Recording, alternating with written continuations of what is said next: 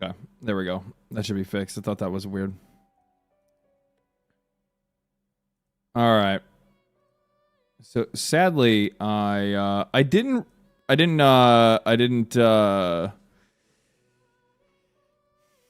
There were some problems.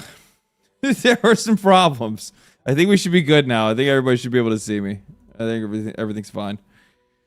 What a start today. What a start to the day. What a start to the day. How have you been? I've been good. I've been a little bit rushed because I got a lot of stuff I got to get done and taken care of before I leave. I got a lot of stuff to do before I leave. I got like I still haven't even packed yet. I at least got everybody's gifts and stuff like that shipped, so like that's good, but outside of that, that's all I got going on. So, yeah. It's been that, and then me trying to streaming bugging. It shouldn't be. It should be all right now, but hopefully it's not continuing to be a problem. We'll find out, I guess.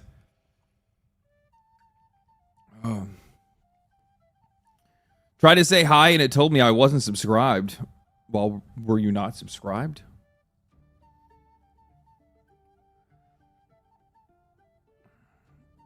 Yeah, I'll well, I've had problems with the stream over the past like 2 weeks or something like that, where there's been like weird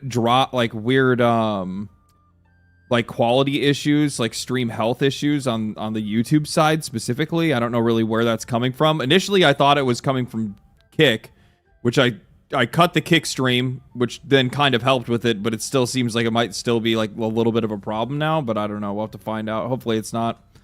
Hopefully it's not. I thought you weren't going to stream LD. I originally wasn't. So like yesterday I had some other stuff going on, so I literally just did not have the time to actually be able to stream, so that just kind of sucks. But I mean, it was a good day. It was a good day. It was just that it moves my schedule around, so it's like I still wanted to at least get like one more stream in before the end of the year. And yeah. And also just to kind of collect my thoughts and like warm myself up, because I'm going to have to record a video tomorrow so that I can make sure to get another video out before I leave, or like after. It's going to go out after I'm already gone. But I just want to try to make sure that all that stuff's lined up so then something drops while I'm gone.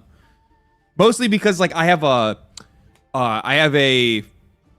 sponsored video for Arknight's Enfield giving my first impressions on their game that drops on Sunday.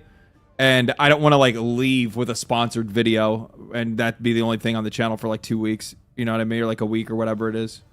I'd rather like have another video on top of that. Plus on top of that, there's been some stuff going on that I want to talk about.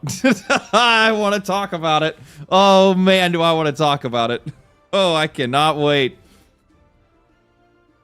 Is it good? Arknight's Enfield? So, yeah, I like it.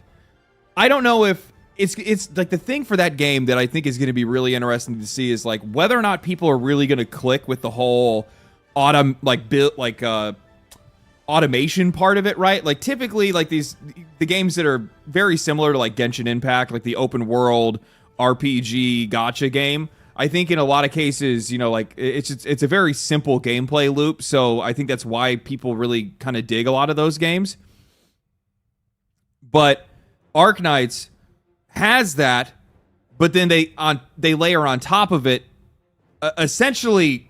What's the name of that game? I haven't. Satisfactory. They essentially layer Satisfactory over the top of an open world RPG gacha game, and what that does is it does some really interesting things that are kind of not normal for that genre, which is like being able to actually like build out a factory that farms materials, builds equipment, and does all this like passive progress while you're not playing the game. So it's one of those things where it's like, oh, I don't have to constantly be playing this game to stay up on it, right? Like, I mean, it's a live service game, so it's going to have battle pass, all that stuff too, right? But still, at the same time, there's not a lot that you're going to have to do if you want to take a walk away from it, which I do kind of appreciate from those games. And it's kind of like I brought this up in the video just because it's like, I know that there's going to be some people, they're going to like see me doing this like first impressions video for a gacha game, and they're going to be like, oh, fucking hypocrite, which doesn't make any sense because I don't think I've even ever talked shit about gacha games to begin with. While I'm not a huge fan of their monetization, I don't really care how these companies make money as long as the money that they're making is worth the experience that they're delivering. And it's when that exchange is uneven that I have to have a conversation, right?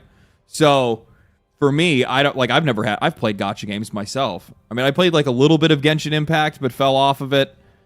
I played Summoner's War a whole lot. Oh my god, I spent so much time and money on that game. Holy. You know, most of the time when I talk about like predatory monetization practices, like I don't want any of them to exist, but I also recognize that they're not fucking going anywhere. So it's like, if they're going to have these in these games, I hope that it's being used for a better purpose to deliver a better product to the customer. That's the only thing that I want. That's literally all you can ask for anymore.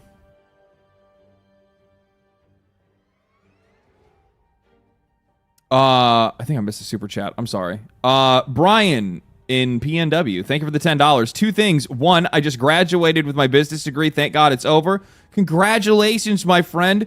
Congratulations. Welcome, my business degree brethren. Welcome to having one of the most useful, flexible, and also semi-useless degrees at the same time. It's so weird. It's one of the things where it's like, it is such a good degree to have. It's quite literally like one of the best ones to get because you can do anything with it. You can work in any industry whatsoever. It makes you a jack of all trades kind of person, depending on what your discipline is. But at the same time, it also makes getting a job difficult at sometimes as well, because a lot of those places are going to be looking for very specific experience in your discipline, which makes it tough to get a job. I'm talking from experience, by the way. I never actually got a job with my degree. I worked in construction instead. And then I started a YouTube channel. So, I mean, it came into use now because I've been using it to analyze other businesses and the things that they do and analyze the industry and run my own business as a result of all this as well, too. So, it's really, really good. And then number 2, Expedition 33, the game. Neil Druckmann thinks he's in reality making The Last of Us 2. What? Expedition 33 is the game that Neil Druckmann thinks he's making, when in reality he's making Last of Us Part 2. Oh, I see. You're talking about, like, Neil Druckmann thinks that he's the guy that's making Expedition 33 right now, but in fact he's not making that. He's just going to make another game that he's always made, essentially. Yeah, I see what you're saying.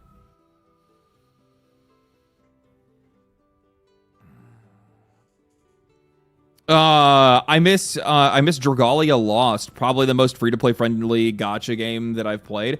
I think that one of the things what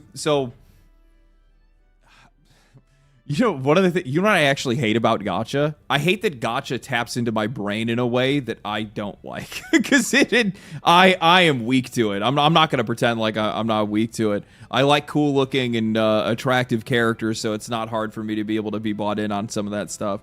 But I think that what you're starting to see with some of these games is that, like, as they expand into the West, especially like a lot of these companies that are in China, I think they're coming to realize that they can't really reach to the West with the same, like, aggressive monetization as they do out East. I think that people out East are way, way, way more used to like super heavy-handed, like, you know, income squeezing monetization. But like out here, you have to kind of like, you got to balance it a little bit. And I think that I've noticed with some of these games that they've kind of leaned into the position of they're not that bad. And what I mean by not that bad is that they're making it easier for the people that are just going to play the game for free. So, like, the starting characters that you're getting are, like, much stronger. And the availability, or, like, the ways that you can build out those starting characters and things like that, the amount of diversity of characters, like, character choice you actually have, The amount of agency a player has coming in if they're not spending a lot of money is a lot higher than what it used to be. A lot of these gacha games, when they first came out, they were like, oh, here's your free characters, right? You like your free polls, your free characters, the ones that you're going to get through the story or whatever it is, and they all suck. And they all suck. And then, you know, now you're watching as everybody else has all this cool shit that you're never going to get, and it makes it so much more difficult for you to play the game. Now it's kind of balanced out where it's like, yeah, there's some really cool, powerful, awesome-looking characters, but also at the same time, you could make just as an effective account by yourself, right? You can make just as an effective account by itself.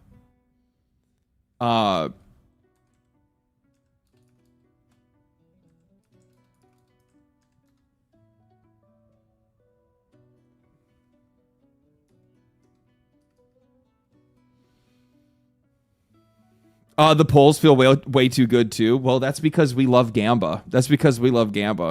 Tali Zora. Holy shit, man. That's like a $300 super chat. You're out of your fucking mind. It's the holiday season, brother. God bless you, and I hope you get. I hope you bless all those in need of love and peace. Thank you so much, man. That is an absolutely fucking absurd donation to make. Thank you.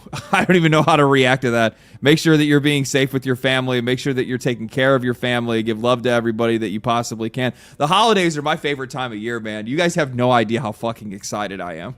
Like, I almost get like immediately emotional because like I'm largely detached from my family because I'm living remotely right now. Like I'm gonna be moving back. I'm moving back next year, but like, being around my family, hanging out with my friends. Like I come from a massive family.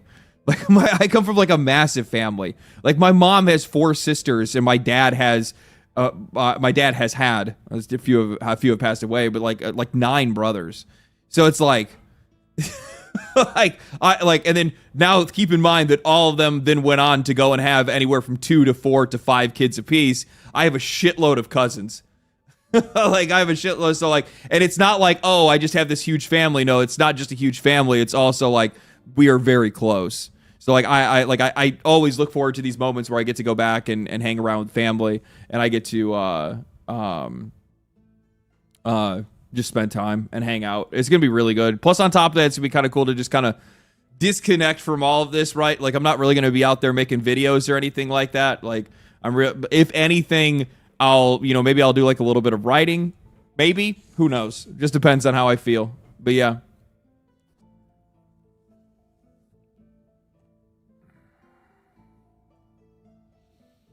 Where are you from? The Midwest. That's awesome, brother. Yeah, I look forward to it, man. I look forward to it. I can't wait. So the average Mexican family then? That's why I've always gotten along with Mexicans. That's why I've always gotten along with Mexicans.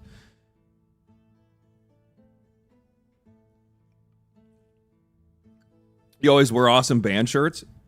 So I've been doing, I wonder if I can pull it up on here. You guys got to see this. So I've been, like all the merch that I'm going to do for all the merch that I'm going to end up doing for the channel is all just going to be fucking like band merch, essentially. So I've been getting redesigns because I'm like, I'm one of those guys. So I got this redesign for the band shirts. Or for the merch that I'm gonna launch the merch at the beginning of the year. So I'm so fucking anal about this shit, dude.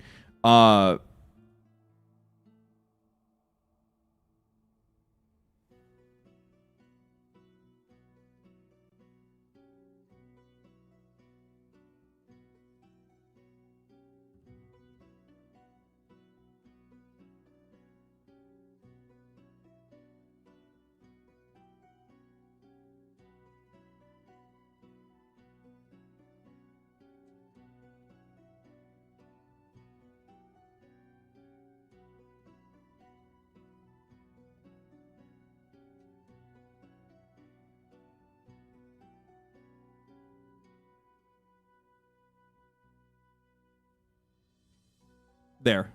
I didn't say much, so don't worry about it. Inguyen. It was me trying to pronounce somebody's name. Thank you for the super chat.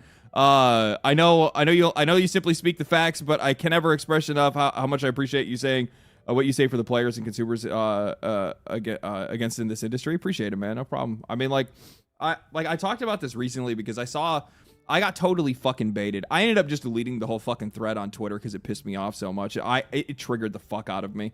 There was some dude that had like called me out on Twitter that said something along the lines of like, you know, what it was is that like I saw that there was some drama going on, or not drama, but I saw that rip-off game that Tencent was making that's essentially Horizon. Like, I saw that essentially it got taken down off of Steam, and then I saw that, like, a bunch of other shit was going on because of it or whatever, and I was like, damn, well, I hope that this doesn't mean that game gets canceled, because conceptually, I really like the game. Like, yeah, I know, yeah, it has issues with fucking patents and trademarks, whatever, I don't really care about that, but the concept of the game looked really cool. Well, then people are like, oh my god, this goes to show just how black your heart is. You're such a cynic and blah, blah, blah, blah. I'm like, shut the fuck up, dude. Like, what is this, like, sensitive? You don't fight for us, blah, blah, blah. Fight for... When the fuck did it ever become the customer's... When did it ever become the customer's business? The fights between these megacorps and their patents and fucking copyrights.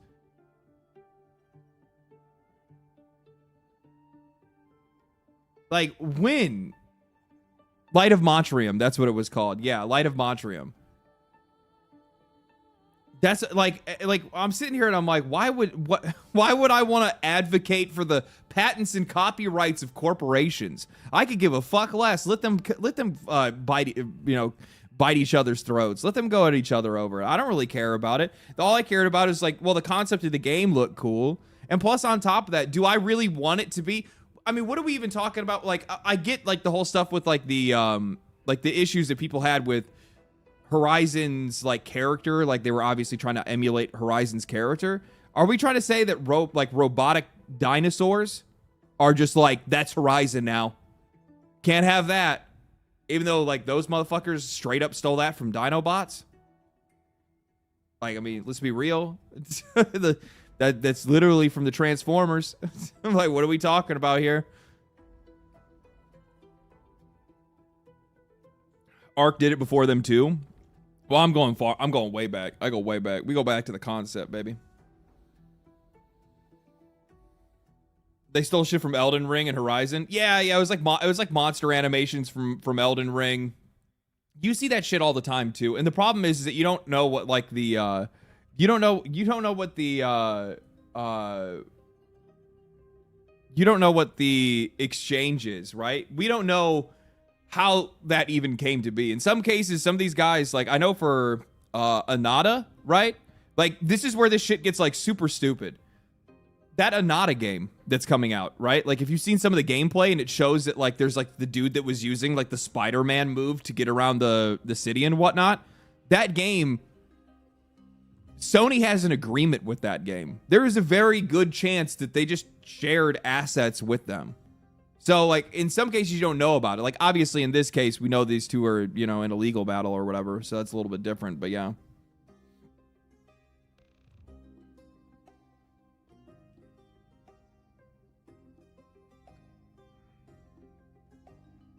Welcome to the life of PlayStation ponies. I think the problem is that I as much as I hate to fucking say it, you're right. You are right. Like, this literally, there's shit that I talk about and then I wonder why I get such like a negative reaction out of it. And I'm like, what the fuck is going on? I'm like, where is this cognitive dissonance coming from? And it is almost always having to do with like console andies. If it's something about Nintendo doing something bad and I'm talking shit and I'm like, well, wait a minute, why are people not mad? Oh, because they're Nintendo fans. And then it's like, you say something about Sony, it's the same thing. You say something about Xbox, largely there's really nobody there to defend it anymore. So they don't have anybody left. Here's hoping Intergalactic fails and Sony goes back to Japan. Look, man, I'm just going to say this, okay? With any game, in most cases, unless it's something that like Your marketing didn't hit at all. And there was just nothing interesting in there at all. Any game, I will give it its fair shake when it comes to release. Okay? I will give it a fair shake when it comes to release. Their marketing didn't hit for me just on the character. The rest of the premise, I was like, this is cool as shit. Like, I mean, if you just replace the character, like the rest of everything else was going on is cool, man. I just don't trust Naughty Dog. I feel the same way after Last of Us Part 2. I'll be real. Yeah. Yeah, I feel the same way after Last of Us Part 2. I was not happy with that game. I was not happy with that game. I was like, I don't know. I felt like I got robbed. I got robbed of the story that I was supposed to get. Especially because Last of Us 1 was so good. Fuck, that game was so good.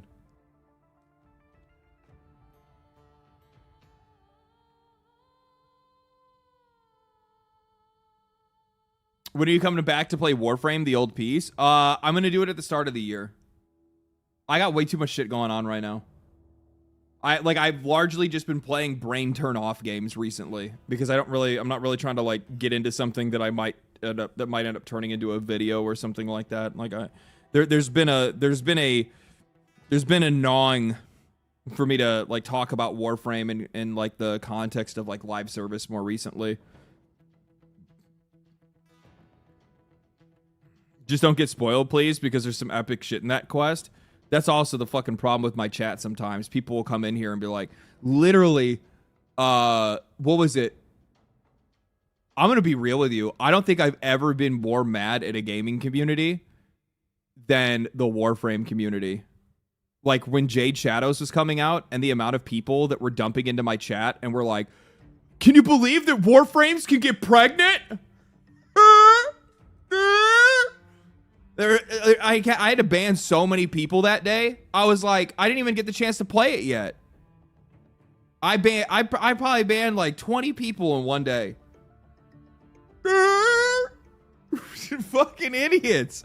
Like, what the fuck is wrong with you?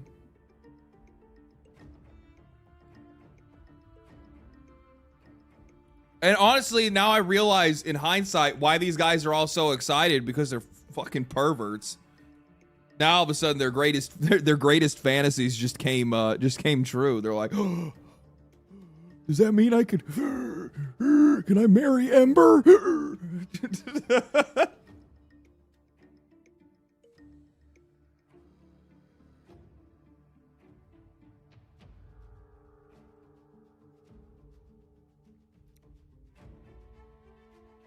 I never thought of it that way. Sure you didn't. I don't trust any of you motherfuckers. I don't trust anybody that plays Warframe. I would never sexualize those characters. Right. Right. I'm sure. I'm very sure. I will say one thing that's jumped out to me recently that I think is like really cool for them, actually. I wonder if I can just see it at Warframe. I just pull it up. Honestly, all I need to do is just go look at Reb.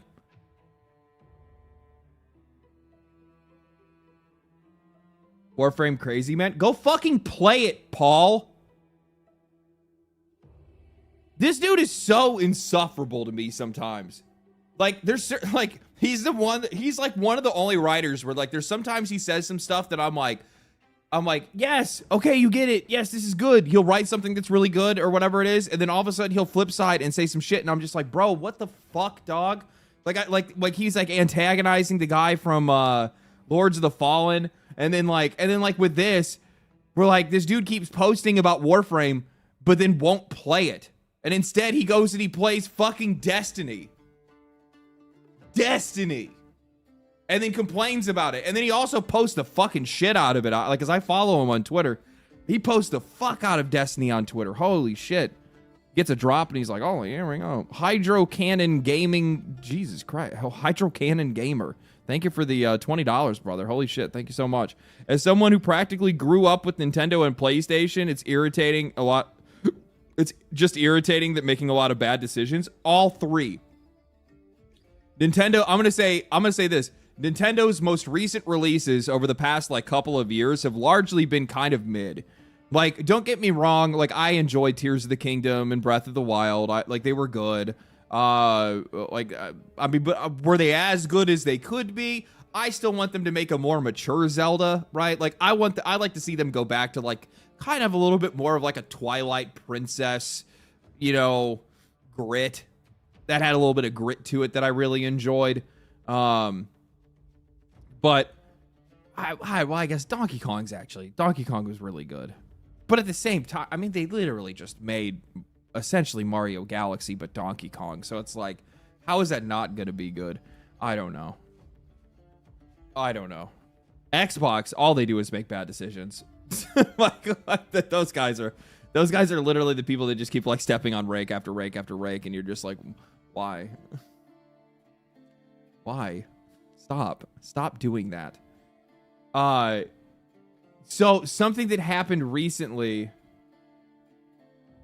Good Lord. See, this is the kind of stuff that'll bring me back. And it's literally just because of the fact that like, it's going to make me want to main Wisp again.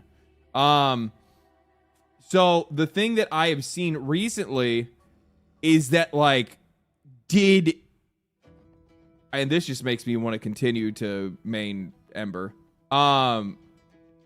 Jesus Christ. What did I say? Do not trust these players. Do not trust Warframe players.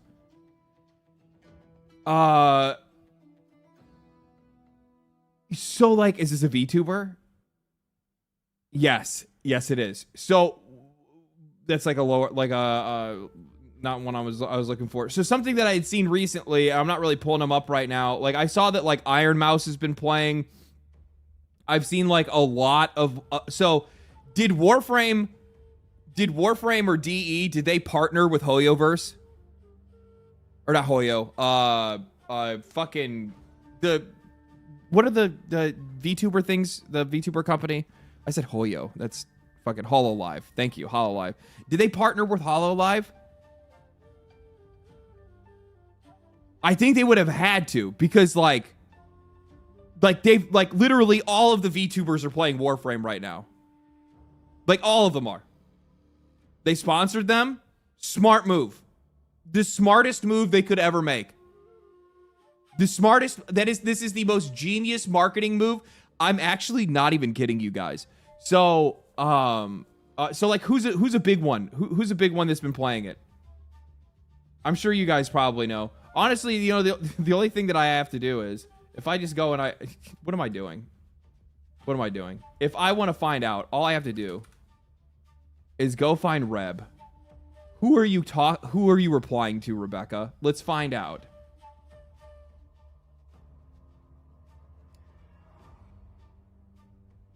VTuber.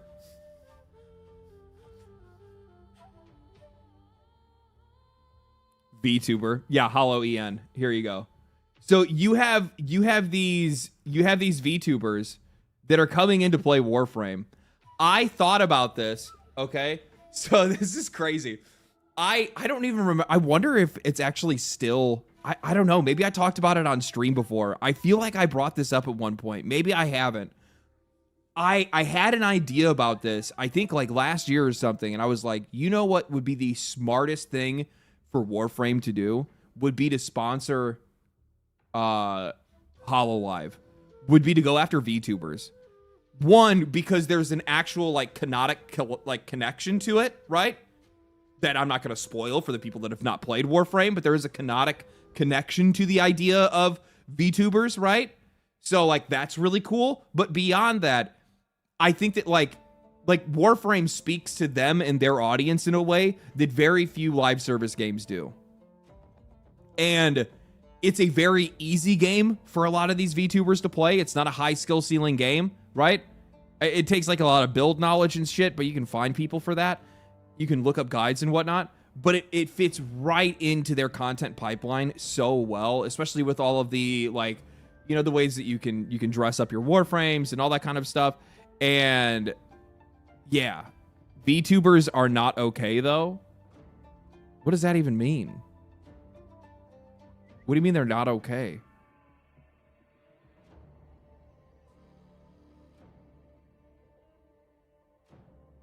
If it wouldn't spoil you, I would tell you to watch Reb in the last Deb short. Once you finish the old piece, you should see it. Yeah, I'm not gonna watch it right now, but yeah. The fuck are you smoking? Yeah, I have no idea. Yeah, like, what the fuck is wrong with VTubers? What do people have a problem with that? Is it because like all these? Ever since that drama with Iron Mouse, which by the way, I had seen it. I've watched Mouse for a long time. I'll straight up say the shit that I had seen with like she. Oh man, the whole thing with I don't even know who the stream. It was those two young streamers. I can't think about what their name is or whatever. But essentially, like, it's two pest streamers, right? It's two streamers that are known, Rakai and whoever the other guy is. So like, it's two guys that the only like, and I'm not somebody that's in on any of that, right? I don't watch any of that content or anything. I barely even watch streamers to begin with, right? But I still see their shit posted online. It's impossible. Like, when you start getting popular enough, people are just going to run into you because, you know, certain circles will cross with other circles, right? And anything I've ever seen from them is them just being pests and being loud and, like, you know, giving gifts to people in stores and pretending like they bought it, but they didn't. So it's shit like that. You know what I mean? Like, I've seen that kind of stuff. So when you have people that are out there that are making the worst possible reputation for them, like for themselves, and they're trying to make sure that the world thinks that they are fucking obnoxious and entitled and, you know, just an absolute pain in the fucking ass. Yeah, I would imagine that somebody like Iron Mouse, the minute that she sees those two people approaching her, is going to just immediately get defensive. She's just going to immediately assume that they're going to ask the worst questions possible, right? And I still, at the same time, will blame her for getting as defensive as she did, as feeling like, you know, oh, I was so nervous, I was shaking or whatever like that. Like, it's like, I mean, you are at home, Mouse. Like, it's not like, I get it, but I also like, but I think a lot of people also forget the context of, like, Iron Mouse doesn't really have that much social awareness because she doesn't go outside, because she can't. And like, that was just thrown out the window. Like, yeah, fuck that. We don't care about that part. It's just like, yeah, but she doesn't really talk or see real people very often. So it's like, I know, yes, she's behind a tablet or whatever, but like, the chick has, you know, an immune disorder that doesn't allow her to leave her house. So like, yeah, obviously she's probably not going to be the most equipped for situations where, like, there's going to be some, like, weird friction or somebody's going to try to make her feel uncomfortable. She probably doesn't know really how to react to something like that. I will say that in a lot of cases, the VTubing community does get treated with like, kid gloves, but yeah. Behind an avatar. Yeah, but I know. Like, and get me, like, I understand all perspectives on this. I totally understand the people that are like, bro, you're behind an avatar. You know what I mean? Like, I totally fucking feel that. Because even I'm sitting there and I'm like, okay, well, I mean, you're kind of overreacting a little bit here. But then also at the same time, I can see is like, you don't even fucking see people. You can't see people. And then your entire first impressions that are built off of these two people that are approaching you are literally some of the worst possible impressions you could get, because these two people have tried to make it, you know, common knowledge that they are just absolute fucking pests in real life. So like, what kind of reaction do you expect out of somebody like that? You know what I mean? It would be like I don't know. I'm trying to like, it'd be like me, like somebody, like if you're walking down the street and then all of a sudden like some dude like that Jack Doherty dude just walks up to you and like asks a question. Would you not immediately be like, get the fuck away from me?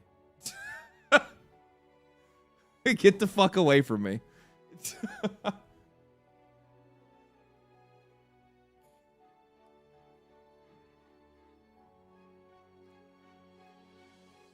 A bit overreacting here? I'm overreacting? How?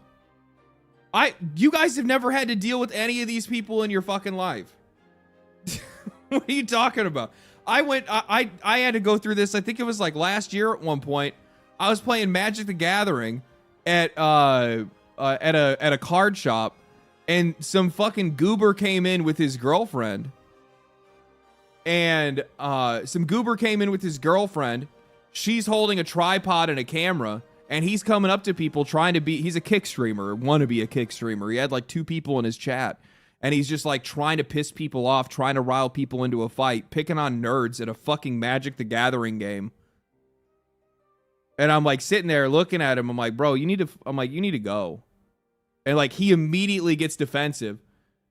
He's like, what do you mean? What do you mean? I'm like, how about you ask people, how about you ask people if they're okay with being recorded? I ain't recording nobody. And I'm like, dude, your girlfriend's sitting there with the phone. I can see the chat in your lap, dog. No. Starts like smiling and smirking. Like, I'm like, I just told the dude straight up. I'm like, this isn't good content, dude. And that pissed him off. He's like, you don't fucking know what you're talking about. I mean, he didn't know he was talking to, but, and I made sure not to let him know who I was. I didn't say anything about me making YouTube videos or anything. I just kept that on the low. I was just like, that's just bad content, bro. That shit's boring. This motherfucker gets pissed. He gets so mad, and he like jumps up, and he's like sitting there. He's like, you want to fucking fight? You want to fight, bitch? Blah blah blah blah blah. All that shit like that. And I'm sitting there, and I'm like, bro, I'm like, if we have to, sure. And he's just like, you got a gun in that bag? And then he starts yelling it in the middle of the store. You got a gun in that bag?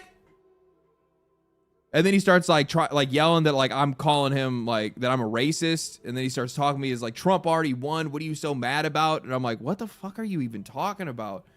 And then like here comes security. So then now all of a sudden I have to like fucking talk, like I have to like talk down fucking security and talk to the fucking store manager, trying to tell the store manager, I'm like, can you get this guy out of your fucking store? And she's like, well, we're gonna ban you too.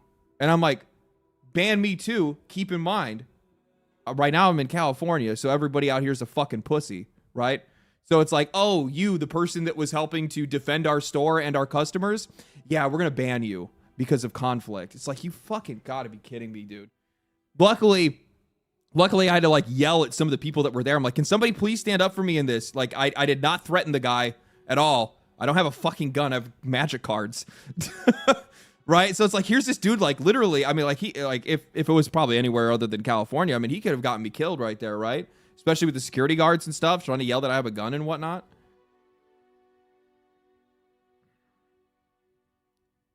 So like, so when I'm talking about, when I see these like, these pest streamers, I know exactly what they're like in fucking public. And I don't blame anybody for immediately being defensive the minute that they engage with them, because they know because they're like, I don't know what the fuck you're going to say. I don't know what you're going to do. You don't want to have anything to do with them. So yeah, I'm like, I see it from both perspectives with that whole drama, but yeah.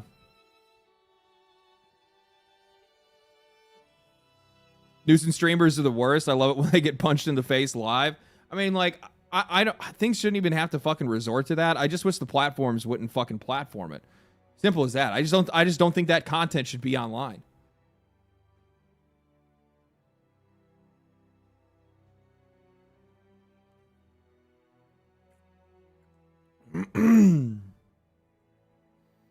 So yeah, it's like like I don't see any reason at all that kind of shit should be online.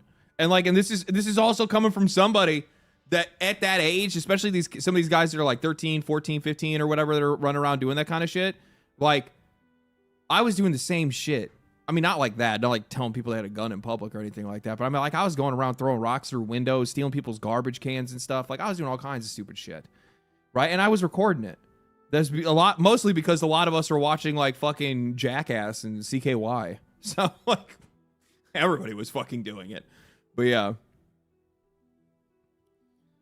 Johnny Somali courtroom. Oh man, dude. Yeah, that guy's having a rough day. That guy's gonna have a rough time. Merry Christmas, man. Merry Christmas, my friends. Did you see Jake Paul got punched? Dude didn't get punched. Motherfucker got rocked. I never, like, the funny thing is that like, that's nuisance content to me too, even though that's like, but it's like sports nuisance content because it's all like fucking paid and fixed. At least they mostly have been, apparently, up until this moment. Because it was To watch that dude actually have to go against like a real boxer and a boxer that's like in their prime versus a boxer that's like widely fucking retired old men and shit like that. Man. And all it took was that fucking, man, that right hook fucking dropped his ass. Dropped his ass. Holy shit. Absolutely fucking rocked his shit. Yeah, Anderson Silva, Mike Tyson. Yeah, he's fighting geriatrics. Like, what are you doing? Like, most of these guys are suffering from CTE. They don't even know what the fuck they're doing. Like, come on, man.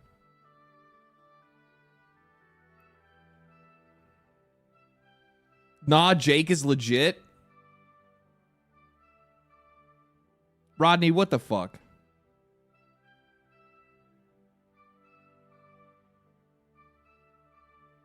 I'm not gonna ban him. I'm not gonna ban him. He fought Tommy Fury years ago, but look at all the other fucking fights, my guy. Like, I'm not gonna say that like every single one of them is like fixed or like something that's gonna be in his fucking like in his favor, but come on, dude. Old ass Mike Tyson, all the like YouTuber fights and shit like that. Come on, my guy. Like, I literally saw somebody that was trying to say the exact same thing on Twitter, and people just kept posting the Michael Jackson meme. It's just like, come on, get some help. Jake had his jaw broken in 2 places. Surgery left him with two plates and less teeth. Rough. Yeah, it was Michael Jordan. There's the clip of Michael Jordan. Like, come on, get some help. Get some help. So good. Oh God. So I posted about this already. I am beyond myself. So I didn't realize this until now. This is the same so Claire Obscure Expedition 33 banned, disqualified, sent to the Shadow Realm because it used generative AI in their development process. They used it for placeholder assets is what they used it for. This is funny because the fate of indie devs competing at a global scale with AAA games will require the use of Gen AI for some things to cut down on budget. Devs at all indie game studios. I'm sure they're heartbroken. Yeah. They're going to run out of participants in a few years if they stick with this rule. Actually, no, 100%. 100%.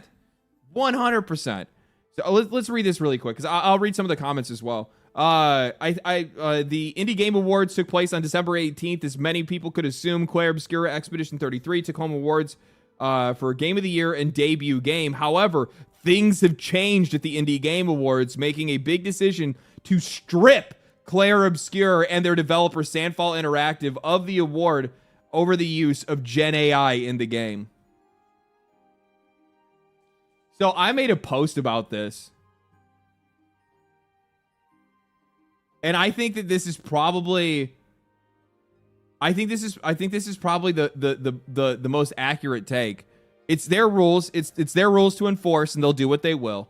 With that said, it is wild to see this game treated like it's Soylent Green, loving the game and then retroactively hating the studio and themselves for loving it. Went from posting fan art to calling it AI slop. We've been seeing this shit all like it is. The problem is that like when you continue to do stuff like this is what I'm talking about when it comes to those like endless purity tests that these people continue to put on these games. At one point in time, you are going to have nobody at any of these awards anymore. Ain't nobody going to be there.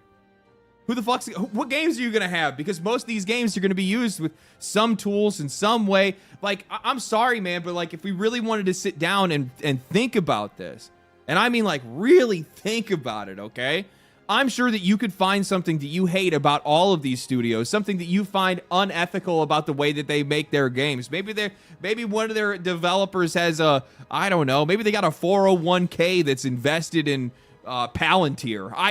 Who knows, right? Like it'll go all the way around the board. Like there's all kinds. Like okay, well it's not this thing, but it's like oh wait a minute, oh man, actually we come to find out that you know they donated to some politician they don't fucking like or whatever it is. I'm sorry, we cannot rightfully support developer studios that do this. Mass hysteria and due to misinformation and misinformation in action movies. I don't know what I'm talking about there, but yeah.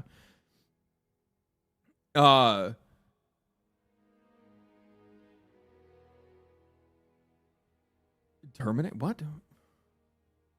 These are the same people. These are the same people who had a panic attack and hid their content when Asmongold made a video about them a few weeks ago. What? Asmongold made a video about him?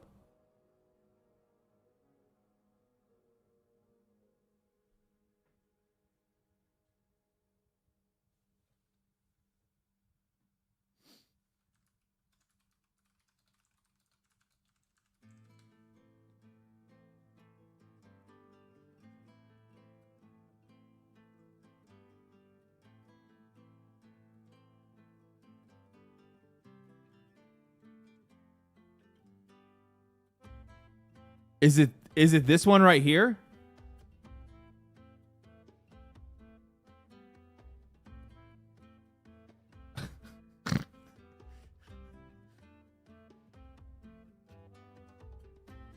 Yeah, is this one? And there's just no way Claire Obscure Expedition 33 should be up for the Indie Game Awards. Which dumb retard idiot said this? Yeah, I don't even know what any of these games even are. Let me see this. Achievements and accessibility. Oh god. African Indie Game Award.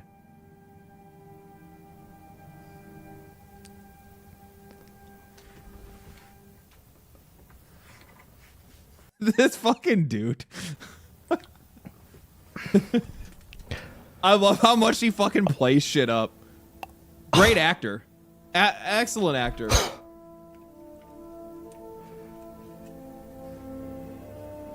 I don't really. So like the thing is that like I didn't realize like this is what their awards were. IndieGameAwards.gg.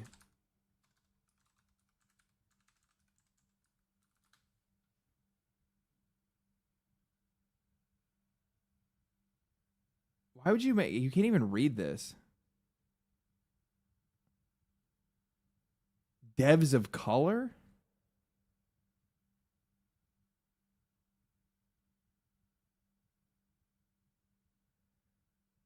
I feel this shit makes me really fucking uncomfortable, man, because it's like while I think it's great to like make sure that you're giving more game developers an opportunity to be recognized and to also feel like more rewarded for their work or to be recognized by their peers in a lot of ways. I also feel like this stuff is like really reductive because like you're segregating developers and it's like weird, dude. It's segregation. It's like that's what it makes me feel like when I see shit like this. It feels like we're just like going back to segregation, but now we're going, but it's now segregation because they think it's like morally good. Like morally, it is racist. It feels racist to me, man. It does. I'm not really yeah. I don't know. Is this their panel? The presenters? Yeah. This looks like the kind of yeah. This looks like the kind of group that probably would do something like that. What? Ikea? African indie equal AI ban it. I don't know if any. Ikea. Oh God, no. Oh God, no. Get to milk? Ikea? Finding father? For African Game Awards?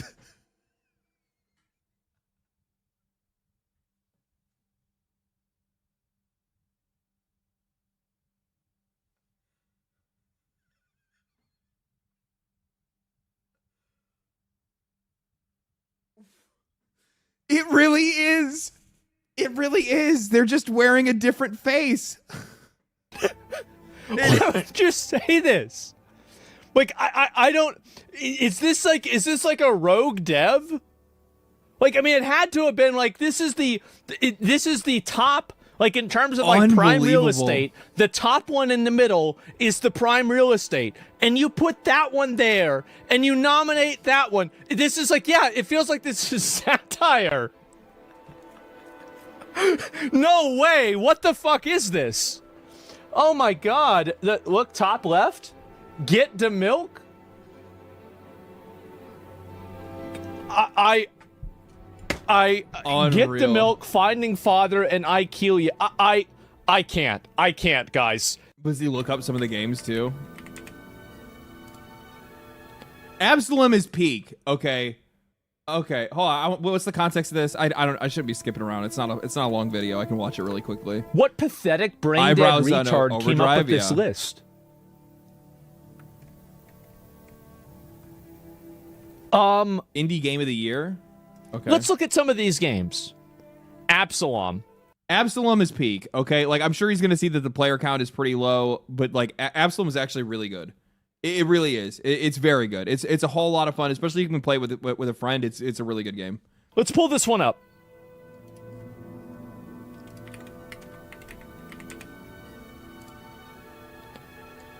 $7,000 players.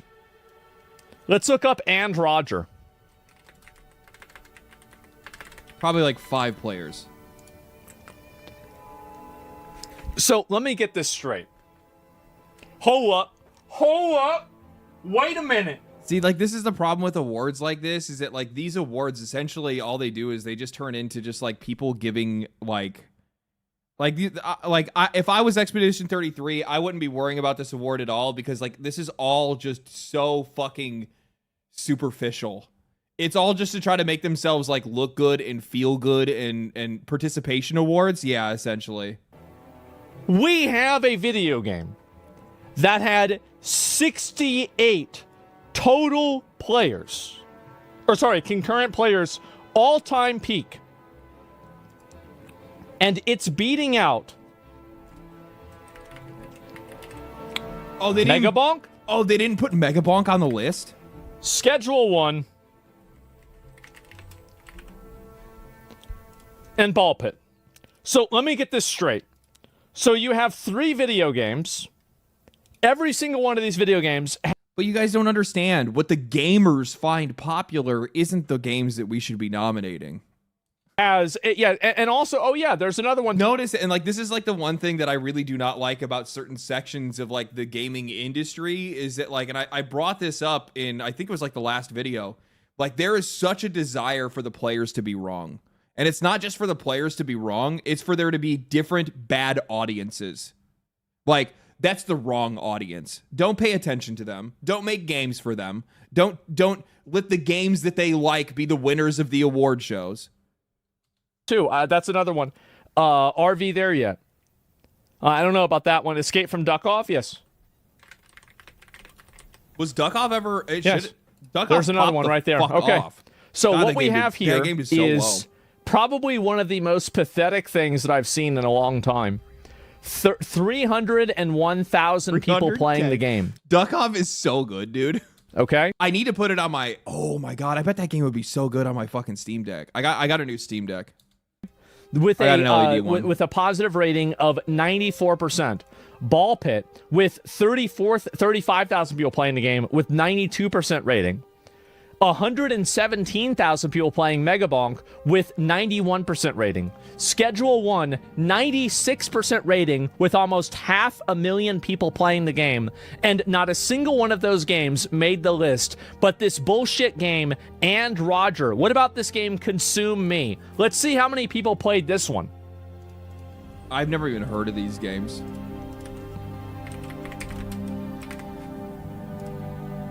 And by the way, this isn't like a mark against the developers either. This isn't a mark against the developers. It's not like talking shit about like, oh, look how bad your game did. You don't deserve it. But it's like, it really feels like these guys are reaching, and it turns into the friend awards when you see people that are bringing up these games that like we're just not they're not even really involved, right? Like I think it's good to bring. It's like a dog outside barking at my cat. I think it's good to make sure that you're like highlighting these games in some way or trying to bring, like, it's really difficult for indie games to be able to get any kind of visibility. It's insane. It's insanely difficult to give them any kind of visibility. So like, I think it's important to bring up some of these smaller games, but still. 145. Gentlemen. Oh wait, I'm now realizing not like, because I see like Keep Driving, which for some odd reason my brain had actually thought that was Pacific Drive. Didn't Pacific Drive come out this year too?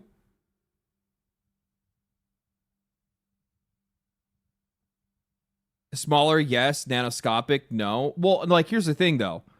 Like, what is the difference between a nanoscopic video game and a smaller release? Like, Mega Bonk is not coming from some like, I mean, it kind of actually, like, Undercover is coming from a dev that has made good games before, but they were doing it under a pseudonym, but they still launched it to, like, nothing, right? So, like, again, like, it's the same thing. Schedule 1 is another one as well. Didn't Hades 2 come out in 2024? No, it launched into full, it launched into its full, it had its full release in, it had its full release this year. The initial release date, but that was the initial release date of their early access. I mean, if you guys want to make that criticism about Hades 2, then we should retroactively go back and take it away from Baldur's Gate 3, since Baldur's Gate 3 went into early access in like 2019 or 20 something like that. So I'm not hearing that. I saw some people that were trying to make that argument. Why is Hades 2 even getting like? Okay, well then let's go take it away from Baldur's Gate 2. Let's get rid of from them. It was early access. It was early access for over a year. Baldur's Gate or Hades 2? Which one are you asking about? Hades? Yeah, Hades 2. When did Hades 2 go to?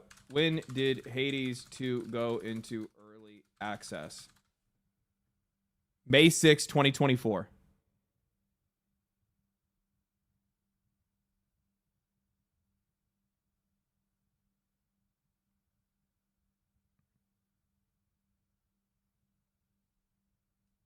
See what I'm saying?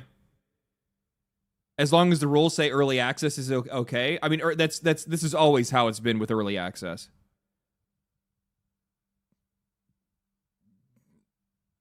Yeah, it went into early access in 2024. It did not release in 2024.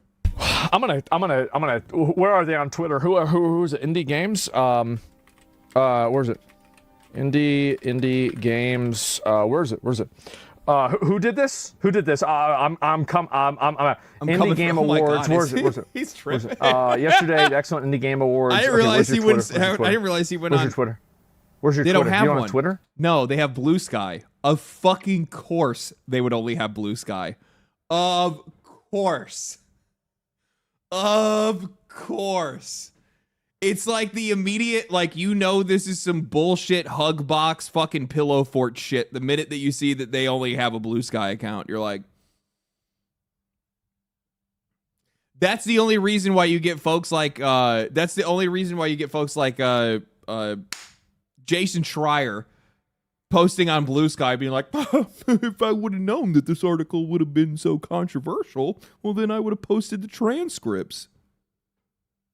And then people are on Blue Sky being like, no, these transcripts actually make Sven Vinkel look even worse. Shut the fuck up. That, like, I'm sorry, like, if you're a Blue Sky user and that's where you be, you're a bitch. I'm just gonna say it. Like, I mean, it's literally a website for bitch-made people. I've never seen anybody that's not a bitch that's posted on Blue Sky. I'm just gonna be real with you. I didn't make the rules. You have Blue Sky, you don't have Twitter. I didn't make the rules. You're on Twitter, you have Blue Sky. I just call it like I see it. I'm just gonna say that.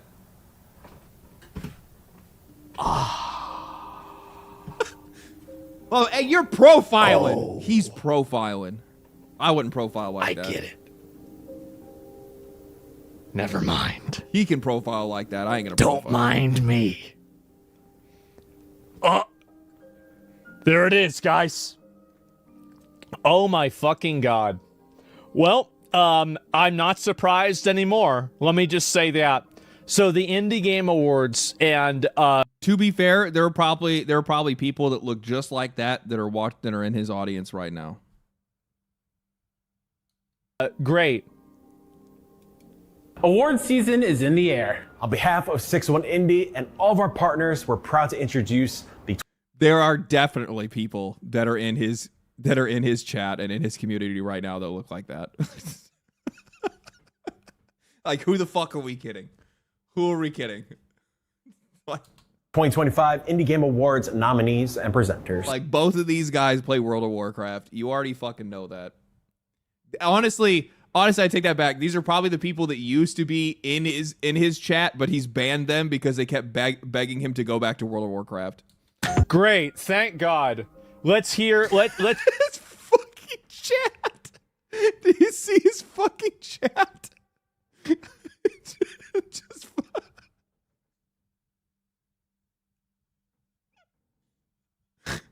So fucking dumb. Let's hear it from them about this. Is so these are the guys that cooked up. So you guys are the ones that are cooking this up, doing this. Maybe you didn't do the list, but you're at least up here talking about it. You guys thought that Mega Bonk shouldn't be on the list for Game of the Year. You guys thought Ball Pit shouldn't be on the list for Game of the Year. But you had a couple of video games. Guys. We have to do something about these people. We gotta do something about them. We gotta let them know at least, right? I mean, like, there's no way, like, Mission. I'm not. Look. Yeah, I mean, they're big boys. They're big boys. But the problem is not in their girth, but it is in their taste. That is the real problem here. That's the issue here, okay? These are your people. Yes.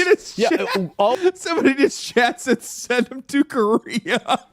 Oh, good. Let's get to soy millennials. Man, they really get down like that, huh? Soy millennial men to go and gas up the Indie Game Awards. And you've got a bunch of nominations here of games that nobody even played. Somebody needs to stop millennials. They do. They have to be stopped. When you play Magic the Gathering, did you not meet these guys? Hey, Shogu, shut the fuck up.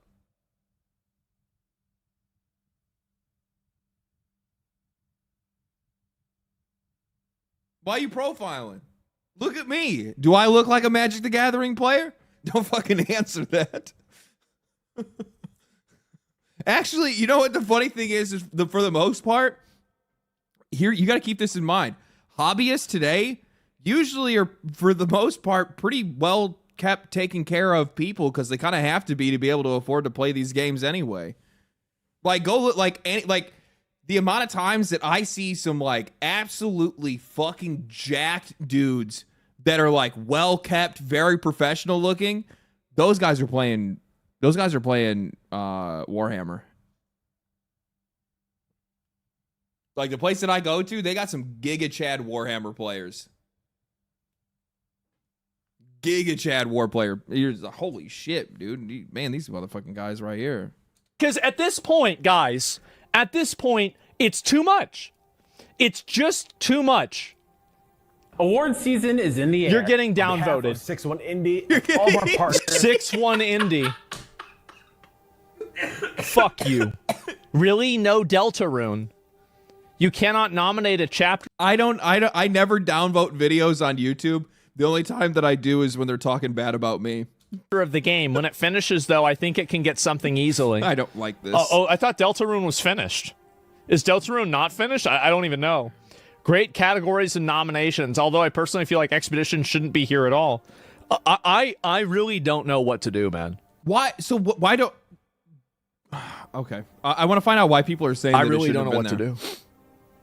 I Like think obviously it's the not AI finished. thing came oh, out. okay, I didn't came know out that. after. Holy And shit! Do you guys see that? Do you guys see this guy's fucking? You guys see this guy's algorithm? You guys see this guy's algorithm? You see what he's got over on that right hand side?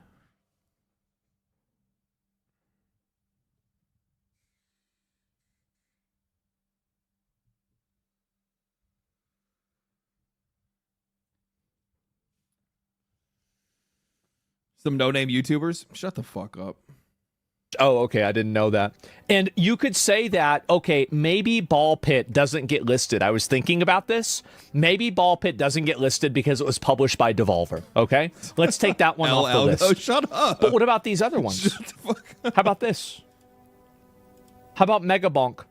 How about Schedule 1? Yeah, Megabonk and Both Schedule indie 1. devs. Yeah, now that I'm thinking about it, like, did Schedule 1 get nominated for anything at the Game Awards? I don't remember if it did or not. I don't remember if it did or not. No. I knew that game was going to end up getting... I knew that game was going to get snubbed. Tevin, thank you for the Prime. I knew it was going to get snubbed because it's just like... It's because it's problematic. It's because it's like, it's so racy. Oh, here's this game where you sell and make drugs. We can't have that on the award show stage. And it's just like...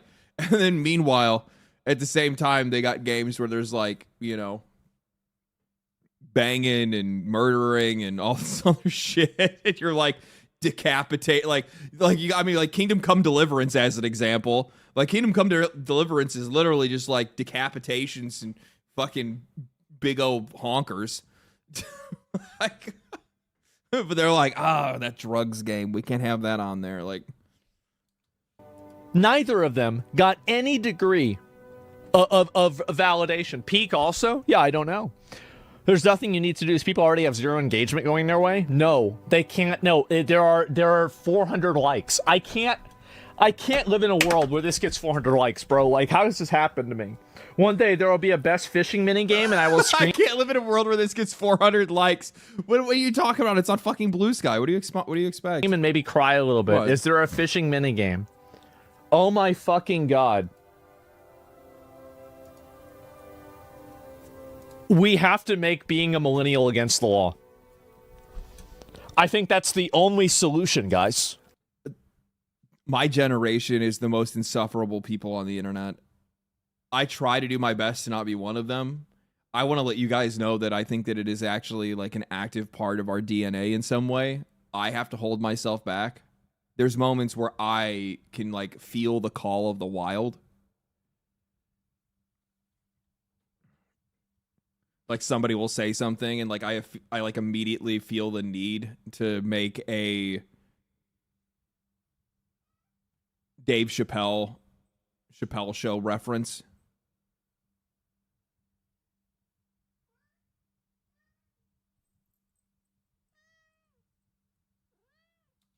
It's bad. I don't know what else we can do. I've tried other things, okay? I've tried. But I don't understand what else we can do. The Lock 'em up? It might have to. You are one? Well, I don't identify as one. That's the difference, right? I mean, these people are all about self-identification. I don't identify as a millennial, okay? Yeah, okay. Even though I'm 35. Is that how that works? Like, Is that how that I'm works? 1990, okay? I was born 1990. I am a millennial, but I'm not like them, okay? I'm not like these other guys. I'm not like this. This is wrong. This is bad. I am so fucking upset, and these retards are sitting here making these award shows for other retards, and it's making me mad. I'm one of the good ones. That's right, I am. And I see this, and it pisses me the fuck off, man. The problem is too is that I'm kind of on his side on this. Like in some cases, I still try to be like somewhat understanding, where I'm like, okay, like let people have their thing, you know what I mean? Like let people have their thing. That's fine. You know, like they're not bothering anybody else or anything like that. But at the same time, the thing is that like it is kind of bothersome when it looks like you're not necessarily being fair to some of the most popular games in the year that the players are the ones that really enjoyed. And like, and at the end of the day, like these award shows, like I view award shows as also something to like it's like an extra confidence boost, right? Like obviously making all the money in the world is what these companies really want. It's what anybody wants from their game, right?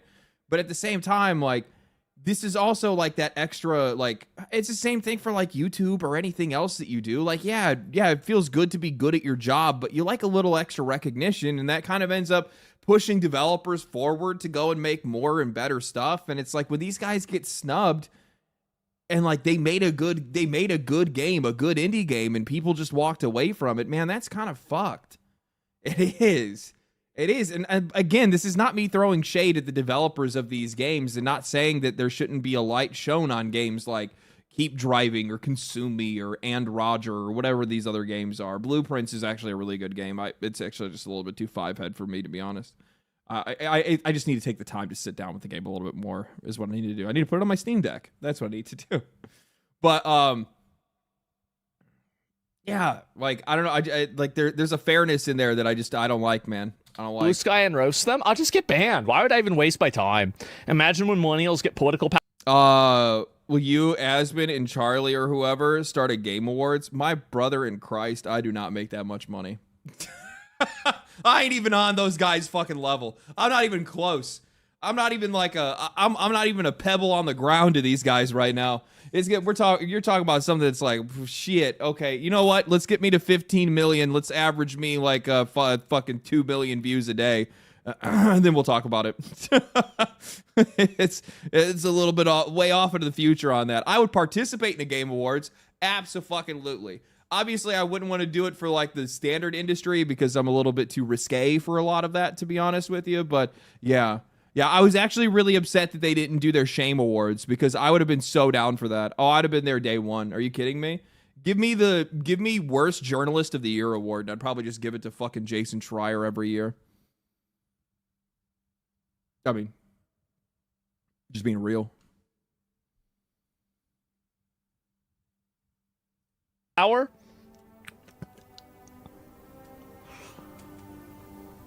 Fuck, man. You're right. Oh my god, bro, like they already have. Yeah, it's just he's gonna start we gotta crying. do something about this, brother. Like we gotta stop this from happening. OTK Gaming Awards is the solution. Well, I already did that. We did a gaming award show, but like I didn't really I didn't want to do it. So we stopped doing that. We did it for a year and that was it. If I'm gonna do anything, I'm gonna be real. It's gonna be either just like me or like me and Rich and S-Fan, right? That's it. Like, I'm not trying to do a big production. I'm not trying to do a huge show. I'm just trying to do something real simple without any bullshit. Yeah, me and the homies. So, yeah, that's going to be it. And, yeah, Tectone, too. Yeah, sure. Tectone wants to come. I'd be down for that. Absolutely. So, yeah, Ball Pit is nominated for gameplay design. But, like, wait, if Ball Pit is nominated for gameplay design... Wait, what? What? Wait, what? What do you mean by gameplay design? What do you mean by this? Gameplay design? Wait. How do they have play design? What do you African indie game mean by this? Gameplay design? Black voice in gaming. So are they like different categories? Is one for like African American and the other one is for like actual African? That's crazy. Sorry, Prime. Appreciate that. I can't. I'm sorry. I can't handle this anymore. Yeah, we have to collab with Tekashi 9, bro. That'd be funny. That'd be really funny. So they know about it and they consider it legit indie. Yeah. Wait a minute. So hold up. Wait a minute. Actually, no, I want to find it. now. Now I got mad, but now I'm unmad, and now I'm remad. Community management, emotional impact, community management. We already know how good those are. Where is it? Gameplay design, Ball Pit.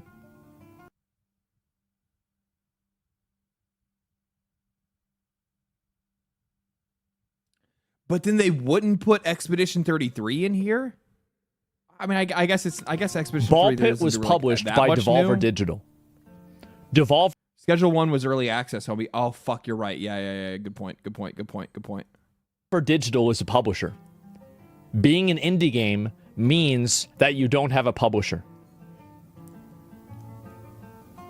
That's why Sandfall Entertainment is considered an indie studio. It's because they're publishing their own games. Well, no, Sandfall Entertainment. The complicated thing with Sandfall Entertainment is that, like, though they are using a publisher, which the publisher was Kepler, Kepler is not like a traditional publisher. They're just a collection of indie studios. So we have right now elite professional retards. Look at all these games Devolver has published. Look at all this. Look at all this. Pages. And they put this one on the indie list.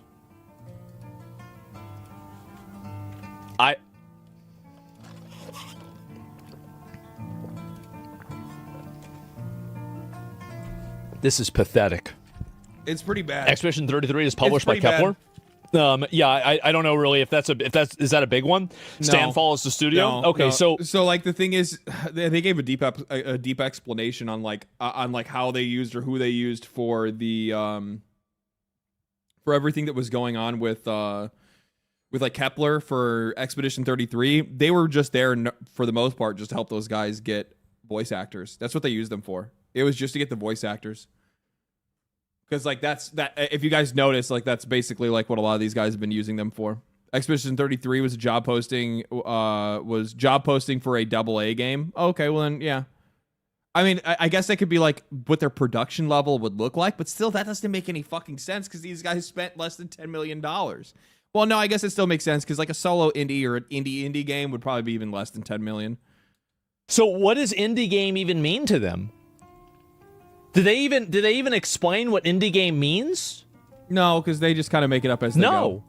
It hosts. Okay, there we go. Yeah, they just make it up as they go. Yeah, that's just what I wanted to see. Judges. Okay, great.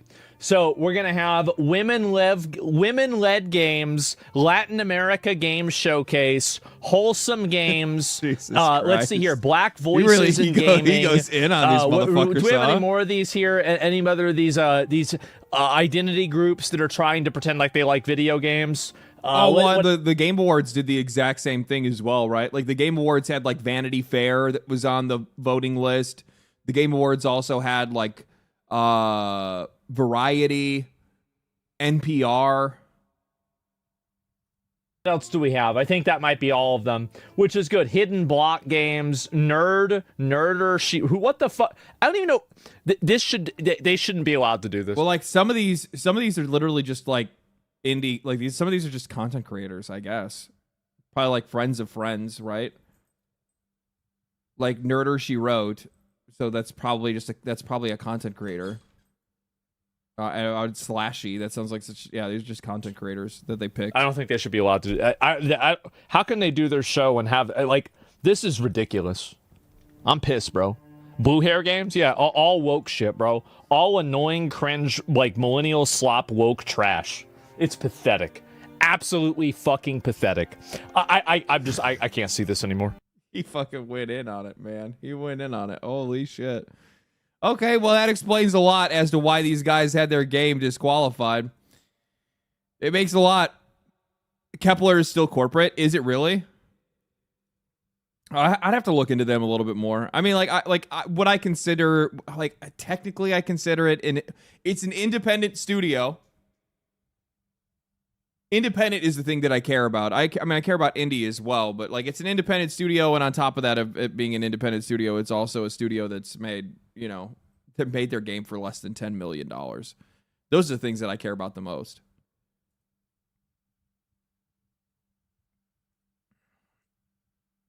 So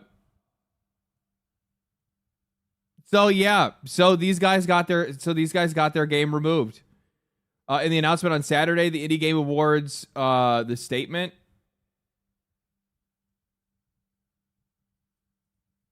Okay, I don't really care about this. The Indie Game Awards has a hard stance on the use of generative AI throughout the nomination process and during the ceremony itself, the statement reads. When it was submitted in consideration, representatives of Sandfall Interactive agreed no Gen AI was used in the development of Clair Obscur Expedition 33 in the light of Sandfall Interactive confirming the use of generative AI on the day of the Indie Game Awards 2025 premiere. this does disqualify Clair Obscur Expedition 33 from its nomination. 6-1 Indie ended by thanking the community for being patient and providing feedback on the situation. This was some absolutely insufferable rat fuck little.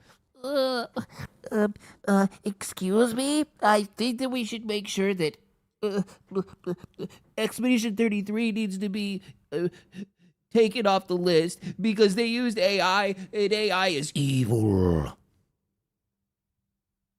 Evil.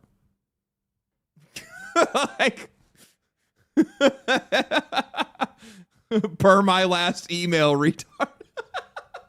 Yeah. Essentially, yeah. I actually have a long Reddit thread that I think that you should take a look at. It's such pussy behavior, man. And like the thing is that like, dude, so this is crazy. Here's my position on AI. I'm gonna lay it out flat because I think that like I think it's important to stay like congruent. I think that's probably the word that I'm looking for, or at least like run in parallel with like whatever like my principles on this thing are. But also while recognizing that I have no real principles. I'm kidding. I do not like the way that the government and these companies are handling the rollout and expansion and the purpose of the use of AI. I'm not a fan of it. I don't like any of it. I don't like what they're doing to local areas. I don't like all the land that they're buying. I don't like the resources they're taking. I don't like what they're going to do, what they're doing to the economy already, and what they're going to do to the economy in the future. I don't like that this technology's main use and main purpose that's being marketed right now is the eradication of the job market with no solution. It's just like, yeah, this is going to be great. It's going to reduce 80% of jobs by 2030. So what happens after that? I don't know. It's like, well, that's not good. That doesn't sound good, man. So I have a problem with that shit. That's the shit that I have a problem with. I don't have a problem with the tool. And I think that far too often people are combining the two of them, and they're blaming the tool instead of the companies and the billionaires and the fucking governments that are running all of this shit. AI is terrible. No, the AI models that are largely being fed copywritten material and patented material that are thieving and fucking sucking off the soul of people. Yeah, that shit's a problem. But like AI as a concept and as a tool is not. Like, let these companies train their own models. That's what this should be right now. This should be customized for any of these companies that are buying it for business uses. Should be able to get a model that they can train themselves. Train with the art that they want to put into it. But you're still going to get copywritten stuff there anyway. The one thing that I disagree with people the most on, they're like, oh, well, it's unethical because it's already using people's stolen art. Okay, so what the fuck is the difference between that stolen art and a game developer Googling a fucking image, copy and pasting that image onto their computer, and then using that as inspiration instead? What's the difference? The only thing that I can say, and the only clear difference that I can see, is that in some cases, by looking at other artwork online and not just using an AI to just feed you images, you're going to come across artists that you might really enjoy. And if you really enjoy those artists, you might hire those artists, which means more work for those artists, right? So, I see the negatives and positives on all ends when it comes to a lot of this stuff, but I think that far too many people are blaming the actual tool itself and not the people that are running that tool. So like they just demonize the entire thing, and it's also gotten to the point now where like everybody's view on AI is so fucking narrowed that they largely just kind of. It's so narrowed that they just pull everything in with it. So they just lose all nuance of like what kind of AI that the company is even using or how that AI was even used. They just hear the word AI and they're like, just lose their mind. They just lose their mind. And I would largely say that's probably what's happening here as well. Like, I mean, like, keep in mind that, like, you guys are stripping an award away from a developer team, from a development team that made a game for less than $10 million that ended up being one of the best games this year, one of the most beloved games this year. And the reason that you are disqualifying it is because of the fact that they had AI generated newspapers on the ground.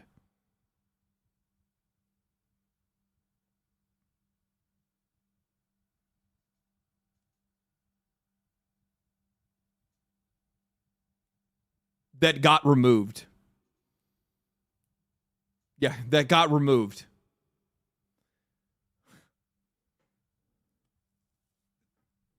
It's crazy to me. It's crazy to me. The organization of the team behind the ceremony is a small crew with big ambitions. The Indie Awards can only grow with your help and support. We can't wait for the 2026 ceremony. I can't wait either, honestly. I can't wait either. How fantastic. What an article. So yeah, I just said, with that said, it's funny to see people treating Sandfall Entertainment like it's or treating Expedition 33 like it's Soylent Green, loving the game retroactively, or loving the game and then retroactively hating the studio and themselves for loving it. Went from posting fan art to calling it slop. And this is a deeply unpopular opinion to have online right now. Mostly because, like, a lot of people are really ideologically captured over a lot of this stuff, which is kind of crazy to me. It's pulled in all sides, and it's like I talked about before. A lot of people are going into this topic emotionally charged from the get-go, and it's largely just because they're just drawing everything all together, right? It's just AI. The whole thing is a problem, not just the people that are running it, not the people that are, leading the expansion of it, not the people that are aiming to use it to be able to get rid of your jobs. None of that shit. Not that. Nuanced take in 2025, blasphemy. Who the fuck aren't you? Shit, aren't you? The fuck? Yeah.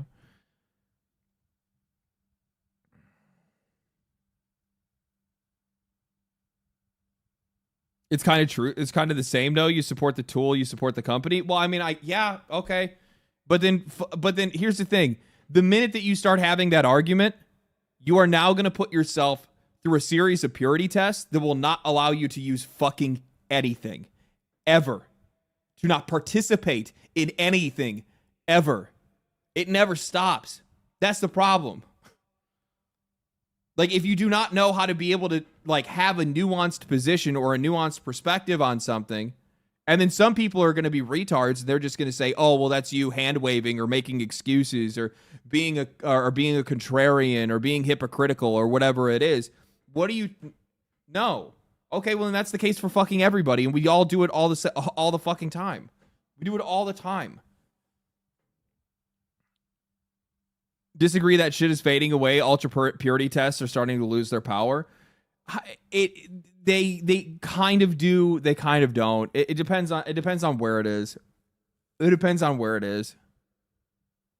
No, actually, it doesn't. It doesn't. I mean, like, mind you, it's like this is very small feedback.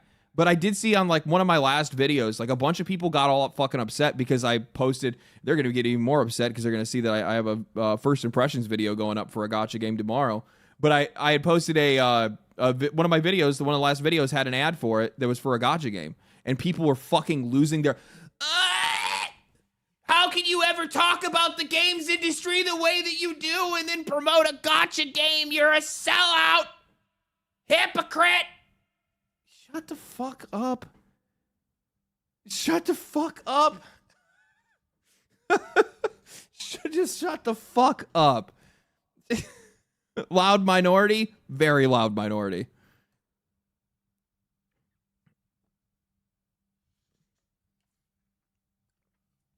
Gotchas are bad, to be fair. It's in the eyes of different people. Some people like them, some people don't like them. Some people like them, some people don't like them. Yeah.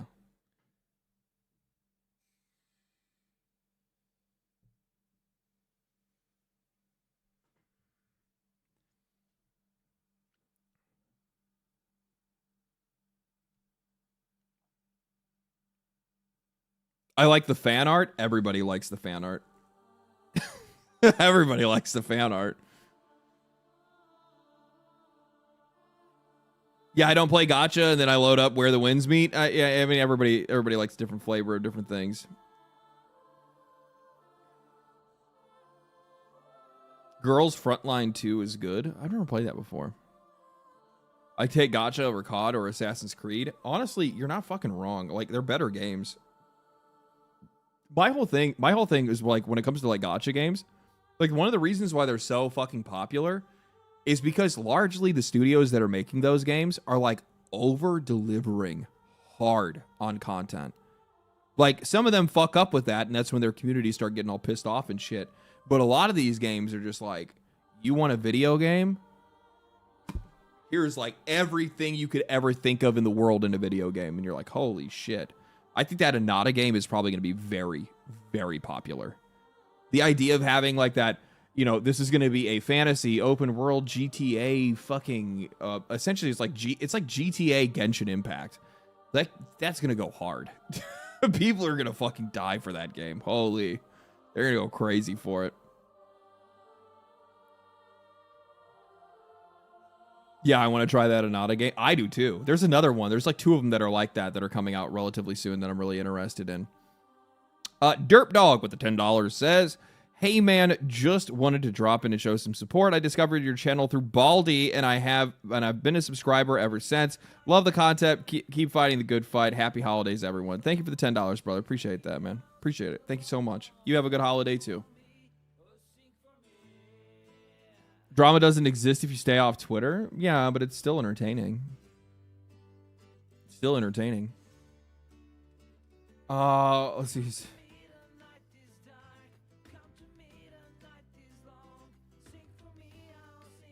Man.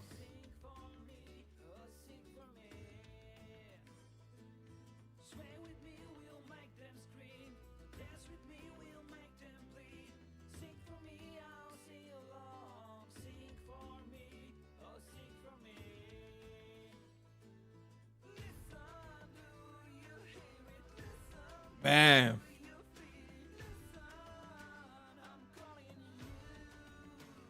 You know what's really funny? You're seeing a lot. No.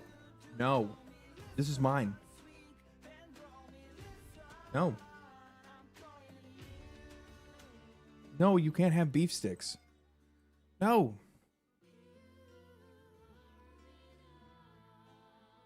You're like still trying to sneak it. Stop it. So I've seen a lot of people actually defending him. I've seen a lot of people that are like, they're defending him. They feel bad for him. And like, to a degree, I understand. To a degree, I understand. Because like, it probably wasn't him that directly put it into the game. But it was his oversight that did it. So, like, regardless, for me, this shouldn't even have been a stepping down. If I was Sony, I would have fired him. So he's lucky he got the opportunity just to leave and save face rather than just get outright fired. Like, it is your oversight that led to this. And you could also tell by looking at the guy, he is fucking exhausted. So chances are they were working him to the fucking bone. But either way, he's taking responsibility. Yeah. I don't have any, like... Do I have a problem with like the way that like people are like now saying like, oh man, it's so sad how he got treated on his way out?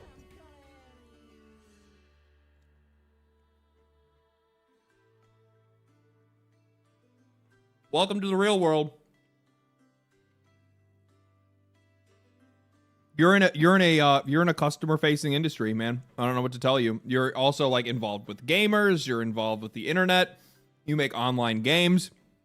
You're a part of internet culture. This is the risk that you're going to run. On top of that, you guys are also, if I'm not mistaken, looking at the screen, this was taken from Twitch. You guys are streaming to over 6,000 people. Right? Like, I mean, you guys are setting yourself up for this. If you don't want to engage with people on social media, then get rid of your social media. Okay, fine. I'll give you something. Come on.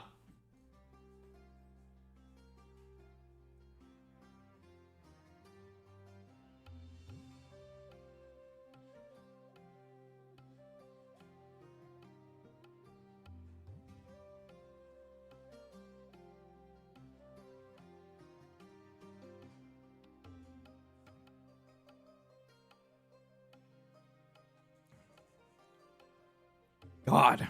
You caved? I know, but I didn't give him the meat stick. I just gave him his own treats. I gave him his own. No more kick stream. I have to get it. I have to get like my streaming shit fixed. I'm still having problems. Like even like YouTube is still like suffering from like not getting enough video, and I have no idea where it's coming from. Like even YouTube's getting like delayed. They're getting delay, and you guys are also getting like pauses and shit, and I have no idea where it's coming from. YouTube's like 3 minutes behind. Yeah, if I was watching on YouTube right now, the best thing that I would do would be just like delay it so that it doesn't buffer on you. Just be behind. Stay behind. Shitty upload speed. If 500 megabits upload speed is shitty, I don't know. Like, I get 500 up, 500 down. And I know for a fact I don't need to go to a gig. Yeah, I'm on fiber. Yeah, no, my shit's ripping. Like I did an internet test recently, and I've done multiple. It's not the internet. I guess it could potentially be my router, but I don't think that's the case either. We literally have never had any problems up until the minute that I brought in Kick, and then everything started fucking up.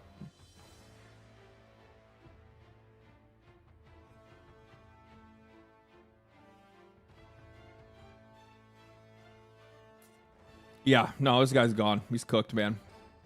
Oh, good luck. Good luck. Maybe do a better job next time. I'm fucking catty. I am catty. Is there anything else that I posted on? This shit, I'm gonna tell you guys right now. I don't think that I have, why don't you try Kick? I did. I was streaming to Kick for like the last month, and then my internet couldn't fucking handle it, or whatever it is. Something with my system. I'm gonna get it fixed. It's gonna happen in the background. It'll be good by the first of the year. We'll be all right. Just gotta suffer through for a little bit.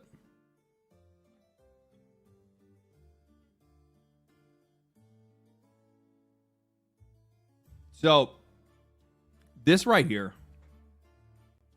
I'm gonna be real with you guys. I wanted to. I probably could have gone way more in on talking about this, and I don't think I've ever seen somebody so very blatantly try to misrepresent the words of a studio and try to paint them as a villain.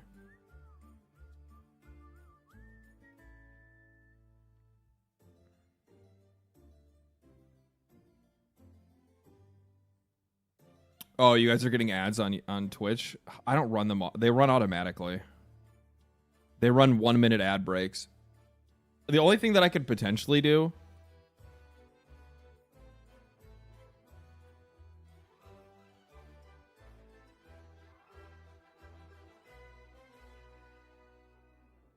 What is this? Hold on. It says it's stable. There was a frame drop.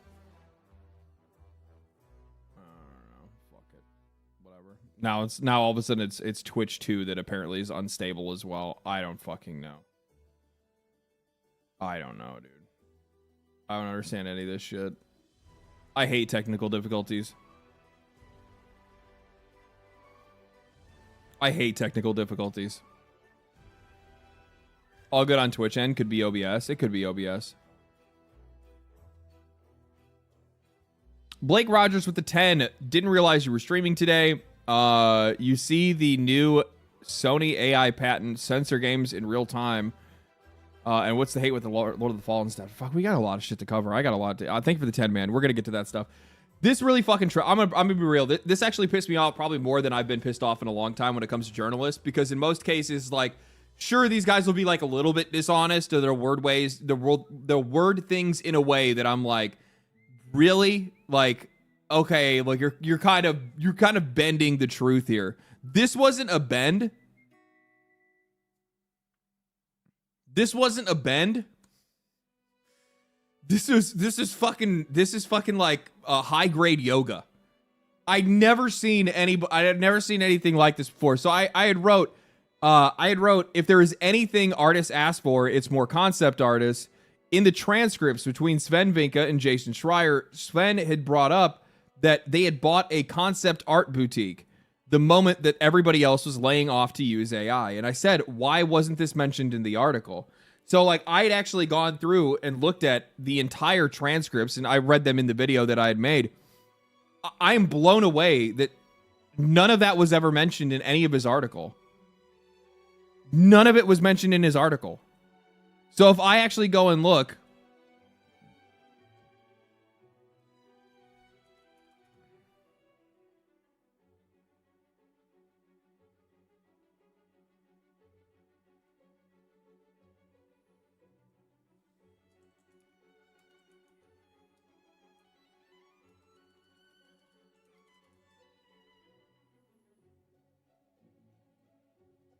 sorry for the fucking flash bomb. If I go into this article and I look, art boutique, nope, no art boutique. If I look up AI, because this is all the conversations on AI, right?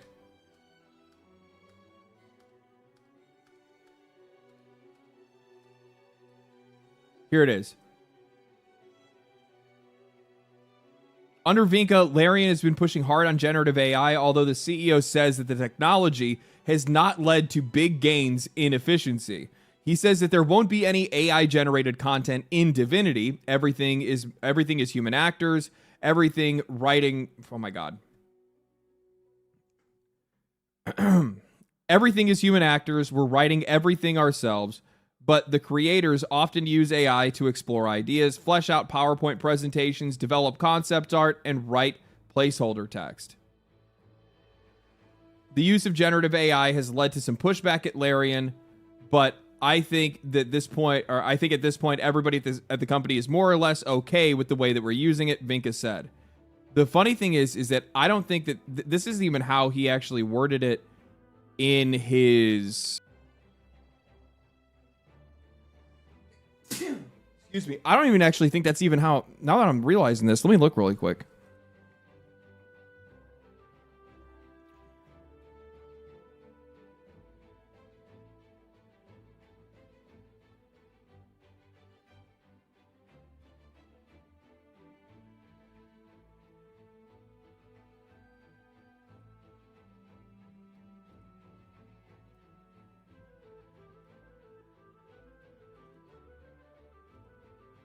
I didn't realize how bad this was, guys.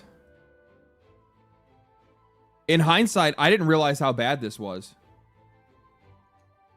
So this is the transcript between Jason Schreier and Sven Vinka. So Schreier writes, everything is human actors. We're writing everything ourselves, but the creators often use AI tools, ideas to flesh out PowerPoints, develop concept art, and write placeholder text. He absolutely, like, fully, like, totally misrepresented what Sven's words were, because he says, speaking of efficiency, you've been using generative AI, and I know that's been a point of discussion on the team. Do you feel like it will speed up production? And he says, in terms of generation, like whiteboxing, yes, there is, but I'm not 100% sure that we're actually seeing speed ups.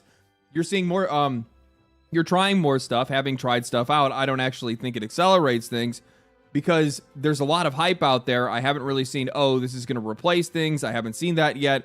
I have seen what you're initially going to get excited. Oh, that's cool. And then say, oh, you know what? It really doesn't do the thing in the end.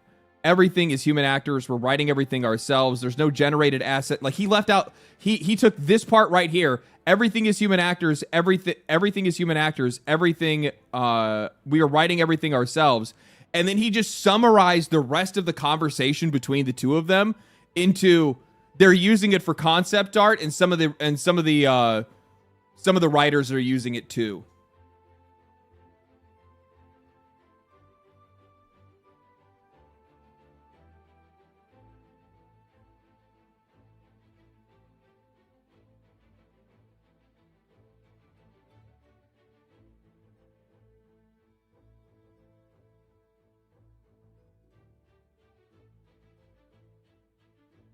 Is that fucking crazy? Isn't that fucking crazy?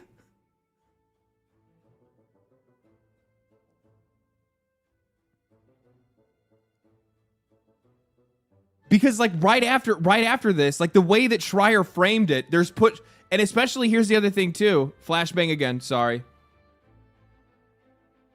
And especially the way that he words it here too.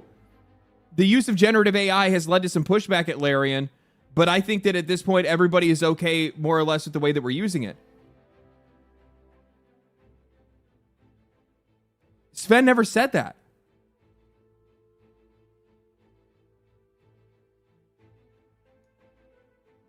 He never said that. He never said anything about pushback. He never said anything about pushback. Like, so Schreier makes up a scenario where the team is actually trying to push this out of the studio. So it makes Sven look like he's the bad guy. He emboldens that idea by going back and saying Sven is real big, or Vinka is pushing real hard on AI at Larian. None of that comes up in this conversation. Nowhere does it come up in this conversation between the two of them. Literally just making shit up. So he creates this. This is what I mean by, like, you have to be very careful with, like, the issue right now that we're going through. I think, like, it's troublesome because of the fact that, like, I think reading comprehension has kind of fallen over the years. You have to be very cautious with the way, especially with, like, how many people are out there with, like, ulterior motives in social media and in, like, the media and in the government. You have to be very cautious about the way people word things. Very cautious about the way that people word things. He very purposefully set up a scenario where it looks like the developers are trying to resist it. Sven Vinka is pushing on it hard, and they're using it to do all these things that Sven Vinka didn't say they're actually doing. And notice again, so he then asks him, he says, hey, are you using it for concept art?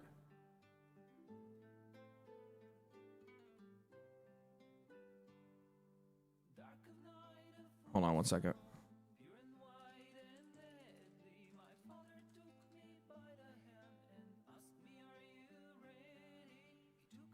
He asked, are you guys using it for concept art? And he says, so that's being used by concept artists. Again, I want you guys to think about the context of this. AI is being used for concept art. That sounds like they don't have concept artists. What about concept art? Well, that's being used by concept artists. They're using it in the same way that we would use photos. Like we have 30 concept artists at this point or something like that. So we bought a concept art boutique art firm at the moment that everybody else was reducing because they were all going to AI. In our case, it just went up. So here's Sven going, you know, oh, our concept artists use AI a little bit to come up with ideas. We went out and we actually bought more artists because everybody else is getting rid of them because everybody else is going to AI. So, you know, while everybody else has actually gone down in concept artists, our count has actually gone up. Did not put that in the article. Leave that out. We don't need that context in there.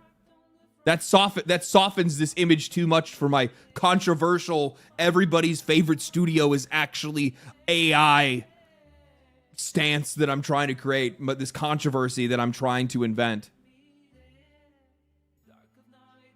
If there was one thing my artists keep asking for, it's more concept artists. But what they do is they use it for exploration.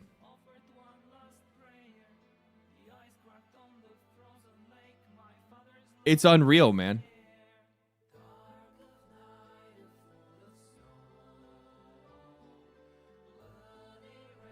Means Sven is not pushing. It's not even standard procedure. No, it's like I said in the video I'd made, these guys are essentially treating AI like it's a toy. They're just kind of tooling around with it to see if it actually does anything that they think would be useful for them. And they have to, because that's what you do in a tech-driven industry. No fucking shit. A new technology comes out and you give it a shot.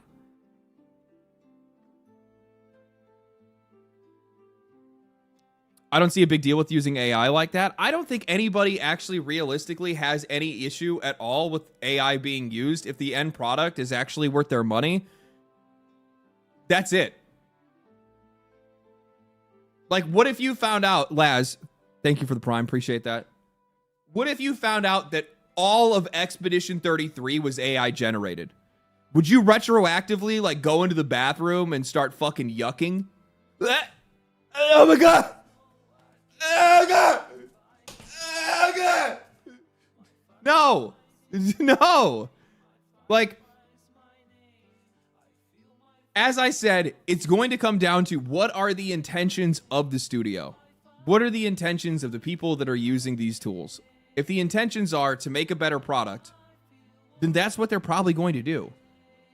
If the intentions are to not, the intentions are to make something cheaper so they can make more money off of it, well then that's the end product that you're going to get. That's the end product that you're going to get. Larian isn't putting Studio Ghibli clip art in their games yet, so that's a plus. That's like, but the problem is that I think that like much of the internet has this like, the most popular word in 2025 is slop. Everybody has convinced themselves that AI and the only use of AI tools is fucking Studio Ghibli images. It's these dumb fucking memes that they see online. It's the goofy videos that people say, Hollywood's in trouble. Check out my ultra mega AI video game. And it's literally just some fucking fever dream. That's all people think it's used for. And the reason, and this is what I talked about before, the reason why people hate AI so much is because like normal, average, everyday people do not see a use for, they don't see a use case for themselves. They don't see a use case for themselves.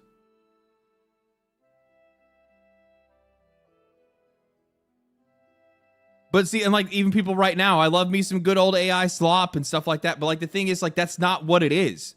Like, what does that even fucking mean in this case? Because in the case of like what Larian Studios is talking about, like how they're actually using these tools themselves, they're talking about it like this.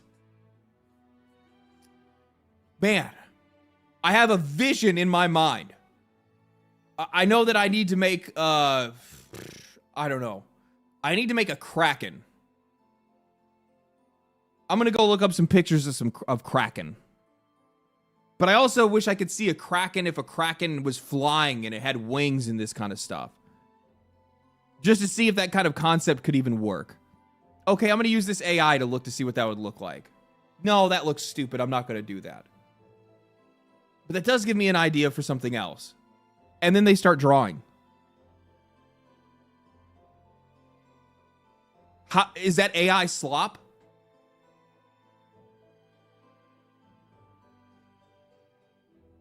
How, Sven Vinka, he's using ChatGPT.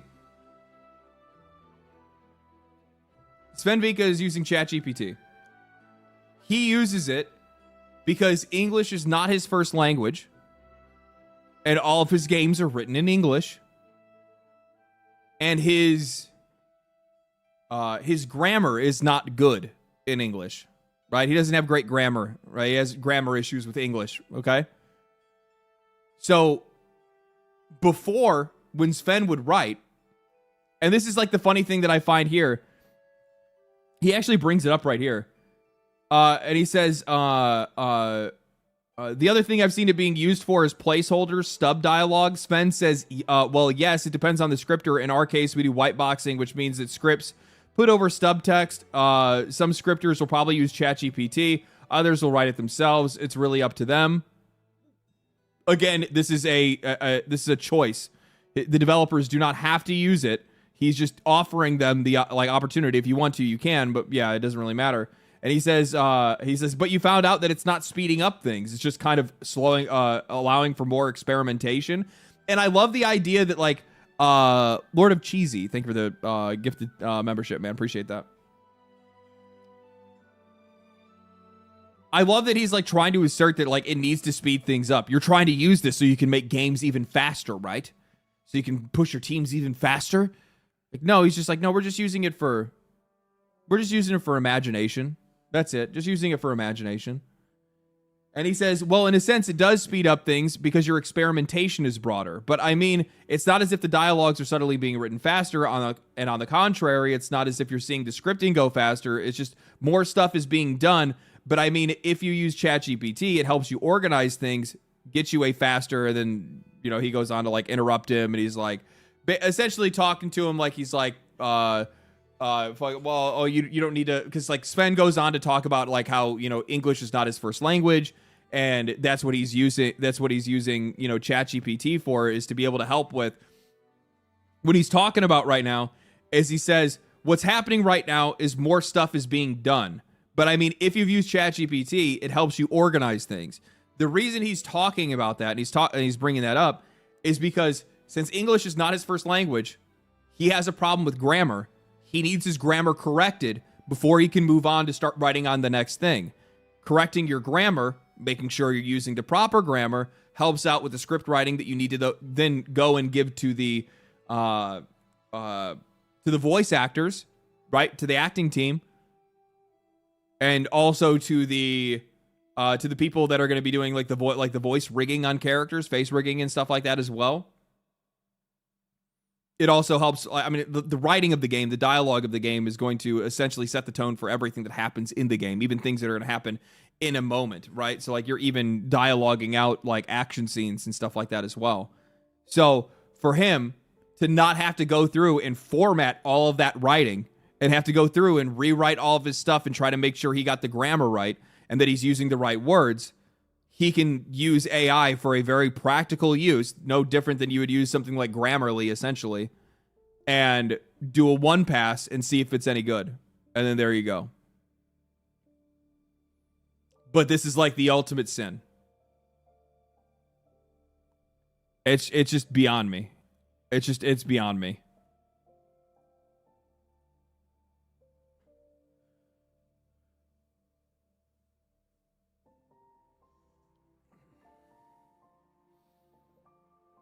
One of the best use cases for AI, both ethical and practical. I'm just going to tell you guys right now, the ethical nature of any tool is essentially a useless point. It's a useless point. When it comes to when we're talking about tools, when we're talking about corporations, when we're talking about, you know, none of this stuff, there's no fucking principle to any of this shit.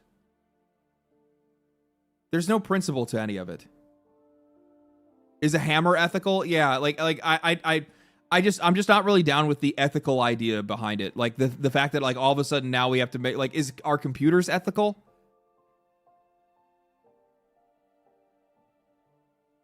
I don't know. Maybe I have a lack of morals. I don't know. The reason why I say this is because there's too many things. This is what I go back to before. I was talking about like those endless purity tests. When you're trying to put yourself through these endless purity tests and we talk about whether or not something is ethical, nearly every fucking product in your home likely has some unethical like means behind it. Right? Like I would almost guarantee that like everybody's house right now likely has multiple objects that were made using child labor. You may not know it, but it's true.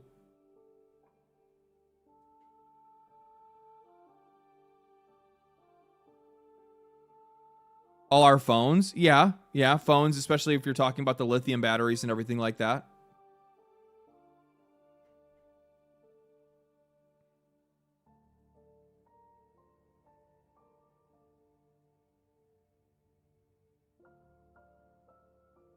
I'm a technical recruiter. It's made my life easier. Yeah, it's going to make everybody's life. I mean, like, at one point in time, you're going to have, like, it's going to make, it makes a lot of different tasks easier. It does.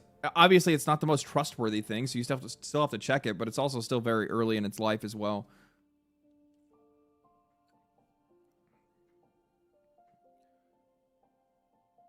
Hey, I had a choice to help my parents build this house or not. Yeah, so your whole house is child built. That's crazy.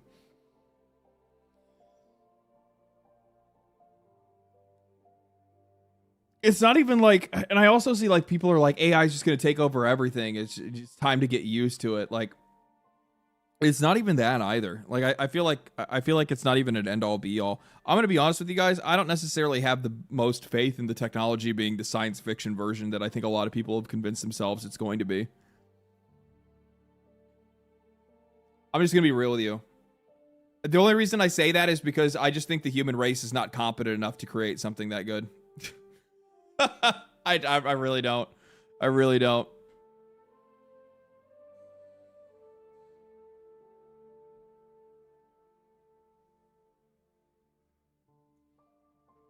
Nate with the tier 1 has subscribed for 20 months. Jesus. Damn, you've been subscribed essentially as long as I've been doing this. That's crazy, dog. Thank you for the support, brother. Appreciate it, man. Holy fuck. Nate, you need to make sure to flex on these fucking fools, okay? Flex on them. Let them know. Let them know. Hey, you guys didn't even know who the fuck this guy is. Not before me. Not before me. Hey, LD. Oh, fuck. Hey, LD. Haven't caught a stream in a while. Oh, my God. Fucking chat. Haven't caught a stream in a while. With all this Expedition 33 talk going on, makes me want to play again. Keep up the good work, man. Thank you, man. Appreciate it. Preach. Zen Far Gaming. Thank you for the prime. Appreciate that. Serious question. Gaming with Spoons with the $10. Serious question. Serious question. Why do you think these people like Jason will gloat about a studio and then try to ruin their next game being announced? This is a pattern at this point. So Baldur's Gate 3, I think, largely represented what I believe is a counterculture moment in video games. A game that was very clearly made for its audience. With no, they didn't pull their punches at all. They literally, it's I think, how do I say this? I think that writers do not want players to trust the developers. They don't want them to trust studios. They want them to trust them. And I also think the same is true for journalists that don't want the studios to trust the audience. They want the studios to trust them on what the opinion of games are. I think it's an ego thing. I think it's an ego thing, and I think it's a survival instinct.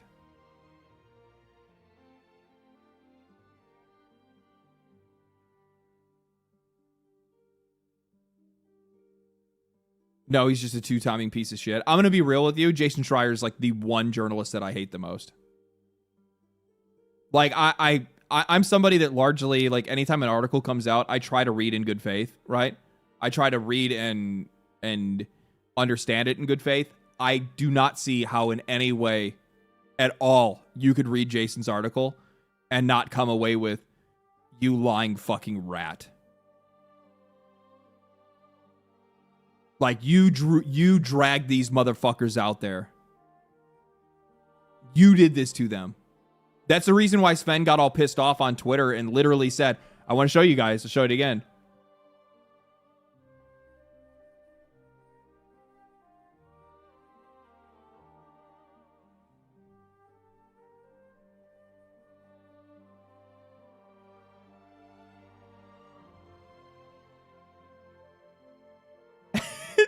Taking a break back in January. Fucking, yeah. Holy fuck, guys. We are not pushing hard or replacing concept artists with AI. Pushing hard.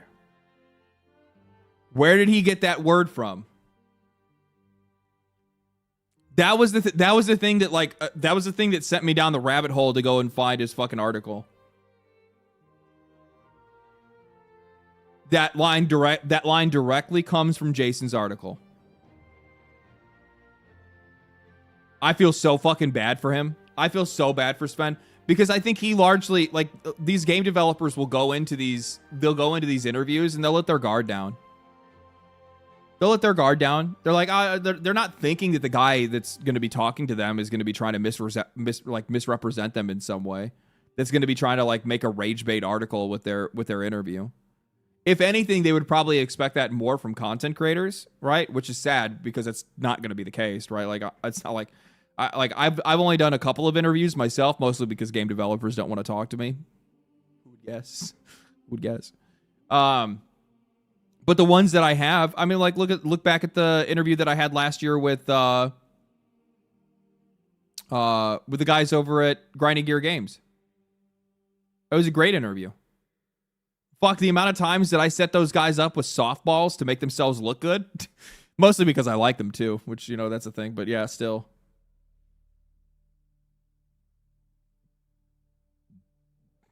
Unpopular opinion, but one day, if it gets to the point where AI might completely make games themselves, if they make games better, I'll play. I mean, like, no, everybody's going to play whatever's good, as simple as that. Thank you for the 5, man. Appreciate that.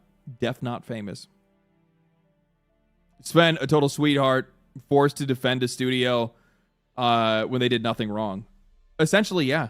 Like, that's why, like, I don't know if you guys saw, like, the very end of the video that I had made, the Larian video, but at the very end of it, you know, I had said, I have a pretty good fucking divining rod when I, like, can tell when a studio or the employees for a studio have, like, the best interests of the players at heart, or, you know, like, they are just trying to make really good games. There's nothing else. There's no ulterior motives. There's nothing else that's going on there. And if they're looking out for us, then I'm looking out for them. And, like, of course I'm going to fucking go to bat for these guys. Am I supposed to just believe that the game studio that's been making, like, banger fucking CRPGs for years, that just made the most bangerest CRPG ever made, is now suddenly going to be like, we are now the corporate overlord. Yeah. We're now going to replace all of our staff with AI. We're going to serve you slop now. Get the fuck out of here. Get the fuck out of here. You would have to make some really obvious moves for me to ever come to the conclusion that something like that was going on. Officer Big Mac, thank you for the prime. You'd have to make some pretty obvious moves. When I mean obvious moves, the best and most obvious move, you guys already know it. It would be like Bungie leaving Microsoft to join Activision.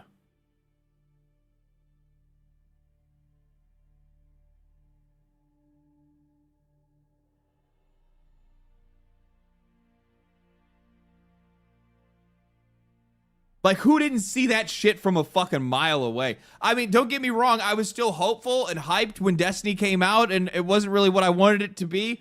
But most of us that were sitting around seeing that those guys left to go fucking work with Activision, most of us were like,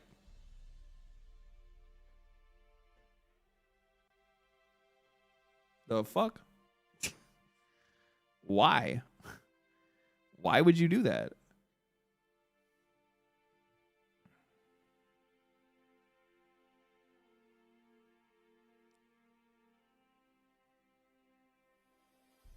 You can get Divinity 1 and 2 for like $14 on Steam right now, just saying. Absolutely fucking fantastic games. No. Guys. Sorry. I talk in a way that sometimes people don't realize, like, how far I'm going back when I talk about something.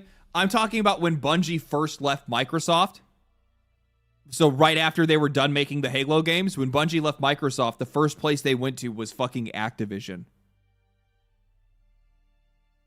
Then after that, obviously they went to Sony. That was years later, but yeah. No, when they had first finished when they were first done with Halo, everybody's like, "Oh, this is a long time ago." But like these guys were like, "Oh, you know, we're going to go do our own thing now because we don't want to be, you know, trapped to just doing Halo our entire lives." And everybody's like, "Oh my god, they're going to go do more cool games. Awesome." And then they were like, yeah, we're gonna go do more cool games under Activision. I just remember, I remember hearing that news, and I was just like, what? Why? Why? Why would you do that? Back when we thought Activision were the bad guys, it was Bungie all along. Well, no, they were just they were essentially just joining the fucking the fucking the villain league. Why can't I think of the name? I'm trying to think of like the fucking cartoon show. They had the fucking skull come out of the ground. League of Doom. Is that what it was? Legion of Doom. That's what it is. Legion of Doom. Thank you. Billy and Mandy? What?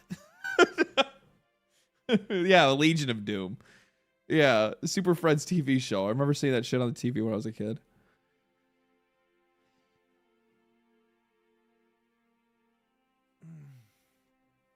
So yeah. I feel so fucking bad for these dudes. I totally understand how, and the thing is that then you look to see the way that like people responded to this, right? It's fucking insane. Like this one right here, this pissed me off so much. And I see this and I'm like, how the fuck do you get 17K likes? Like, who the fuck are you?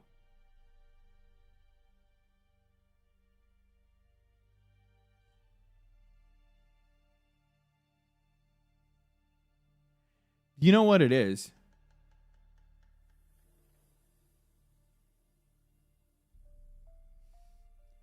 I see the same tweet like this every month, and then I look over at my Blue Sky feed, and I see it's just talented people posting their artwork and none of the horse shit that you find here.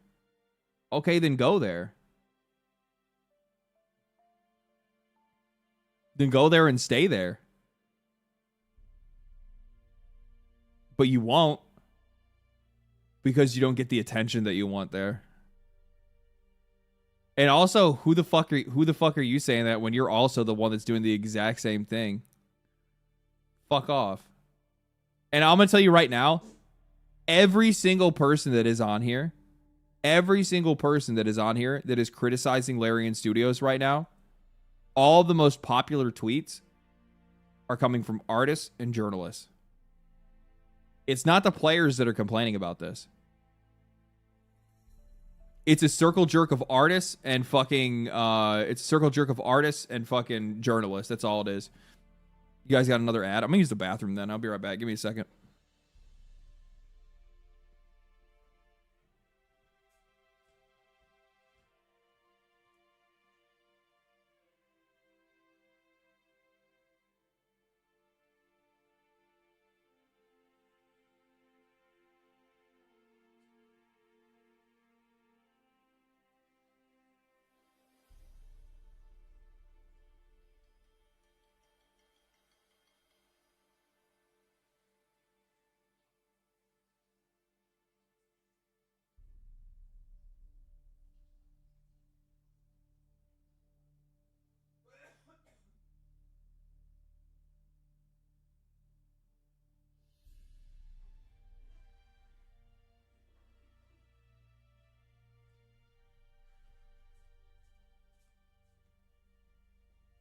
I think that I'm going to get a haircut when I go home.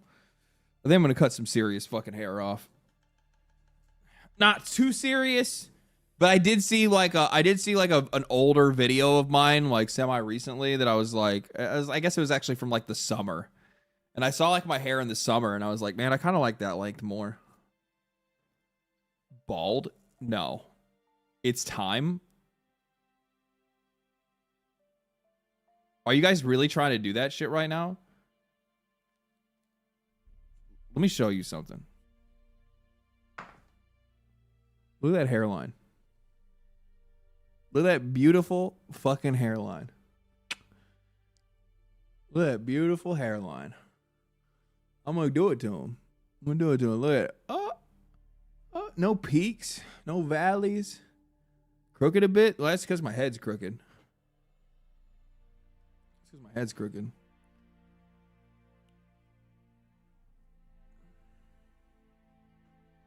Show off. You still got it. Hey, I want to let you guys know. I want to let you know, for my bald brothers out there. For my bald brothers out here. I grow it out for you. You can't have it. Somebody's got to have it. Why wear a hat to dunk on baldies? To keep it out of my fucking face. It's in that weird length right now where it's like constantly wanting to get in my face.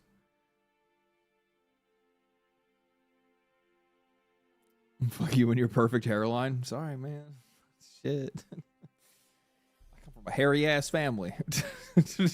We ain't got a bald one in the bunch.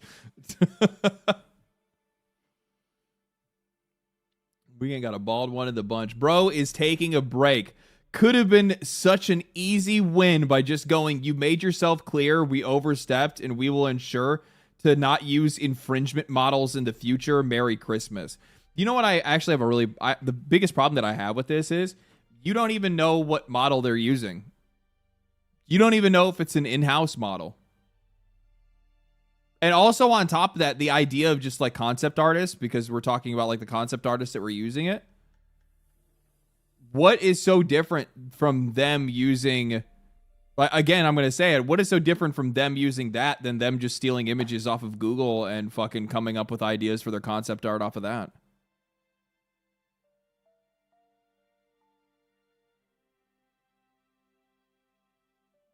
Both of them are just as...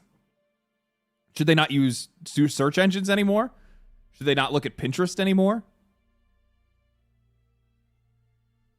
I get that they're sourcing things through, like, I mean, both are just as both come without consent.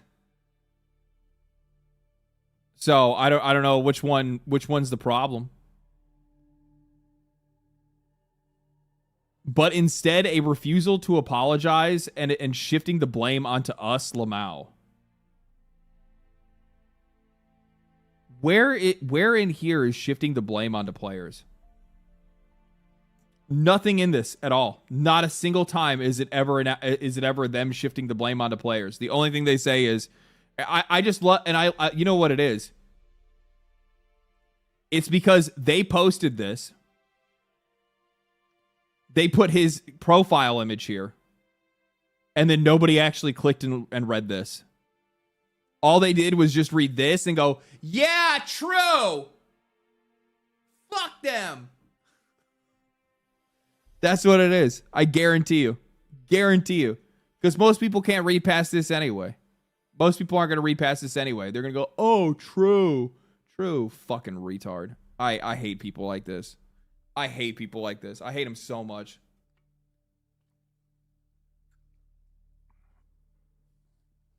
It's just... And here's the thing. Like I said, again, I'll bring back up in the video.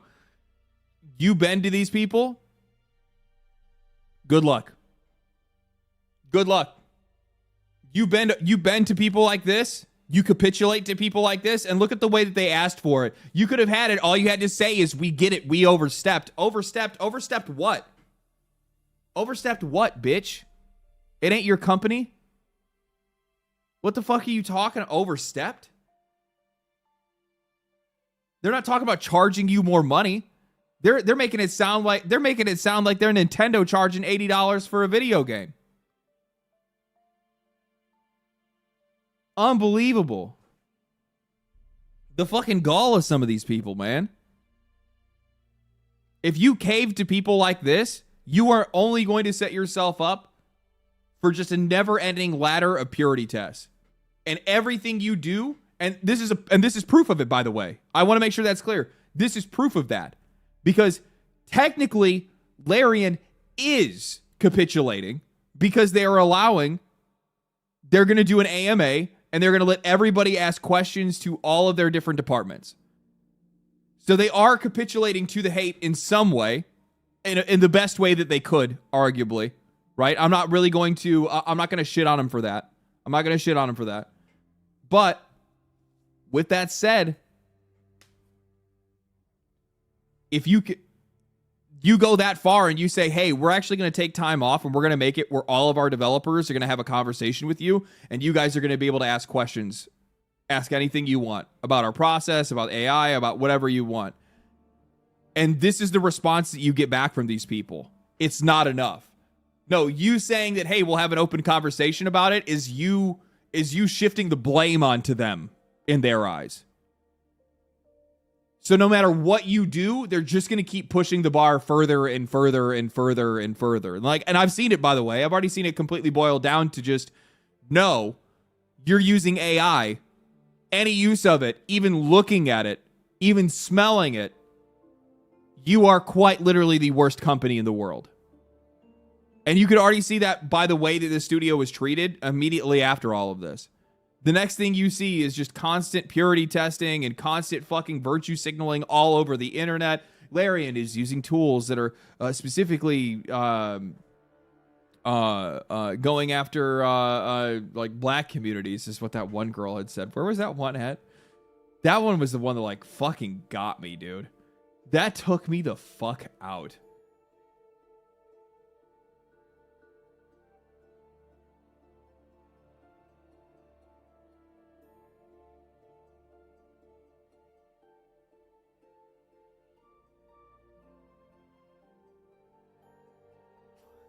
Look at these fucking people.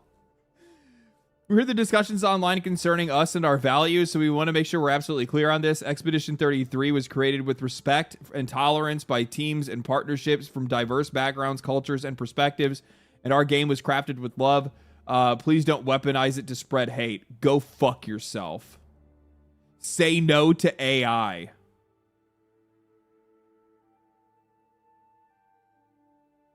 And proudly anti-fascist. Fucking Christ.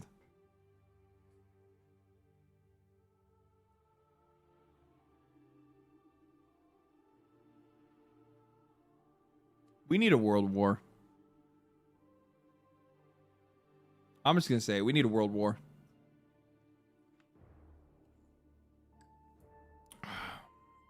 It's not even like, let's be afraid of it. We just need to have it. We have to have, because here's the thing. Here's the thing. If these people grow up and get old enough to take power, we're already fucked to begin with. We're already fucked to begin with. Like, these motherfuckers think we're under fascism right now. And they think posting on fucking Twitter about not liking AI is them like fighting the system.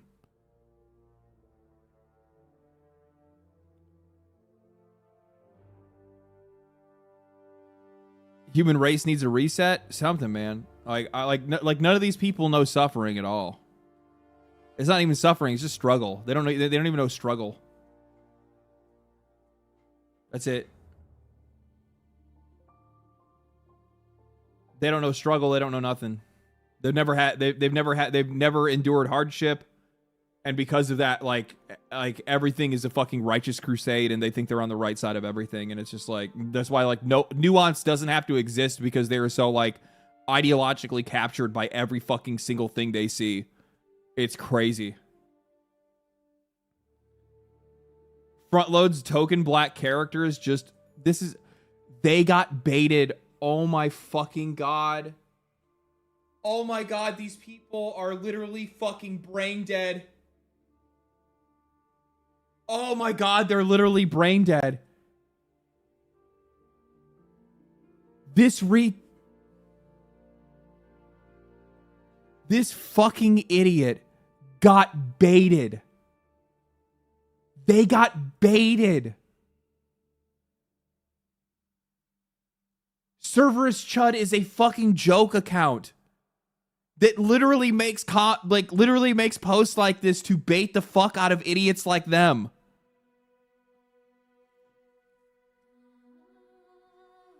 Because that's why I said front loads token black characters just long enough to clear the review window, writes them out of the game within the first 30 minutes, commits it to a real cast of white people with a barefoot Japanese chick for the rest of the game, wins game of the year, Patriots.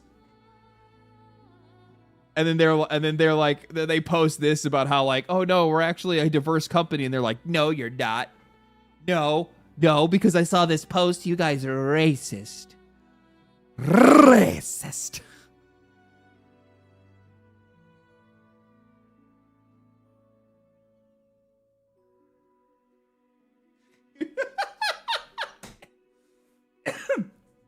This reminds me when I saw the post before where it was like the one person that was like trying to like accuse the studio of racism because like her and her friend didn't get hired by the studio because they weren't hiring anybody at the time.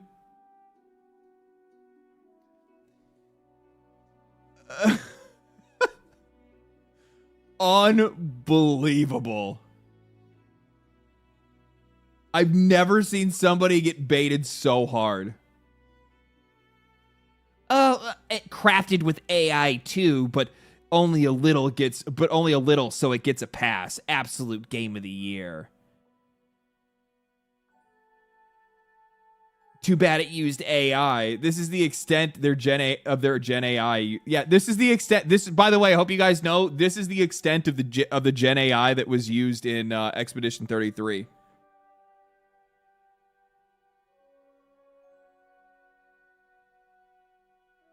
Something that you probably wouldn't even have noticed. I never did. I never even saw it.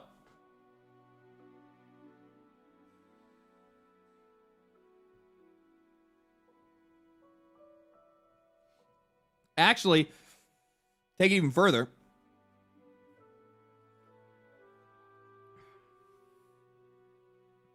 Even if I would have seen something like this, this actually would have just tricked me because I would think that, like, because of the world, the kind of world that Expedition 33 is, that it would make sense that if we were walking around, like, out past the barrier, that like writing and stuff like that wouldn't even make sense. That a lot of things would be jumbled or whatever.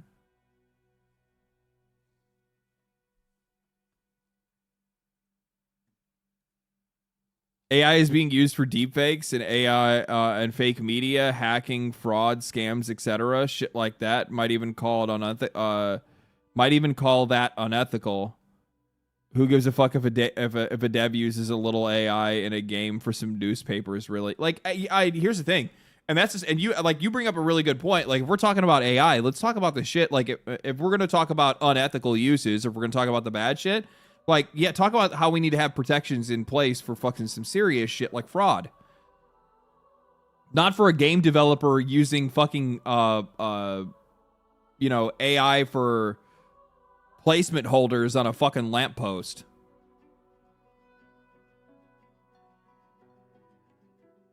Crafted with Sora assets, let's not get ahead of ourselves. Crafted with Sora assets, let's not get ahead of ourselves here. Okay, so you and I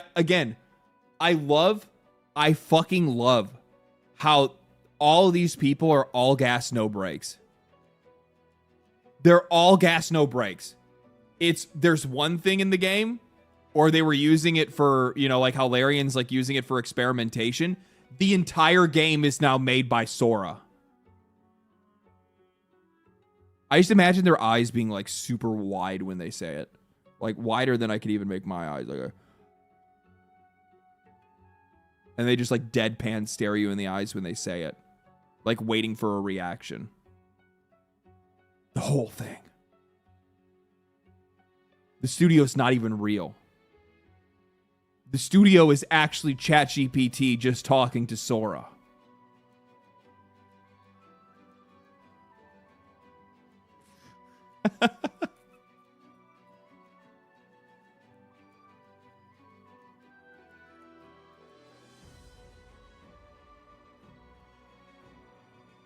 I love Expedition 33, but let's stop tossing Larian under the bus when they used it too. Well, that's the point. They want to toss them both under the bus.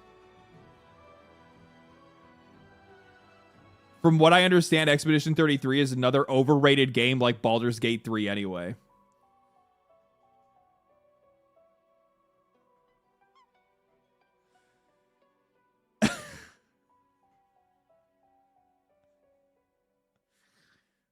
Oh my fucking god, these people are so insufferable. This is the one that I was talking about. Waking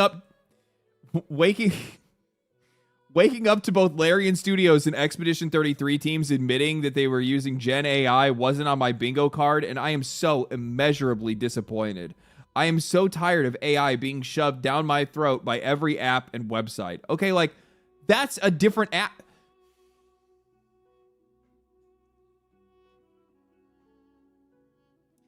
This is what I'm talking about when I say that, like, everybody just groups all of it up into one pile. They just group all of it up into one pile. It's all AI. Like, I'm with you, girl. I'm with you, okay? I also don't like the fact that I have to watch what I say around my phone, or it wakes up and it wants to fucking start taking notes, okay? I also don't like that every single fucking app on my phone now has some AI version on it that, like, do you know what's a really good example of this? I went to go get new designs for t-shirts on Fiverr. I hired an artist on Fiverr to make some t-shirt designs for me. I couldn't answer their message to tell them and talk to them about my order because on my phone, the AI conversation tool is in the same place that I needed to click on the fucking text box for me to talk to the artist. So I had to keep fighting that. And then eventually I just said, fuck it, whatever. I'll just take this as the finalized design. And I just gave up. So I couldn't even give him like the fucking ratings or anything like that because the stupid AI chat tool thing was like on the screen the whole time.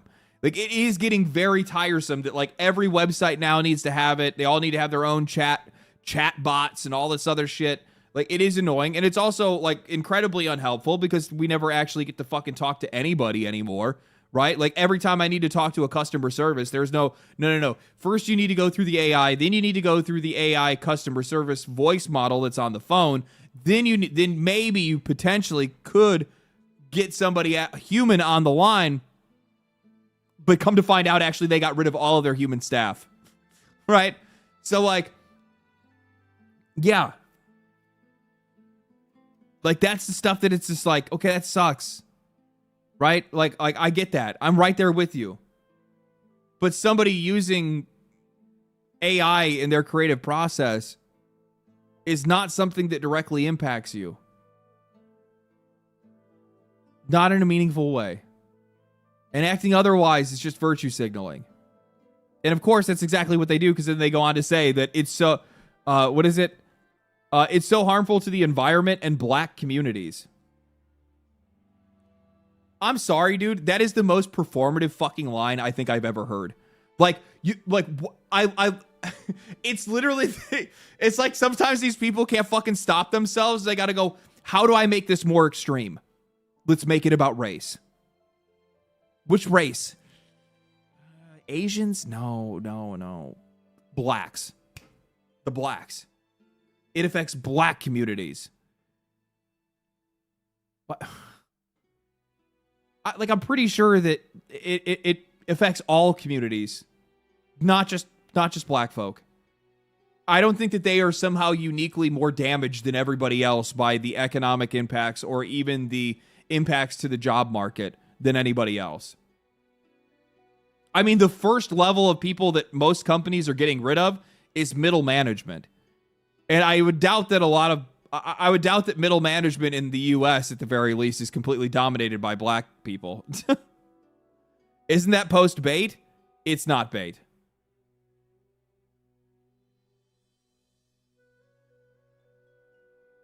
The amount of ads on your channel is absolutely fucking ridiculous. Why? It's not normally that bad. What the fuck is going on? I don't even really make money off of ads to begin with. Why are they running so many? Ads?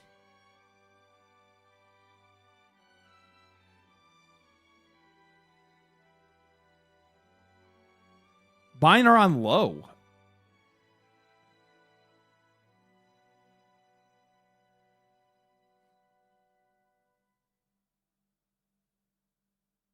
Oh, no. Oh, what the fuck? They changed it.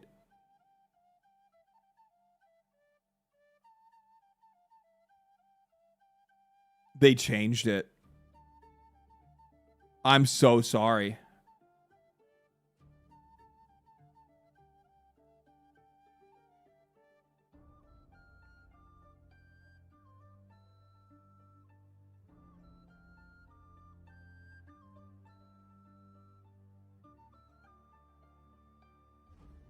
Oh, that's way better. What if I just do a 3-minute ad break every 20 minutes? Why can't I just turn it off? Why can't I just turn it off? I know why I can't turn it off, but still.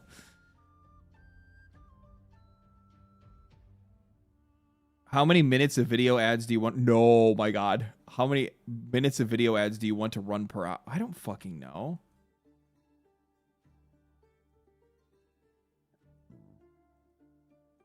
I tried to keep it low.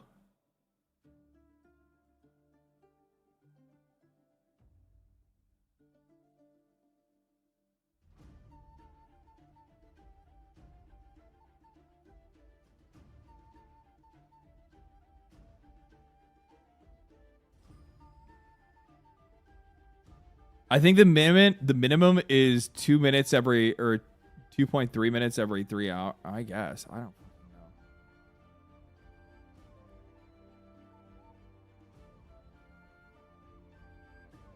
Yeah, I had to turn like how many ads do you want to run per hour? How many minutes of ads do you want to run per hour? Which I had it down. Mine, I had it set at fucking like at 2 minutes and 30 seconds. That's where I had it.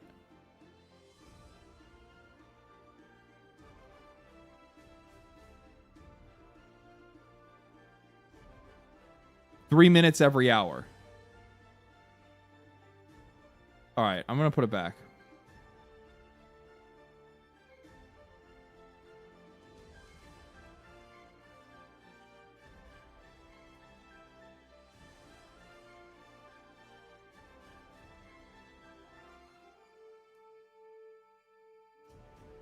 Two minutes and 30 seconds every hour is acceptable. That's what I had it at before. That's what I had it at before. And people are like, no, my God, it's so many. It shouldn't be. I have it set low. Kick will be implementing ads soon. These guys are going to get more aggressive with it. They're going to get more aggressive with it. Black communities? Is this just buzzword salad? Google works wonders. Google works wonders, but the data centers are built around marginalized communities, ruining their water and creating massive... Shut the fuck up. Shut the fuck up. Insane you say black communities when referencing a big US city. Oh, she's talking about Memphis is a good example. It's not just Memphis, girl. It's not Memphis, girl. They just literally built one in St. Joe, Indiana. Literally middle of fucking nowhere farmland. This shit is impacting every community. Trying to make this about black people is just you just trying to virtue signal as hard as you fucking can for social points. Get the fuck out of here with that shit. I have no problem talking about the economic and environmental impacts of data centers going up across the entire fucking world right now, and especially in the US. But let's not sit back and try to make this just about black people, okay? Let's not try to make this a fucking race issue. Like everything needs to be a fucking race issue. How about it's just a fucking American issue?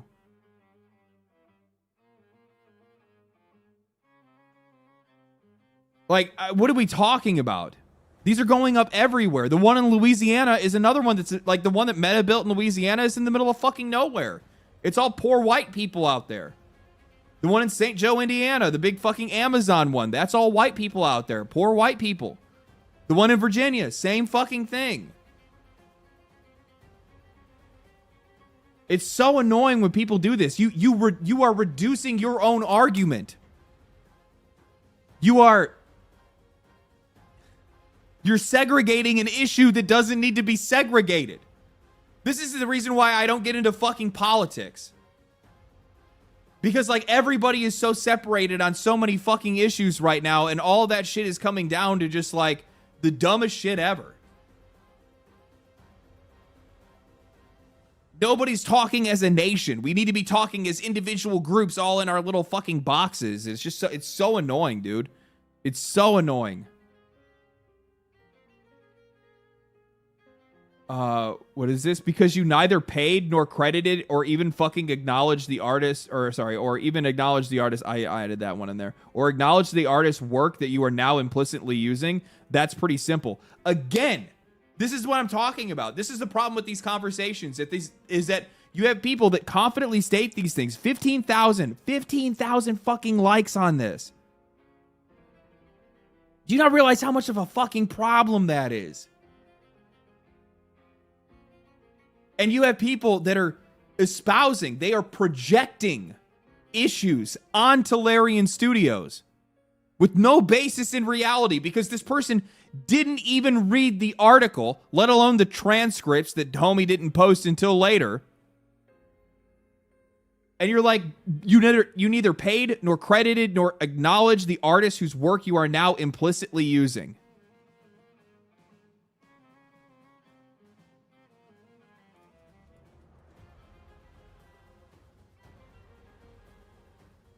The same could be said for them Googling images.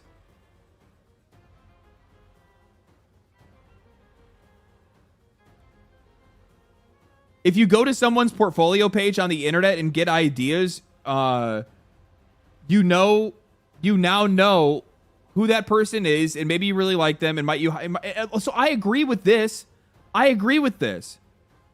But you also know that that's not the case. You know that's not the case every single time. And more times than not, even if somebody's going through their portfolio, they're still using their work to come up with inspiration. That is no different than them using Google or Midjourney or fucking OpenAI to generate an image. They're still not crediting the fucking work. They're still not supporting the artist directly. Like, it's literally no different than me going to Google and saying dragon. Oh, this is perfect. Yeah, I'm gonna save this.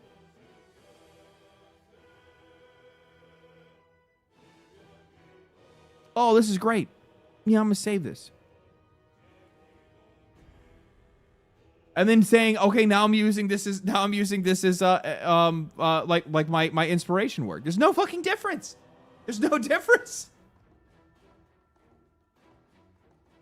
Have you licensed that image to use in your brain? Oh, fuck.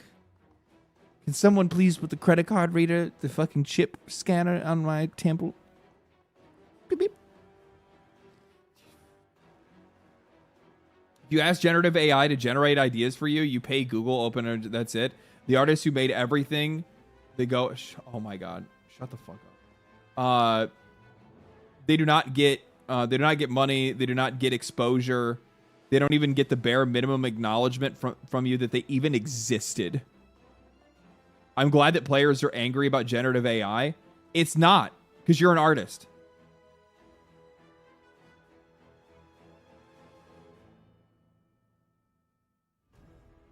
Comics. You're an artist. It's not.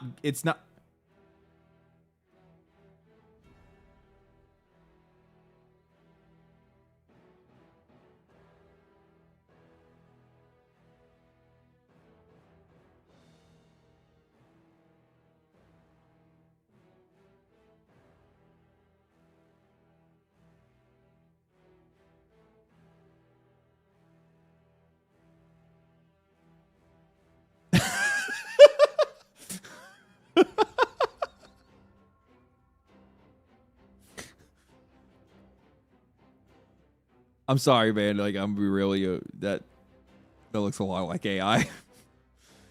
That looks a lot like AI.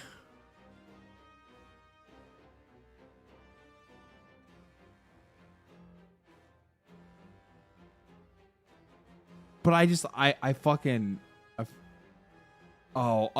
had said by the way, love Larian. I posted Borislav's I legit have listened to the Divinity Original Sin 2 and Baldur's Gate 3 soundtracks every single week for 3+ years now.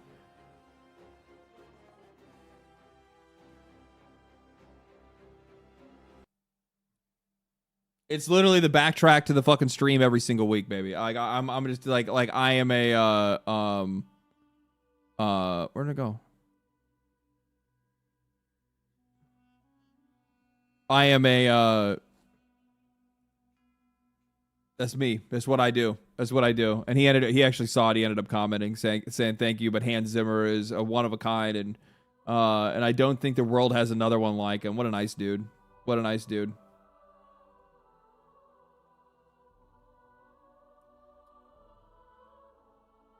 This is really interesting. Reese Elliott. So this is Analea Analytics. I'm really starting to like these guys. Their data is like fucking on point. These guys have been like fucking blasting like crazy. I super appreciate it. As a data nerd, I want more of it, and I fucking love it. And I love it. So the Game Awards reveals that got the most Steam followers: Warhammer 40K Total War. Everybody's down. Everybody's down for Total War. Everybody's down for Total War. I'm going to bring myself down here now. So Warhammer 40K Total War at 51K followers on Steam. So I guess these are wish lists or something like that. Tomb Raider Legacy of Atlantis. That's the hot Tomb Raider. Just so nobody's mixed up. That's the hot Tomb Raider. Performative Motor's true. Ace Combat Wings of Thief. I was not expecting that. Has it been like a long time since we've seen it? When was the last Ace Combat? Has it been a while?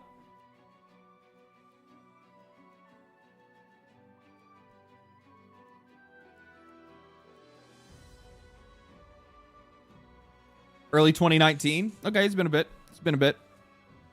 Control Resonant. That one I'm really interested in. And then No Law. Yeah.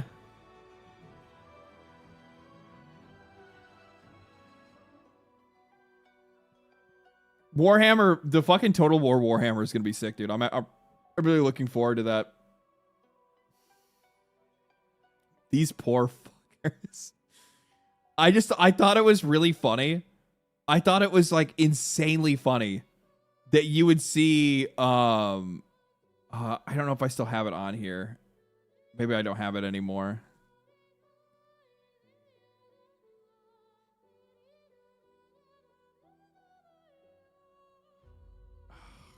We talked about that last week.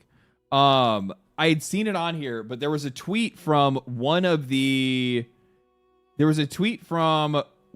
like the people that are working on the new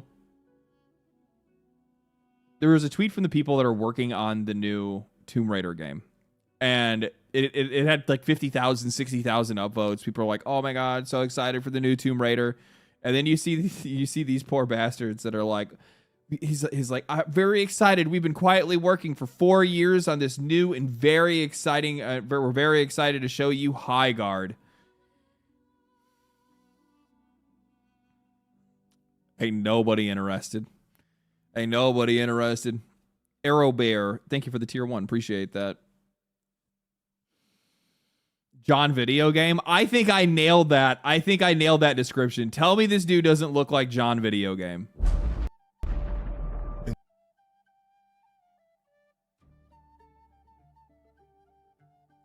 Like, he looks like he has zero personality, no backstory. He looks like do you know what he looks like? He looks like the generic NPC, like the generic like player character that you would make in a character creator. Like if I was to sit down and I was going to play The Division, right? And I go into the Division like character creator and it's just the John Doe default. Game failed in the first frame. So funny. So you know what? You know what's something that's really funny? When I started going through and I started doing more comparisons. I didn't even miss at the very beginning. Why is it like oh, it's highlighted because my what is it called? What is it called?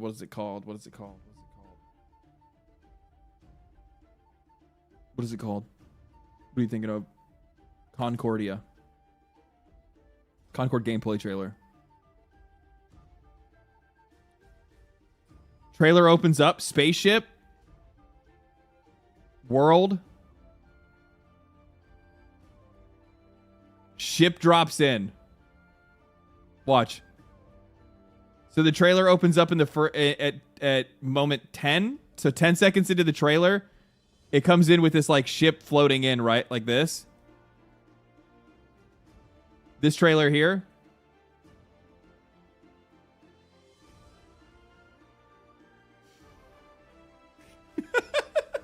It's like dumb shit like that. And I'm just like,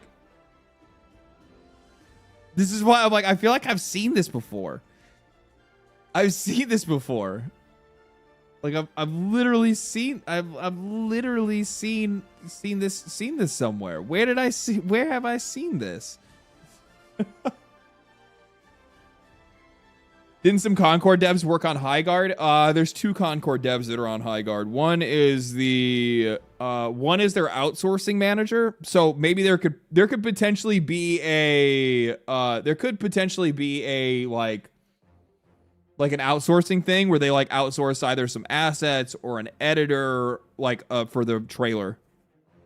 Like music, fucking whatever. They could have maybe outsourced assets from the same place that they did when they were working at Firewalk.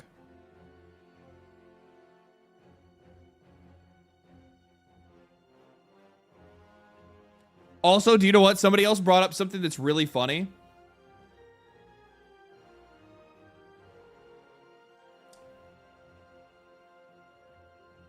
High Guard and Overwatch are essentially an anagram. Maybe that, I don't know if that's the best word for me to use.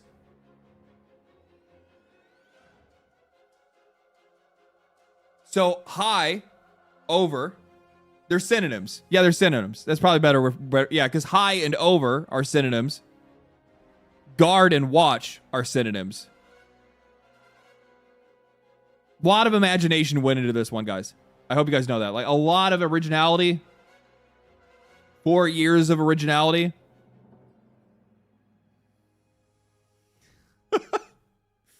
Yeah, it's literally the same fucking word.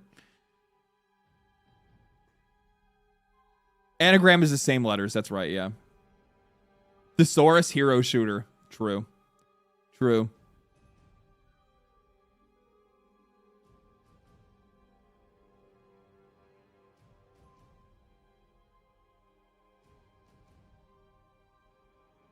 Let's see here.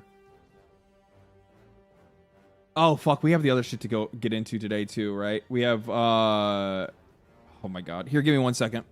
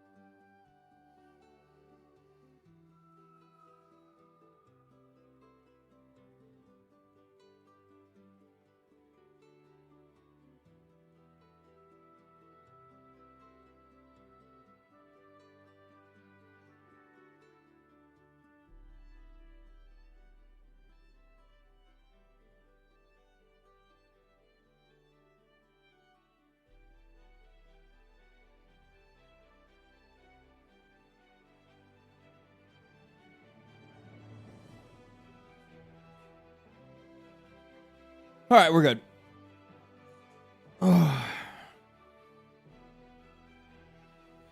Wash your hands? You don't have to wash your hands if you don't touch it.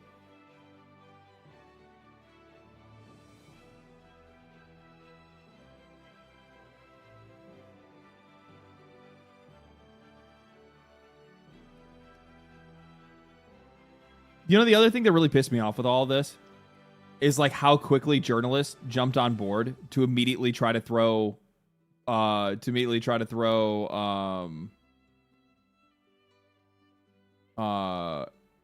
Expedition 33 under the bus. So they say so this is somebody that's like they're kind of a fan account or whatever. But it says Expedition this is where it first came from. So the minute that this came out and he saw this get traction, then Gene Park jumps in and is like, Expedition 33 team freely admitted to using AI and just won the most awards ever in Game Awards history.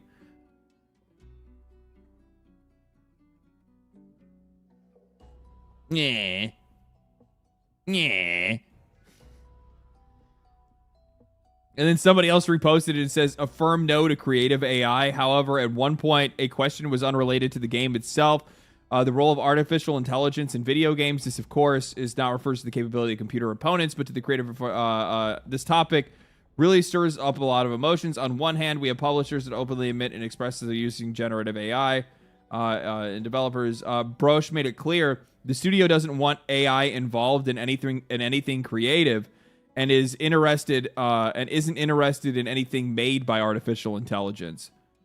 We think that when it comes to anything creative, our answer is essentially no. It's like taking away all the joy of creating a game.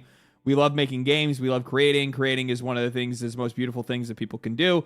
So when it comes to creation, our firm answer is no. Nothing in the game will come from AI. We state this clearly. It's a firm no for us. And then you have, which by the way is the truth. They used AI for placeholder assets while they continued to work on the game, but the art that was created for the game, the character art, the environments, everything else, it's just that a single piece did not get pulled out before the game was released. It's a placeholder, white boxing. The problem is that like general everyday consumers are not really going to be able to understand what the difference of that is.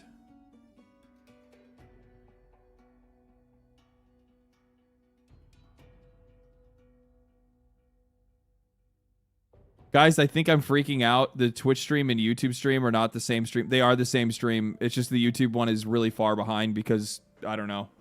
For whatever reason, YouTube's having a hard time streaming, or a hard time like staying on time. YouTube is 12 minutes behind now? That's crazy. Does that mean like by the time we get to the end of stream that YouTube will be like an hour behind stream? That'd be crazy.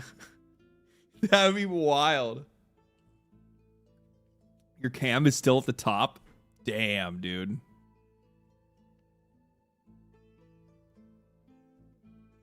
Look at the clock.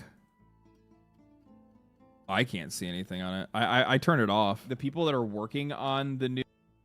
Oh, wow. Yeah, no, it's way behind. Where is it at?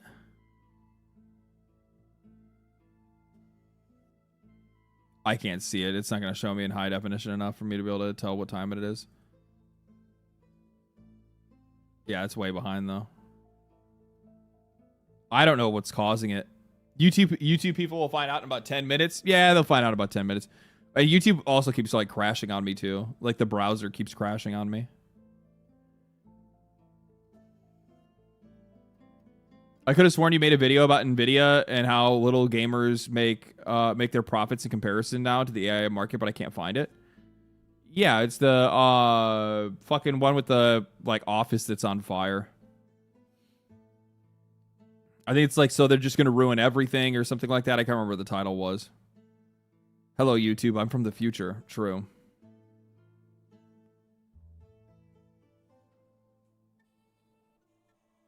Oh my god, these guys are so behind. I feel so bad for the people on YouTube. Oh, fuck. I don't know what to do about it, man. I don't know what setting's causing it.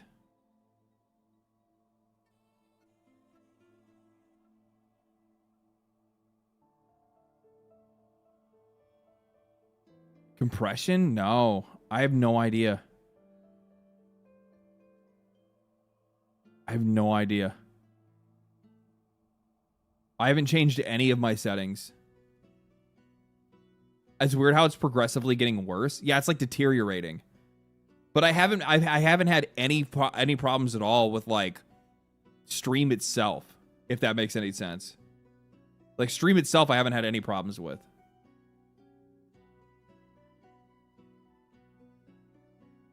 Or like if I go to like play games online, I haven't had any problems either.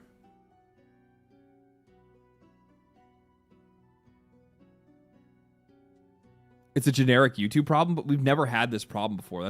That's the issue.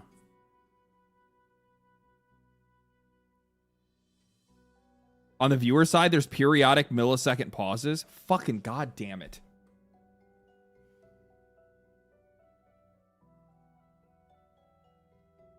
I don't know. I have no idea.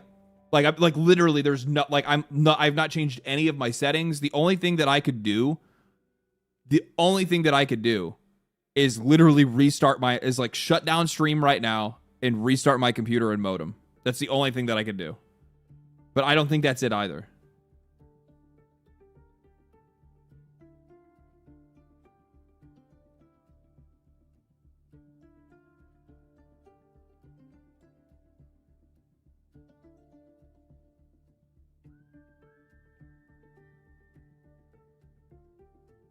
Try putting on a 10-second. That's not what it is. It's not a delay. The point that I'm trying to make is that nothing has changed, but it happens anyway.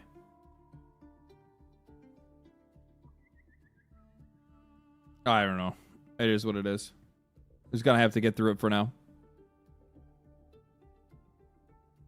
Pretty crazy with the ads tonight, dude. My ads. I have 3 minutes of ads that play every 3 minutes of ads every hour or something like that. Like it's literally turned down to the lowest it's possibly could go.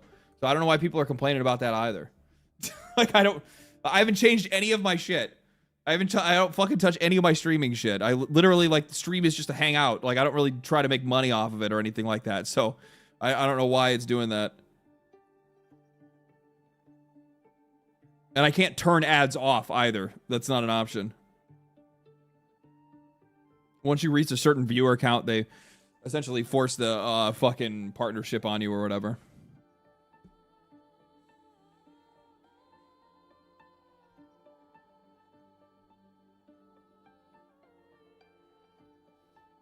How much revenue do you lose out on ad blockers, LD?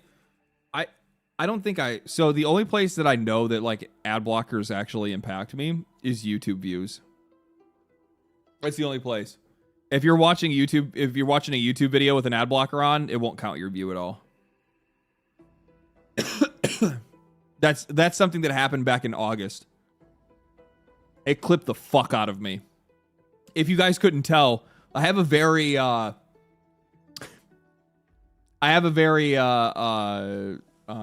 tech savvy and also like price sensitive audience. So I was averaging like 500K views like every video. Like I mean I was ripping earlier this year. And then August hit and they pushed an update that made it where like YouTube would no longer count anybody that was watching with an ad blocker. And you literally watch like all like my viewership just get clipped in half. I mean, I still get some good videos and get some high views still. I'm fine. I'm fine. It's not like I'm like fucking tripped. I tripped about it immediately because I was like, holy fuck, this is my whole life now. Like where did half of my viewership go? Right? I was like, what the fuck? I got over it after a little bit. It took a little bit, but yeah, I'm fine. But yeah, in the moment it was like, holy fuck, that sucks. I mean, I get why they don't, but it also sucks because I think it actually is kind of a double-edged sword on their side. Because like YouTubers were not getting paid for people that were using ad blocker. Like they could still figure out if you weren't watching the ads. So it's not like there was ad revenue that I was missing out on. In fact, actually, after they made the change, my ad revenue per video went up, not down, which is cool. But my viewership went down. And when your viewership goes down, your viewer reach goes down. So that means like videos that could have gone like mega viral will no longer go viral anymore. And it's like, that's bad for both me and the platform. So it was kind of a dumb choice for them to fix that, honestly. Because they were already not paying us to begin with. Is that why you ask people to like and comment? Yeah. Yeah, because that gets you past the that gives, at least if it's not going to count your view, it'll count your engagement.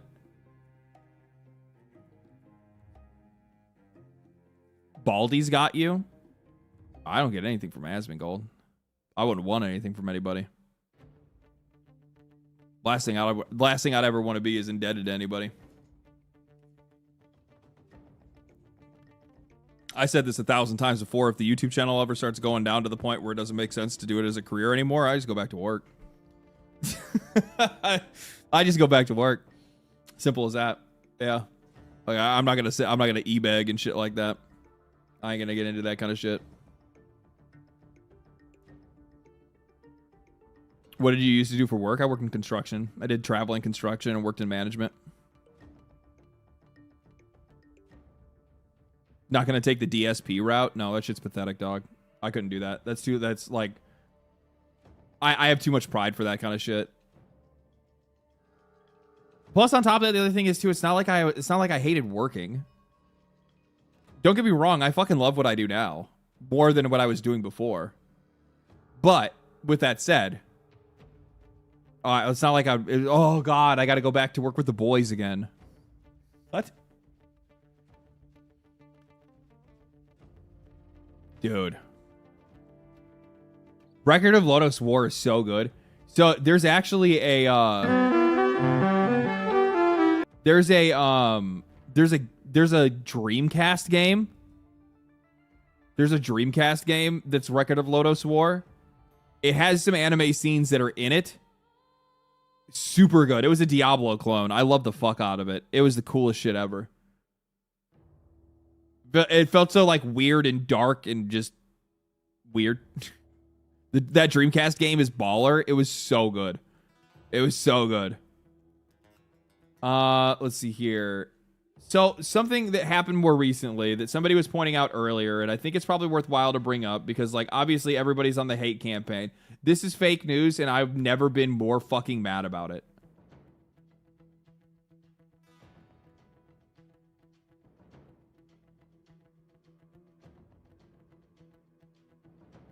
This is AI, and I'm so mad.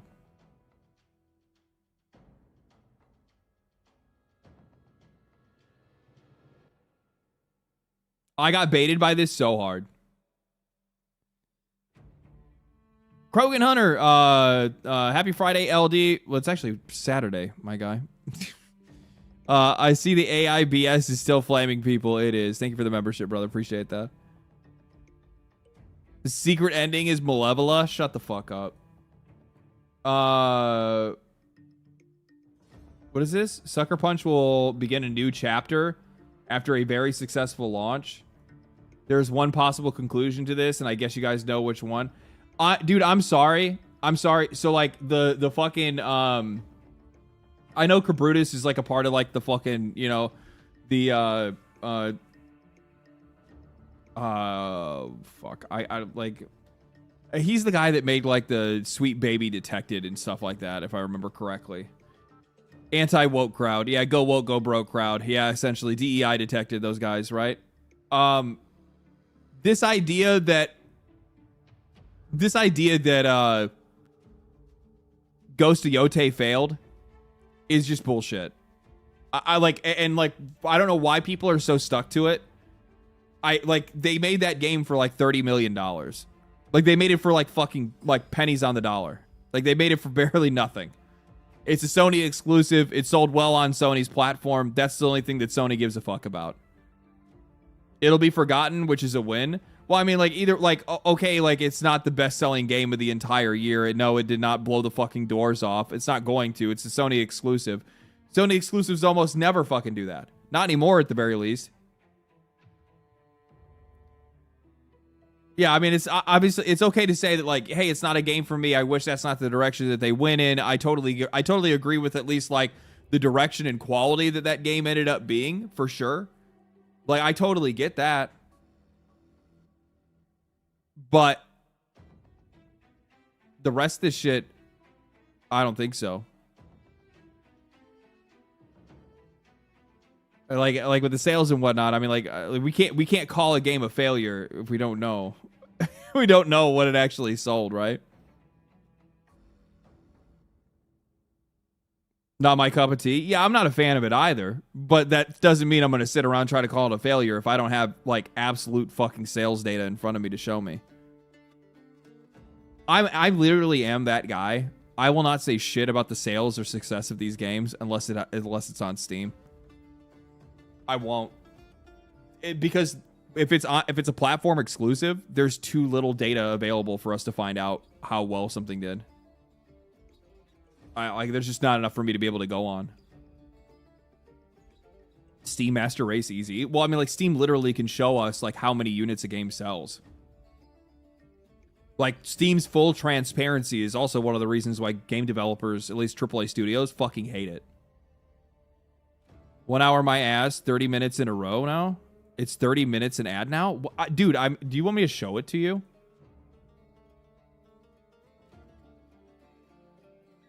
There it is. I don't know what you guys want me to do. I don't know what you want me to do.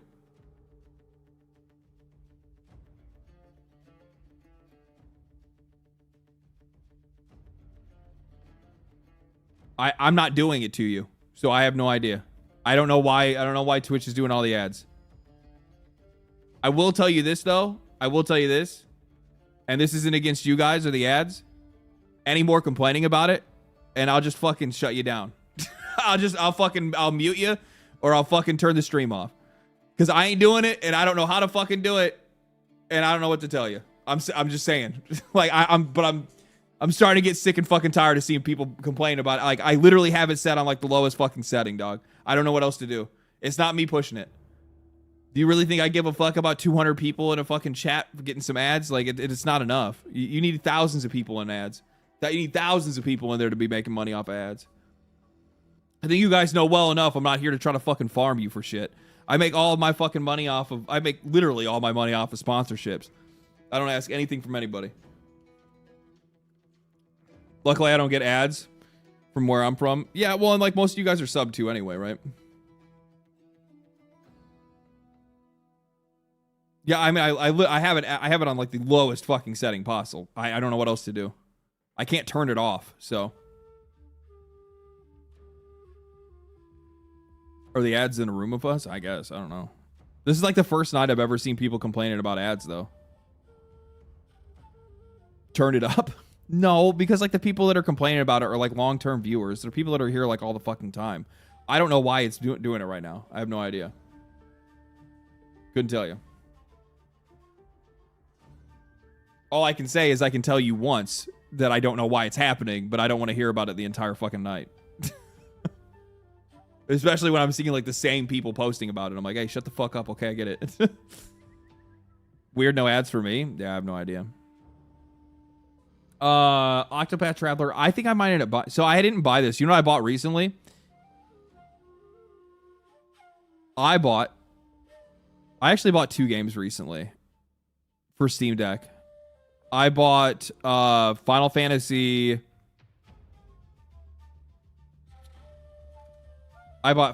Tactics, Evil East Chronicles, because duh. And I bought I didn't realize they had it on here, but they have Tales of Symphonia on here. And it's fully deck playable. I don't know who did this.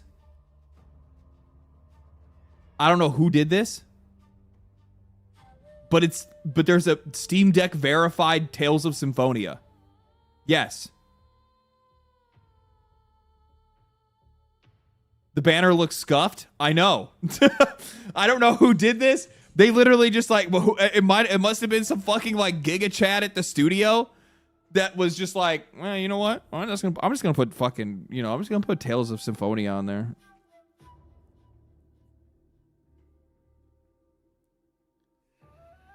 That's my childhood. I've been playing it. I got like 3 hours into it right now. The game's fire. Yeah. I mean, it's one of my favorite Tales games, but I haven't played it in a long time. And I was like, bro, this shit's fucking good, man. I'll watch on Twitch next time. I'm so sorry, YouTube guys. You guys are just in the past. It's okay. Sadly, that means that I likely won't be able to, like, I will answer your messages. I'm looking at your messages. It's just you guys are living in the past. I think the Tales Remastered had a bunch of issues when it came out. What the fuck? Literally getting no lag on Twitch too. What the fuck? You're people that are coming from YouTube now realizing that you guys are lagging the fuck out. I'm sorry, guys. I don't know what to fucking do. I'm gonna try to fix it while like over the break, right? Because I'm not probably gonna stream until the first of the year. But I'll try to fix it during that time. Did you have a meeting with YouTube? No, YouTube doesn't want to meet me. Dream Corridor, thank you for the gifted.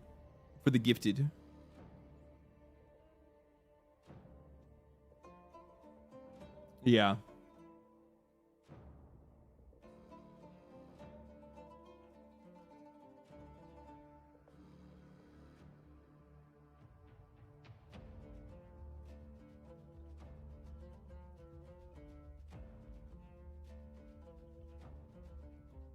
Arc 2, starring Vin Diesel.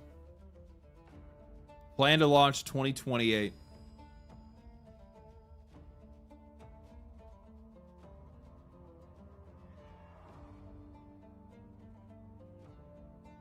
Family. That's right. Arc 2, more like Family 2. Yeah. It's gonna suck so bad. Shut the fuck up, Norsky. Leave Vin Diesel alone. What is this from the creator of from the Counter-Strike creator? Alpha Response is a fast-paced single-player 4v4 co-op game where you play as an elite police fighting ruthless criminal gangs and terrorists.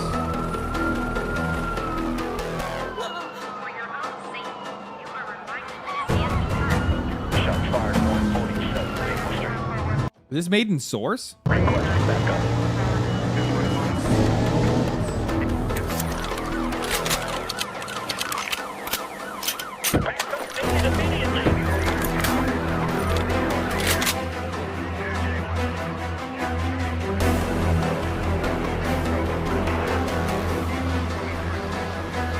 Dude, I love how fucking simple this game's design is. Timu CSGO? No. I think it's made in Source. And the other thing is that like when I see shit like this, I actually get really excited because like I've been talking about this for a while now. I think that like we're gonna start to see more and more game developers shift. It's they're using the CS2 font. I think it's based off of CSGO. Okay. I think we're going to see more and more developers that are going to be making games that are going to be like targeted for lower end hardware. There's actually something else that I have that is attached to that. I'll bring it up after we watch this.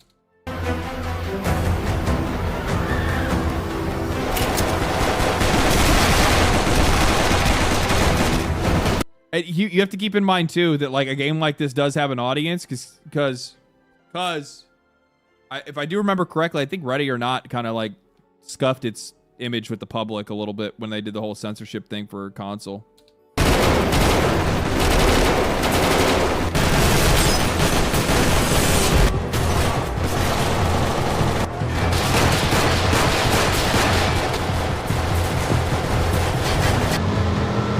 I know people are like, it looks generic and this, and it's like, you know what the funny thing is that these generic ass looking games tend to be the games that end up being the best ones. Like, let's be fucking real. Like, literally one of my favorite fucking games this year was Schedule 1. And that game looked like it was fucking... The game looks like it could run on the Dreamcast. Yes, that audience is me. Yeah, I'm that audience as well. Like, I mean, don't get me wrong. Like, I have a major, like, super high-end hardware, like, setup and shit. But I actually... I'm gonna be real with you. I just prefer games that look like this. Outside of, like, maybe, like... PoE2 is, like, a gorgeous fucking game, right? Like, I like the way that game looks. But... I could still play that game even if it looked like it could run on a fucking 360. Like, let's be real. Like, the way a game looks does it look fun? Like, yes, this looks fun. That's all I care about. I don't give a fuck how generic it looks. I don't care about like how shitty the graphics are.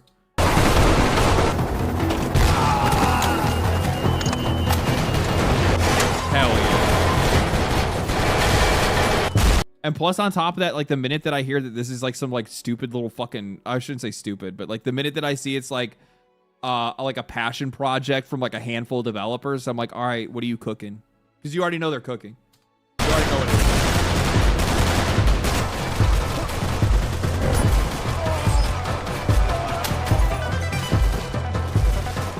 They gotta fix those fucking lighting animations. Look at the the fucking the gun light is on the like the fucking the muzzle flash is on the side of the gun. I love how fucking janky that is.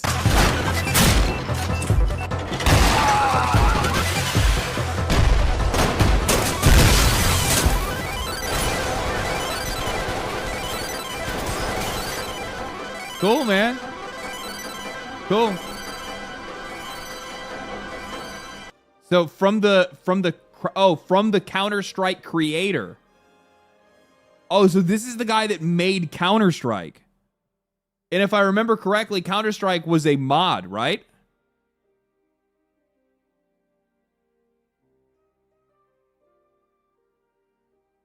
At first, Counter-Strike was a mod? Yeah. It was a Half-Life mod. Okay, so this is the dude that made Counter-Strike that is now making a new game.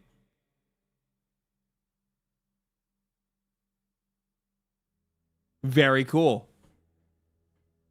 So actually, I was talking about targeting lower-end hardware. Something along the lines with this. I had seen that Sveni Vinka I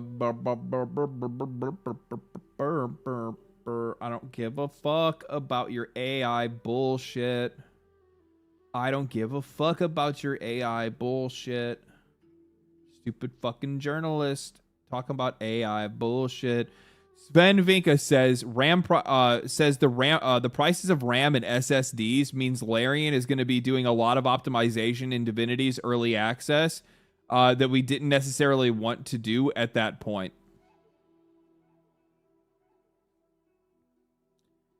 So they are essentially, because a lot of these game, at least the smart game companies are realizing that there's going to be some serious hardware issues that we're about to run into.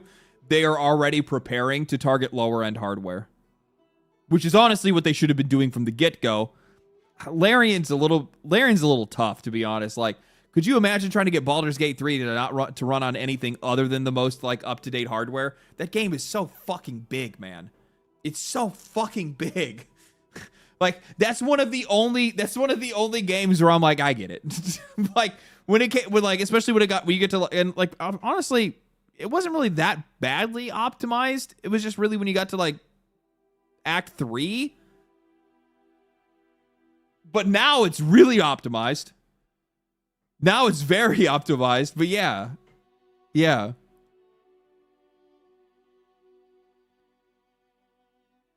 Act 3 tanks old hardware. Yeah, exactly. It fucking blows your house up is what it'll end up doing.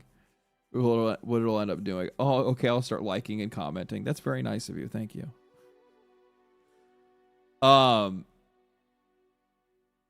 Yeah.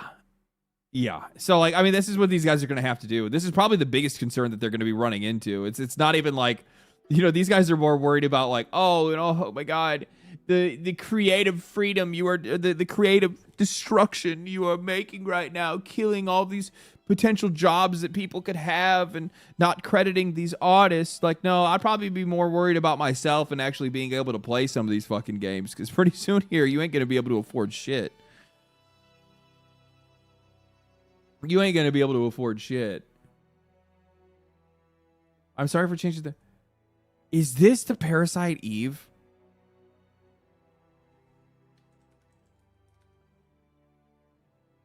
Is this the like the spiritual like the like spiritual inspiration? It's Parasite Eve.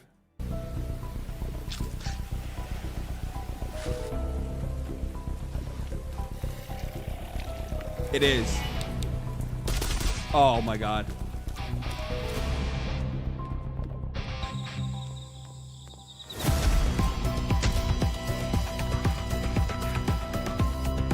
I'm so here for this.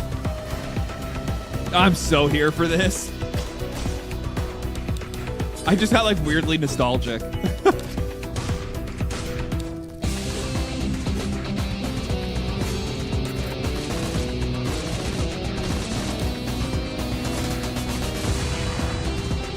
What a weird game.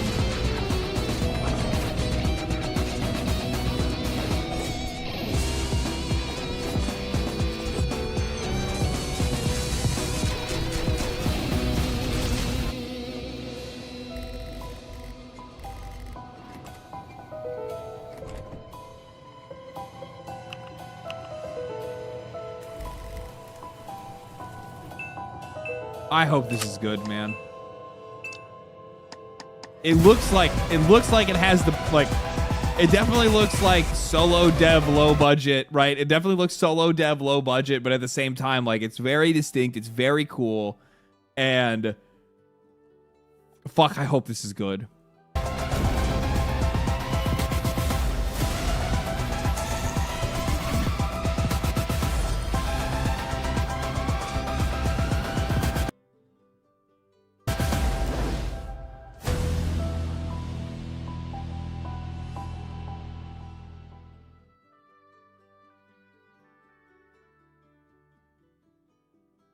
Ten out of 10. Smart dev. Smart dev. Annihilator. Thank you for the prime. Appreciate that.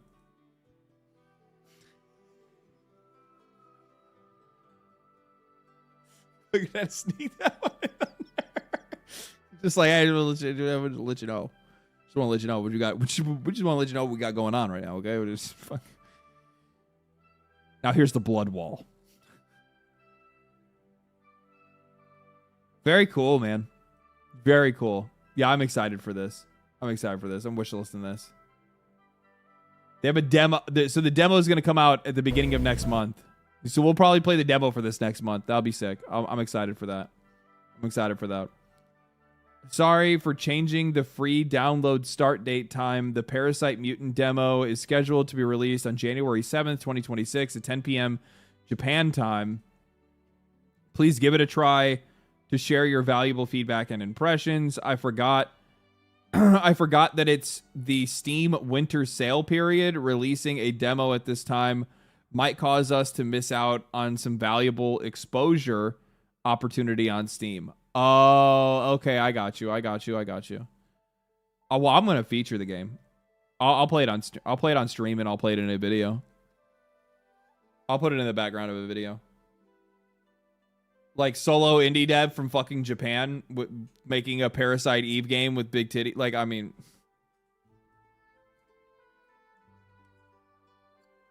the fuck? Of course I'm putting it in the background of a video. What the fuck? Come on. NVIDIA unveils Nitrogen, open source AI model that can play 1,000 games for you.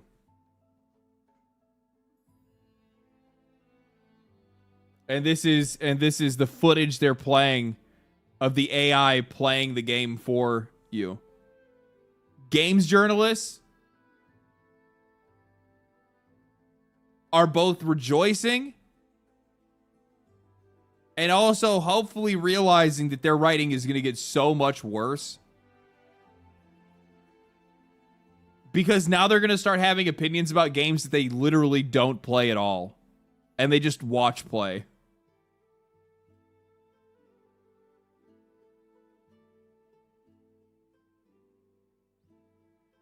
Bro, game journalists can pass the intro now.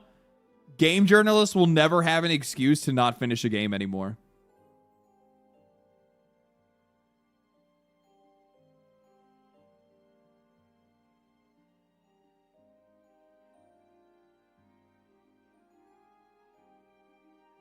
I like that Cuphead is the very first one that they show.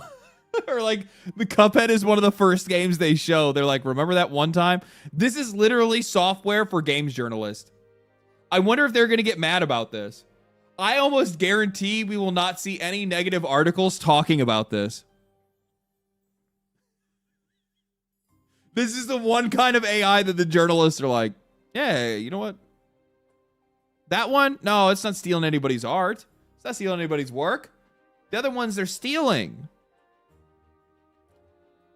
This is just stealing valor.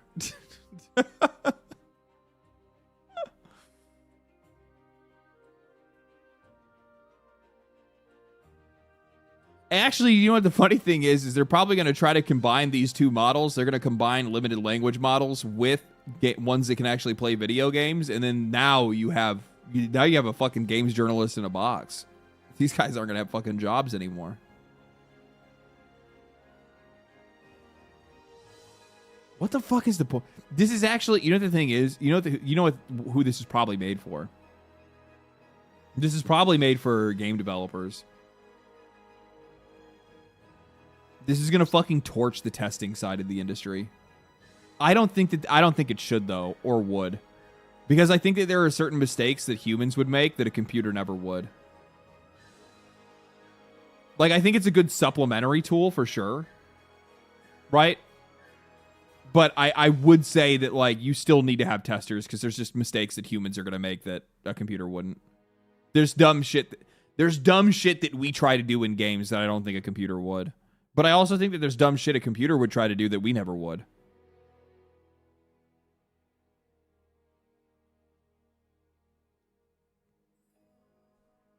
You know what?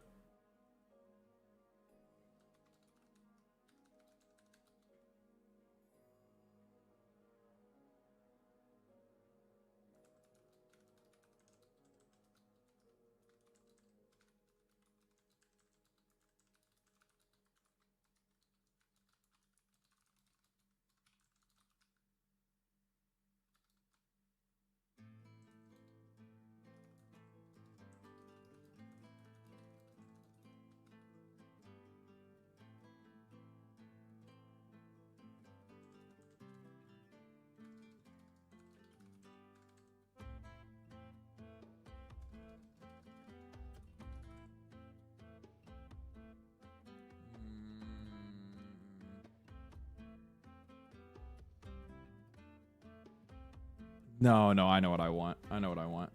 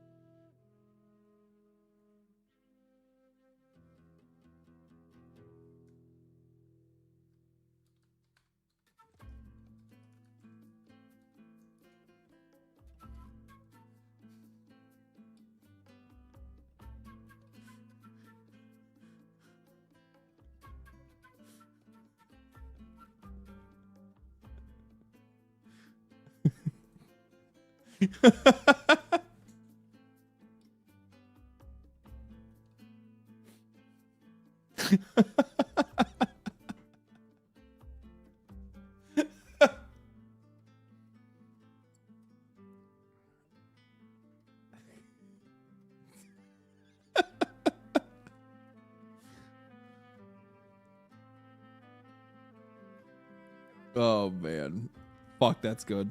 Okay. So there was that. Sony is developing an AI that censors games in real time. Sony is developing a patent-pending AI system capable of real-time censorship of video game content. It automatically detects and modifies mature or sensitive materials such as violence, gore, sexual content, or profanity. The technology uses AI to analyze on-screen visuals and audio in real time, dynamically intervening by muting dialogue, blurring or masking elements, or replacing assets for blood effects or character models to reduce intensity.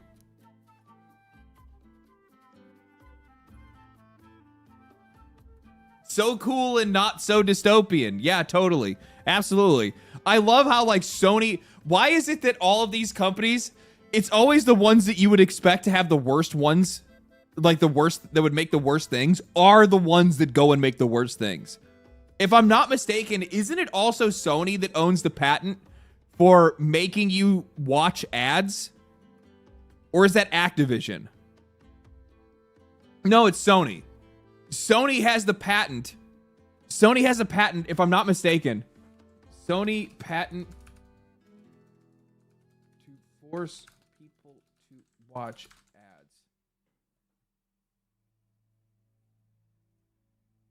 Yes.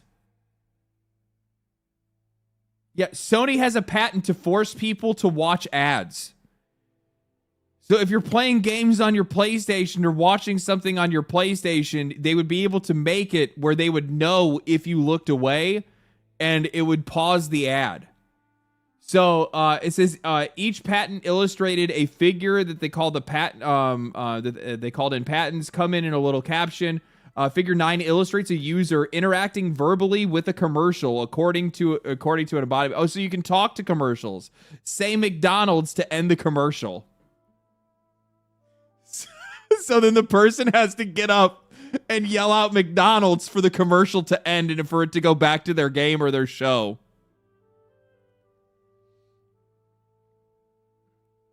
This isn't real, no way. Yes, this is Sony's patent. I immediately remembered this. Sony is like the first one to come up with the most dystopian thing possible for them to go and patent. They're like, oh, AI is a thing now?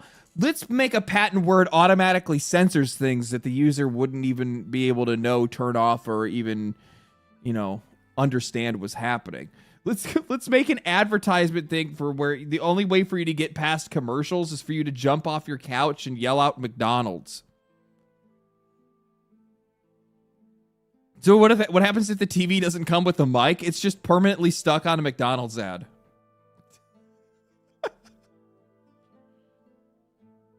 I won't put the entire description here because it's too long and clearly written by someone who isn't interested in elegant prose. Instead, I'll just list the steps. Someone is watching a movie. The progress bar shows that a commercial break is coming up. That's something that you can see on services like Hulu. The commercial starts. It's interactive and it triggers an on-screen display that says "Say McDonald's" to end the commercial. The viewer says McDonald's, and then we see that they jump up and they choose to jump up and raise their arms. The viewer's words are captured by a microphone on the TV. Voice recognition reads the user's response. The system then skips the rest of the commercial. The viewer resumes watching the show. The viewer might get a reward coupon from the commercial sponsor by saying McDonald's.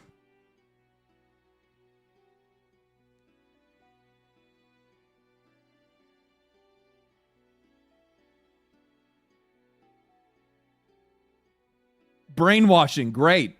Yeah, essentially, because if you're thinking about it, human recognition or our memory is largely tied to both written and visual and verbal.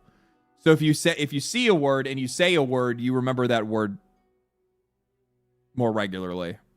It's things that you're usually taught for studying in school, not used against you as psychological manipulation for you to go buy some fucking McNuggets.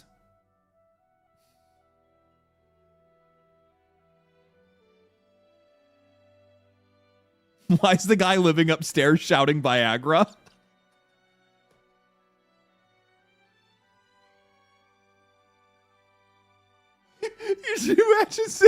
You imagine just like sitting in your house, sitting in an apartment, you're just like chilling, you're just like all of a sudden you hear the chick upstairs. That dragon!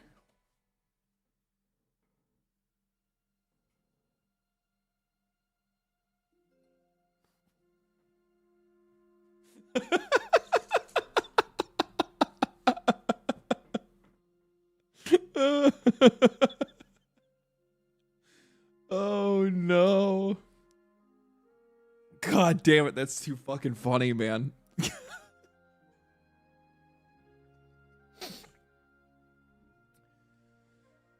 Oh, it's so dark. This is so at least we can laugh through the dystopia. That's the positive. We can laugh through the dystopia. So they're patenting an AI system. An AI system capable. I can't get. Why is the guy upstairs yelling Viagra? I can't fucking get over that. Fuck, holy shit. That was good. was really good. The technology uses AI to analyze on-screen visuals and audio in real time, dynamic intervening. You know what the thing is that mostly this technology is just going to be used for them to be able to insert more advertisings into games and into games and movies and stuff like that too. Because if you can use it for censorship, you can also use it to put something else as a replacement, right? I think YouTube's doing this already, if I'm not mistaken. Doesn't YouTube already have something in place where they're doing like ad placement inside your YouTube videos?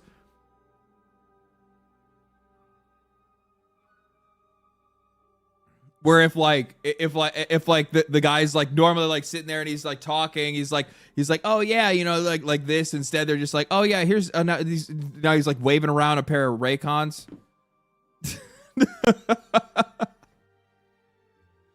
Amazon Prime Video ad too.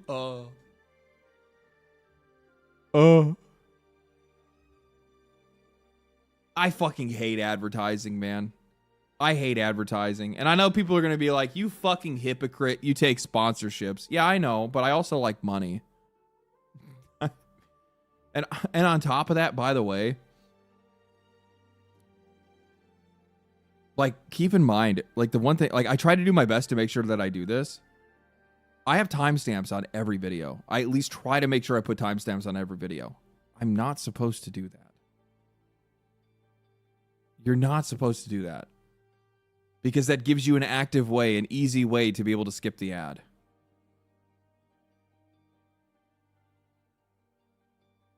I'm not supposed to do that.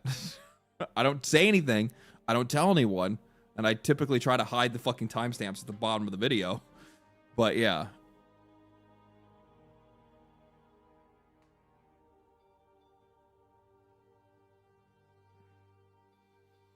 Yeah, if you don't want to watch something, don't watch something. Now, mind you, I do try to do my best to actually take on ads that are cool, like stuff that I actually like. You know, I do actually think, like, I know that people don't like, I know that there's, like, some folks that don't like Raycon. I fucking love my Raycons. I'm not even kidding you. Like, unsponsored opinion, the only thing I don't like about Raycon is, like, every time I do a new sponsor for Raycon, they send me a new pair of Raycons. That's the only thing I don't like. It's the only thing I don't like about them. I'm like, they're like, hey, Raycon wants to do another sponsorship. And I'm like, oh, cool. And then they're like, we sent you some Raycons. And I'm like, no, I already have Raycons. They're like, we sent you some Raycons. And I'm like, but I already have Raycon. Like, do you realize, like, I don't want to throw this shit away. That'd be weird. Christmas gifts, it actually would be a good stocking stuffer. But I already gave away my other ones.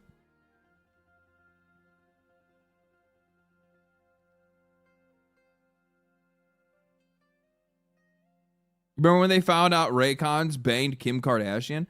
Oh yeah, I know it's tied to a streamer. I know that, like, in their ad thing, it very clearly says, do not ever mention anything about who founded Raycons. Which I guess is like some fucking streamer or something like that. I don't know who the fuck it was, but it's just funny. It's just funny to me.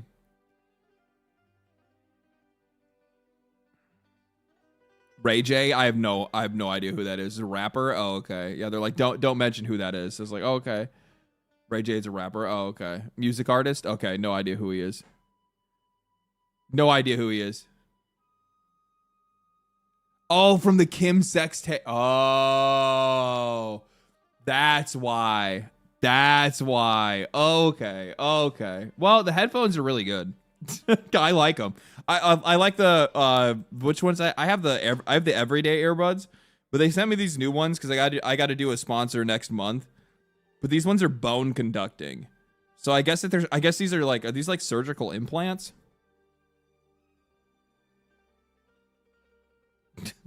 Could you imagine? Oh, these are like the ones that just like hang over your ear. I guess they just attach to the back, like, or they like hang on the back of your head. It must like go through your, like, they can conduct sound through your fucking skull. That's crazy. How the fuck am I supposed to show myself wearing these? Because they always want you wearing this shit in the fucking ad. How am I going to show you guys something that you're not even going to be able to see?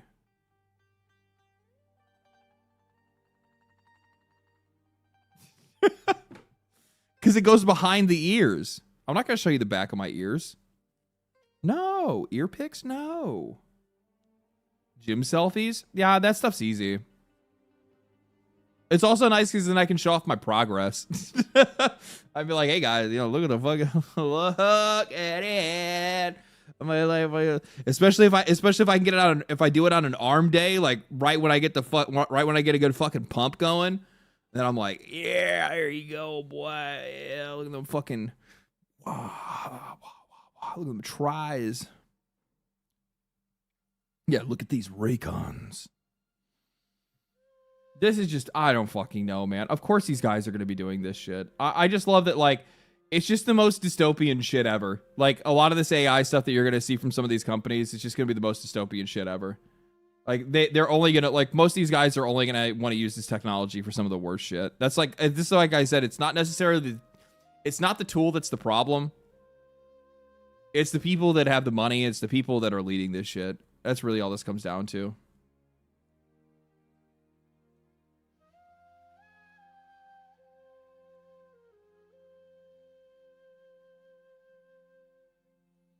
Ray J was on Kai's stream having baby oil lathered on.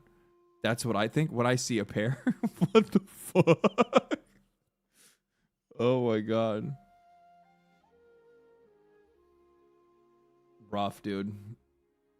Rough. Anybody talking shit?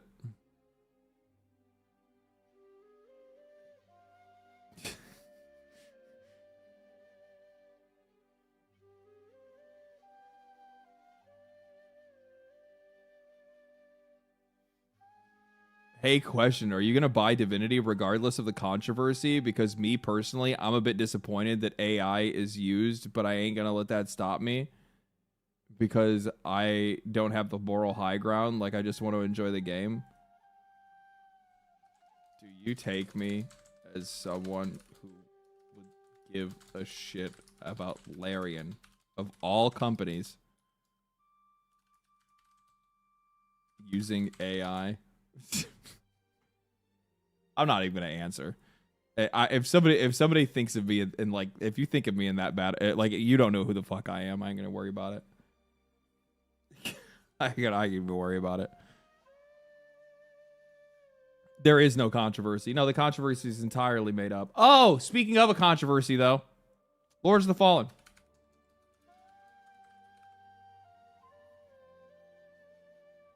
So I seen this.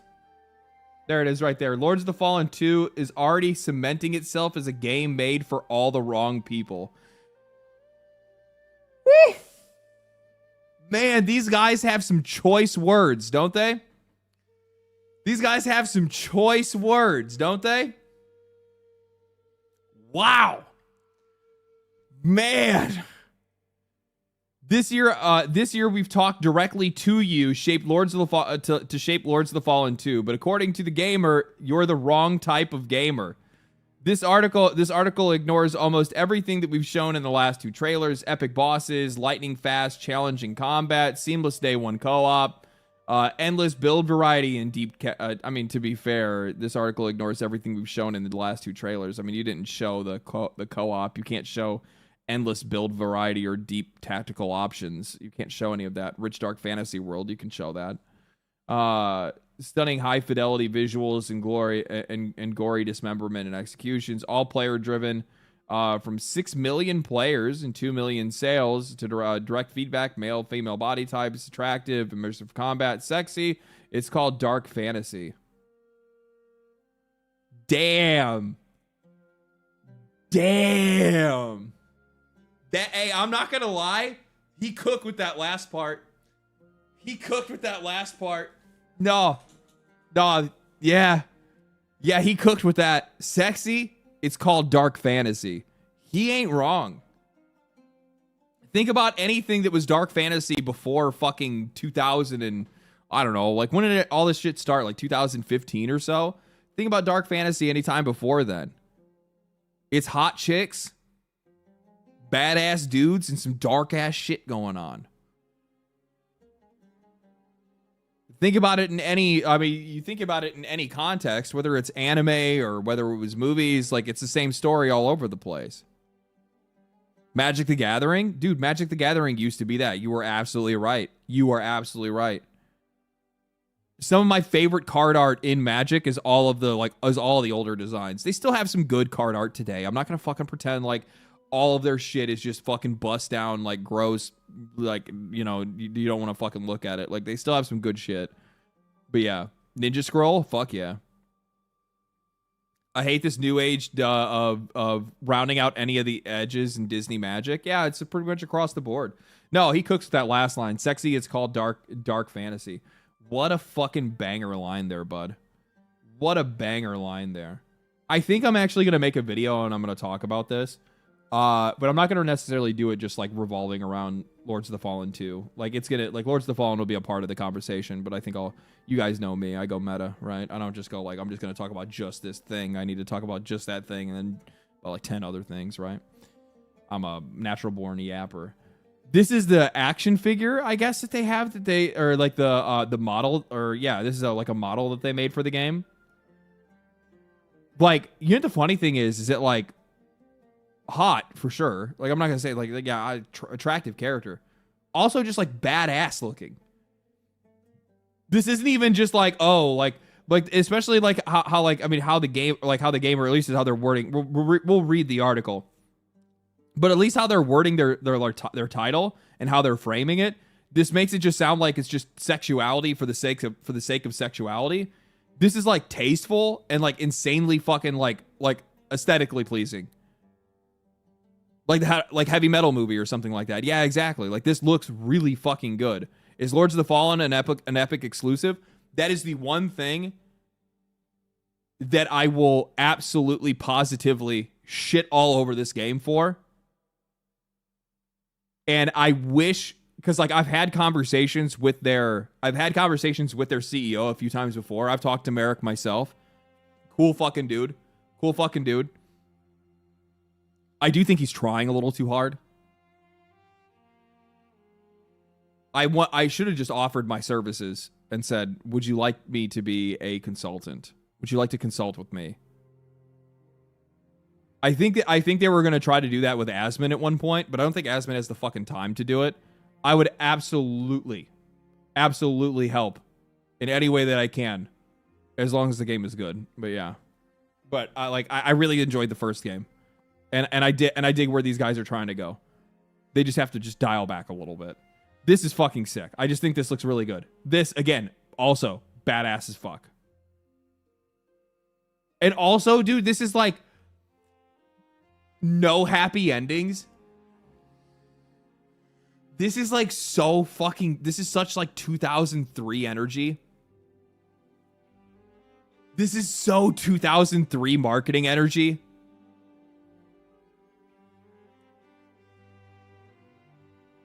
I remember all of these quippy fucking lines on fucking posters and shit.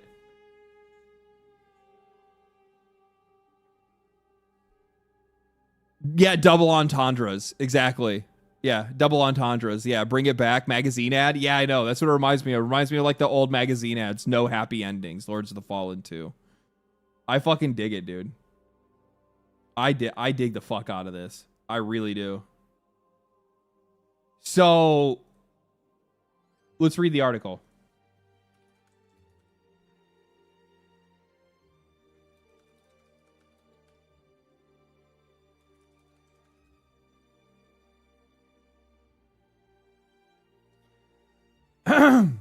Lords of the Fallen 2 is allegedly cementing itself as a game for all the wrong people. Written by Jade King.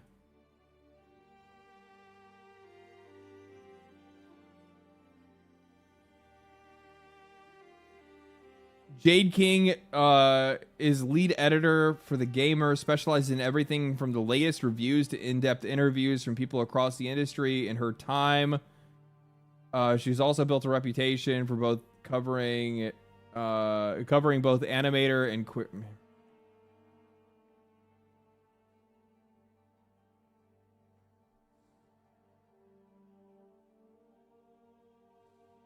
it's like every single fucking time. It's like, what is this about video games? They're like, oh no, I review queer content. It's like, okay, fucking great. Right. So like you are already ideologically aligned going into this conversation. That's what I came to find out. I just wanted to find out. I just wanted to make sure. That's it. I just wanted to make sure. I wanted to see where you're coming from. I now see where you're coming from. So let's see where you're going to go. Well, actually, now that I know where you came from, I also know where you're going to go. Lords of the Fallen 2 publisher CI Games made it blatantly clear back in January that it will steer clear of making its games political or including any social elements or agendas in its future titles. It claims that featuring such things run a high risk of pushing audiences away, and it would rather focus on serious games, on making serious game features like stuff like sexy, scantily clad women. Whatever you want, I guess. Just make sure to wash your hands when you're done.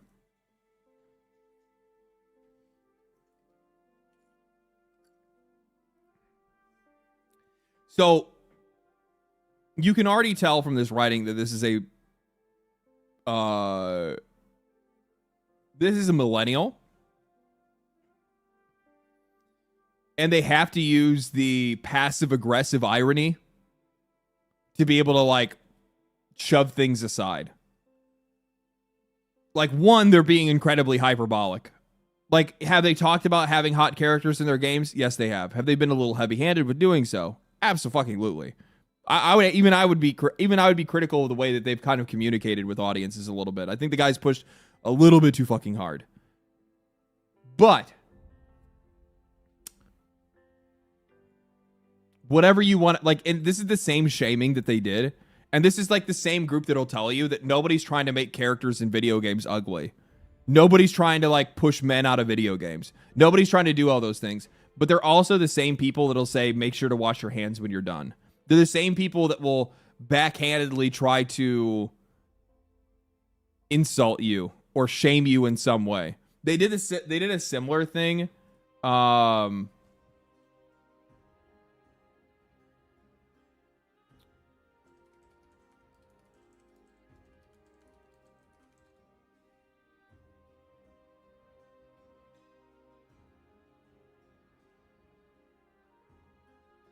Games Radar did this recently. Samsung is showing off its 3D monitor at Gamescom using a game that I would feel weird playing in a room full of people. Okay, which one of you asked for Stellar Blade in 3D? This guy's doing the same thing.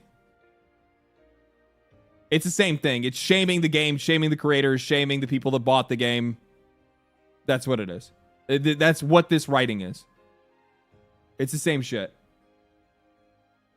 This deliberately ignores diverse and inclusive successes like Baldur's Gate 3.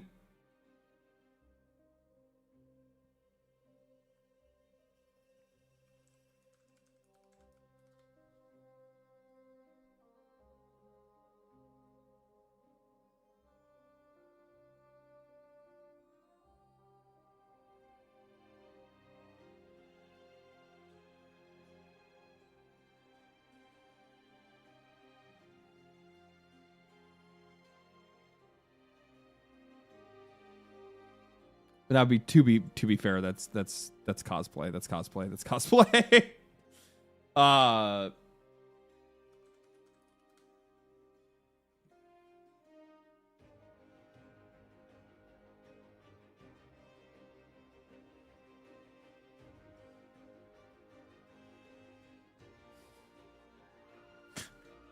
LD has been here before. I have.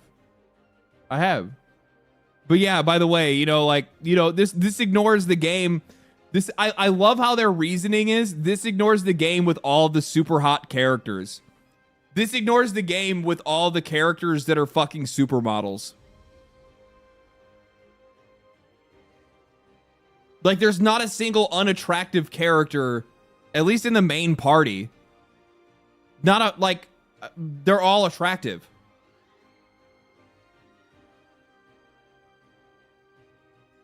Like, this is the worst example you could possibly use, which went on to sell 20 million copies and cherry picks high profile cases like Concord to justify the inclusion of queer characters and unconventionally attractive women that make the title fail.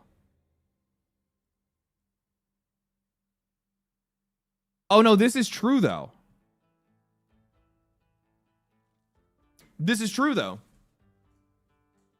I mean, you have to keep in mind that like you have to keep in mind that you're talking about minorities. If we're talking about pure numbers, sales based on numbers, there are more people that are going to resonate with straight characters and also hot characters. I mean, the hot character thing, I think, is just a universal. Like, I'm sorry, like, nobody... Like, do you guys think Baldur's Gate 3 would be nearly as popular if its characters looked like the characters from fucking Concord? Do you think it would be nearly as popular if it had characters that all looked like fucking fat, out of shape, unattractive, Appalachia or whatever, like the fucking, you know, like all kinds, like, I don't know, had birth defects and a bunch of other shit? No. No, absolutely not. It wouldn't have been even close to as fucking popular. And Larian knows that because Larian likes to see attractive characters like anybody else does. Like Veilguard. I mean, Veilguard had some attractive characters. I'm not going to pretend like all of Veilguard's characters were fucking hideous. Their character designs were not that bad. They weren't that bad. I mean, they're pretty bad, but they weren't that bad.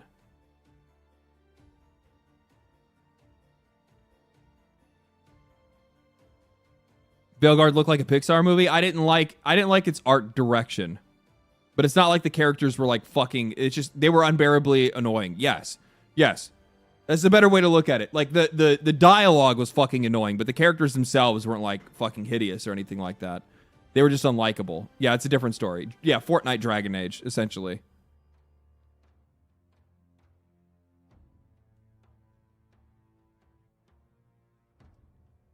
So this is a really bad example for them to use.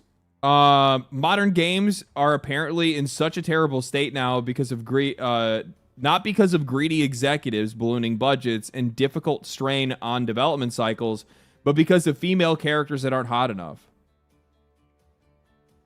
Oh no, it's all of those things. I like how I like how they strawman.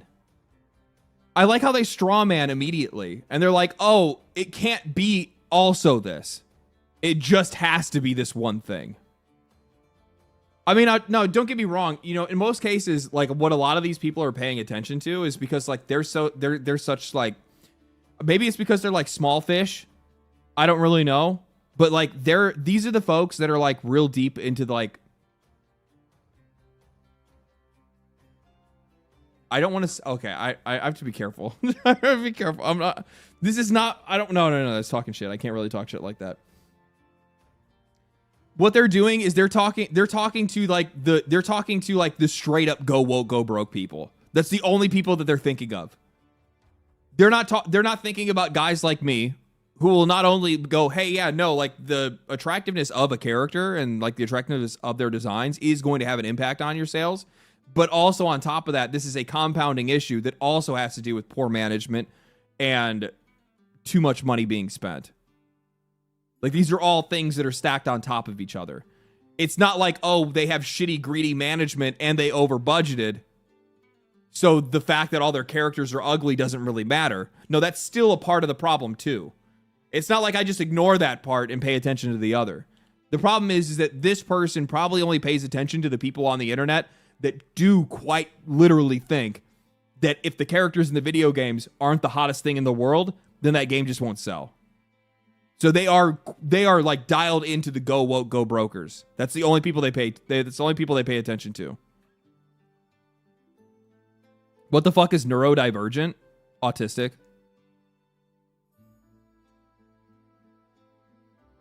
But it's also like mental illness on a spectrum.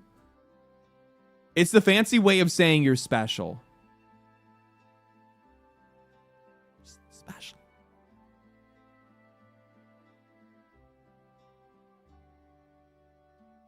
Instead of saying you have a fucking mental illness, no, it's just you're just neurodivergent.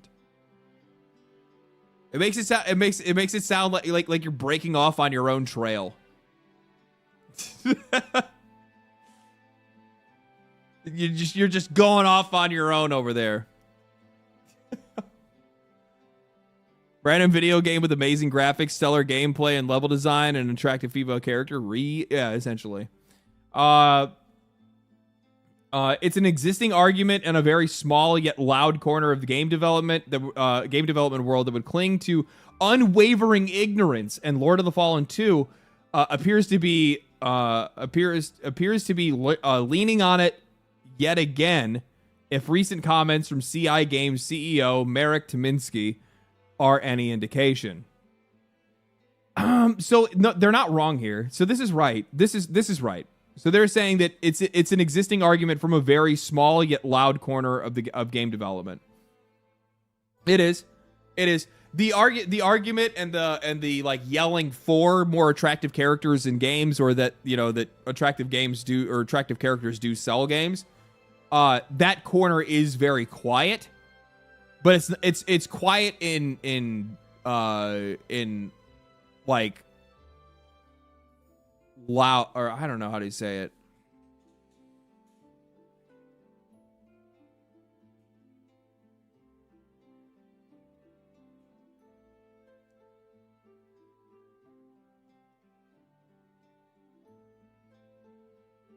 Oh, dude.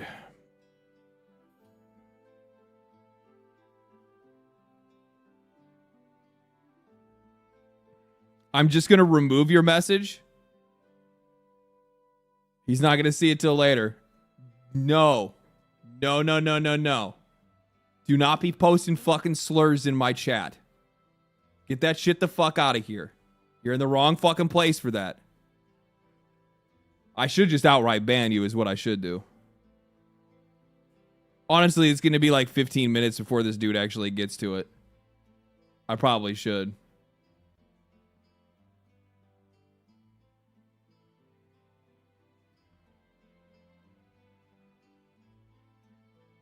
Yeah, it's a YouTube comment.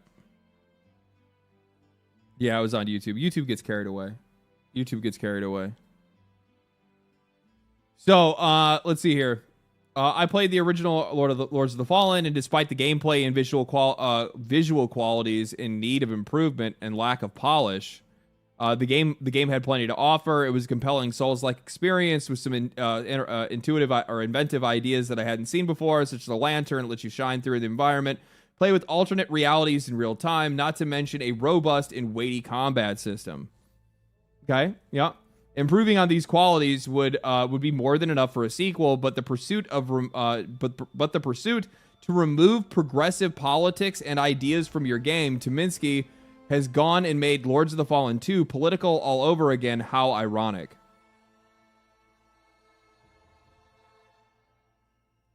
I'm going to say this. They're right. Tymiński is very clearly taking an anti-woke stance. Like, what the fuck are we talking about? He's very clearly taking, is it going to take the game in a political direction? I don't know about that. I think that's a little bit too heavy of a claim.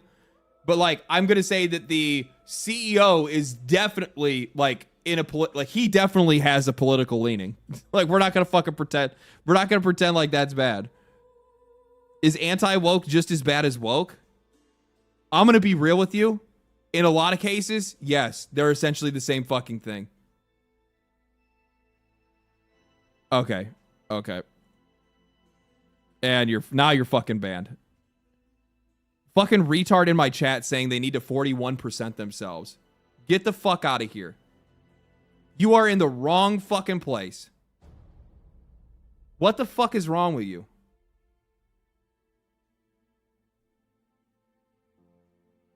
Unfucking real, dude.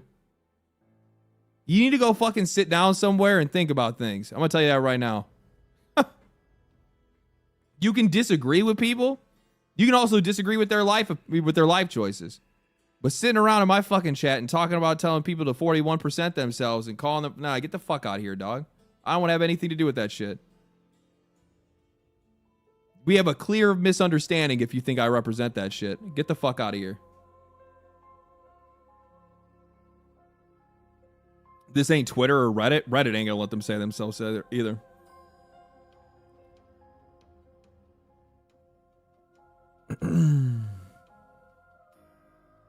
bro needs to go to therapy. Some of these people are so fucking dialed. This is the funny thing is somebody literally just said, is anti-woke just as bad as woke?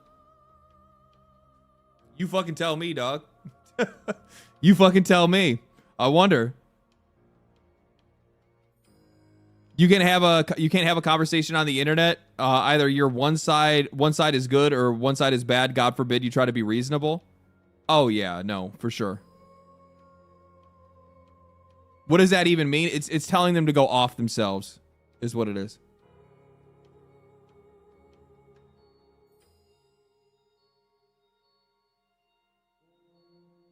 That's what it is. Unalive. Yes.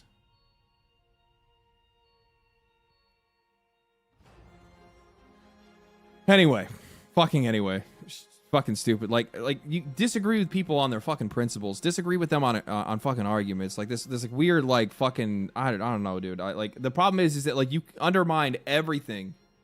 And like I get it. Like I think that like people will hear things that they agree with and they immediately are like, "Oh, well that person's like me." No, I'm fucking not. No, I'm fucking not. I don't give a fuck what people choose to do. I don't care. I don't care how you live your life. That's fine. But like, I don't know. Whatever. I'm gonna move on. Okay, so they played the original game and they said, how ironic he's making it political. I mean, like, how he's acting on Twitter, sure. You could make the argument that he's talking politically.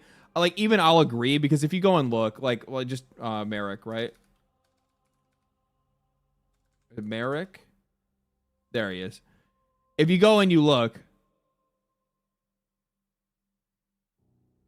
I mean, he's retweeting fucking Endymion and Vera and Smash JT. I mean, like, it's pretty fucking transparent, right? Like, we call a spade in this house, and I'm just gonna fucking say, like, homie's like very definitely like picking a, you know, like, if I was him, what I would do instead, and this is what he should be doing, is he should just say, hey, this is what we're doing with our game, cut it off at that, and then you just let your game speak.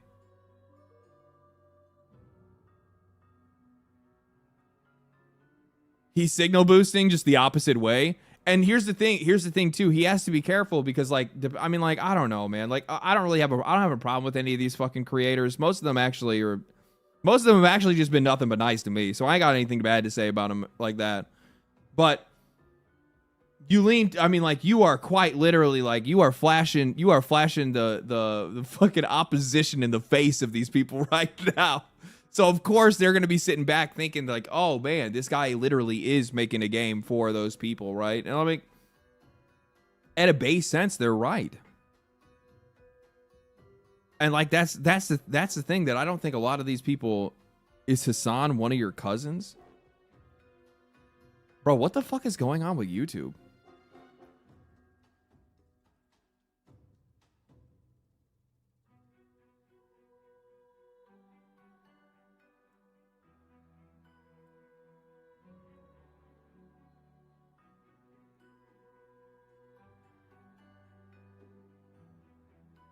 YouTube Live is cooked? For real, guys. Like, what the fuck is up with you, chat? Fucking chat on YouTube is fucking twisted tonight. Good lord. They're all fucked up.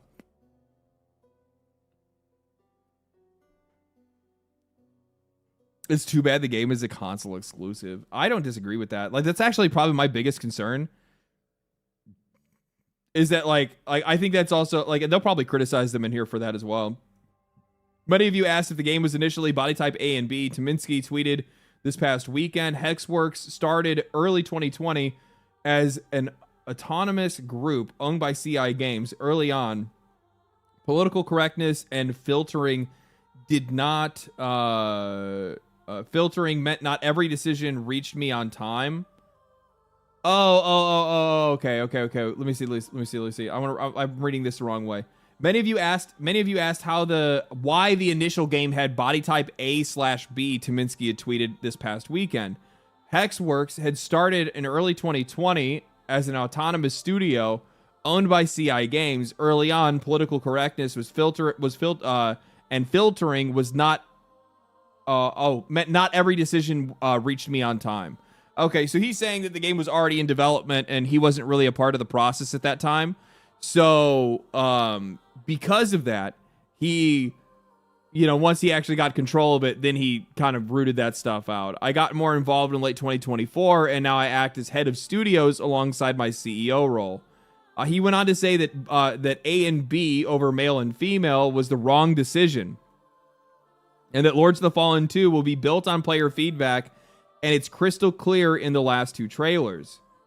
When asked by a user whether the game would include attractive characters, a short and sweet yes was given in response, which makes it embarrassingly clear the sort of audience Lords of the Fallen is trying to court. Like, this is the problem where you lose me. Like, for a little bit there, you're actually making, like, a couple of arguments that I can actually agree with, and I can go, you know what? Okay. Yeah, no, like, fair criticisms. Like, there's a couple fair criticisms, and then you got to be like, just because he says yes in response to some person asking if the game's going to have attractive characters, now they're like, well, obviously you're making this for the worst people ever. Like, what the fuck are you talking about? This is just a studio that's very small. And, like, this is the other thing that I think that, like, some of these other journalists, I think it's journalists that don't actually really have a lot of, like, inside experience. They don't have a lot of actual connections to the industry itself. I think that's what it is. I think what ends up happening is that they have a misunderstanding of, like, how large some of these studios are, or, like, how these studios may operate. And what they probably don't understand is that, like, these guys, like, their studio's not very big. They don't have a lot of people working at Hexworks. They don't have a whole lot of fucking people. And they're taking this route of, like, hey, we want to be, like, more involved with the audience. And it just so happens that their CEO just has no fucking filter. That's really what's going on. Like, the CEO just has no filter. So when people are like, hey, is the game going to have sexy characters? This dude's like, yeah.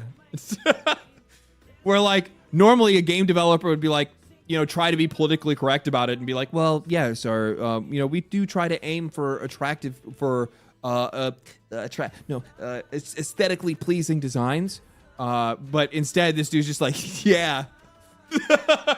Like, that's really all it is. It's literally just some dude making games. Fuck yeah, dude. Yeah, his titties. We're gonna be titty anime chicks. Oh man. So Varva is very weird now. I like that guy. I like his games more than I think I like the person. That's it. Hey, that's a reality you got to wake up to sometimes. I think that honestly, a lot of these people can be fucking absolute goobers online. This dude's a big goober online too. Like, don't get me wrong, he's a big goober online too. But, like, that's just, like, honestly, what would I rather have? Would I rather have the dudes that are a bunch of fucking goobers on the internet and are kind of cringe and embarrassing at times, but make, like, banger fucking games that actually do have, like, your best interests in mind? Yeah, I'd rather have those guys.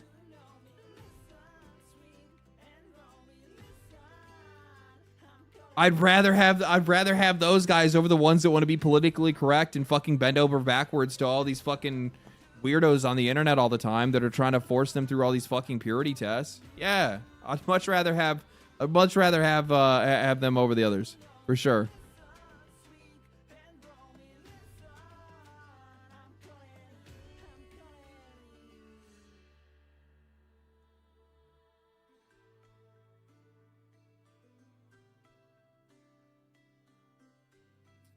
Let's see here. And then he goes, within these posts, Tominski implies the game perhaps once included more diverse or even a realistic character creator. Why the fuck would you want a realistic character creator in a game where you are fighting fucking dragons and switching between different planes of fucking existence? I do not need to look like a fucking Walmart shopper when I'm trying to take down the Lord of Hell. Okay? Like, what is up with this fucking obsession that you like? Holy shit. And most games don't even use realistic character creators to begin with. The only games that do are games that end up being memes more. I mean, like, people do it for memes more than anything else. Look at, like, Dragon's Dogma 2, I guess, had a realistic character creator. Oblivion. That's it. Most games don't have a realistic character creator.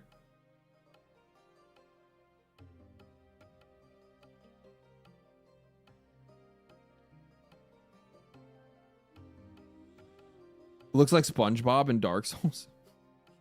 I want to look like SpongeBob in Dark Souls.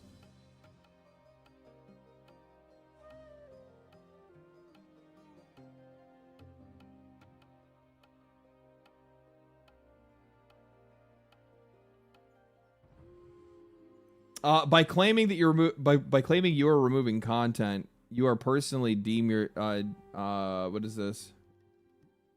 Sorry. Let me finish this. Tominsky implied the game once included more diverse or even realistic character creator, but anything allegedly woke or progressive was stripped out and replaced with a tool set which mostly restricts players to super buff male protagonists and gorgeous women to objectify. I like how it's like buff male protagonists or gorgeous women that you can objectify. The buff male protagonist part isn't really that big of a deal, but the women that you could objectify is always what the fucking problem here is. I'm sorry, but that's what all video game characters are used for.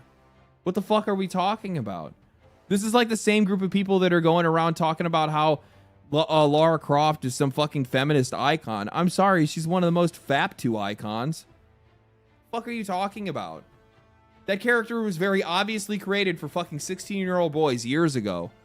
And now all of a sudden they realize that, holy shit, we lost all this money because we weren't making our games for 16-year-old boys anymore. And by the way, 16-year-old boys are still the same thing as a 40-year-old boy or a 50-year-old boy. or men, I guess, in that case. But we're still boy. Like, no matter how old a guy gets, he's still a boy at heart.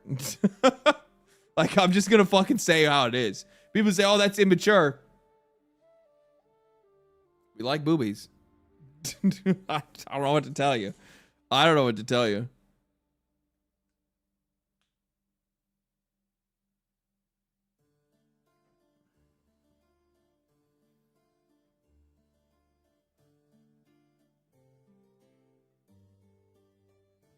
Oh man, I'm 40 now. I hate tits. Yeah, can you imagine? Can you imagine just waking up and be like, you know what?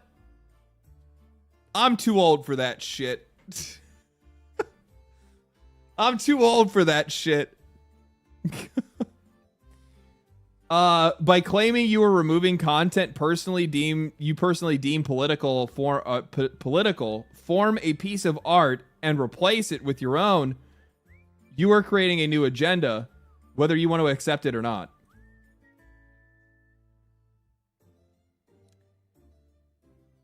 By claiming you are removing content you personally deem as political from a piece of art and replacing it with your own, it is their own art. It's their fucking video game.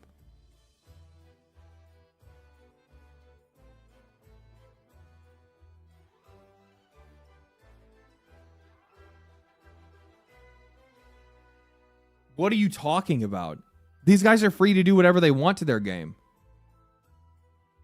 No, you don't understand. But because the art that was there before was my politics, now it is actually... No, you are the one that's doing the new agenda. No. That's not how this fucking works. We're not going to sit here and pretend. Like, for fucking years now, y'all have been trying to shove this shit down people's throats.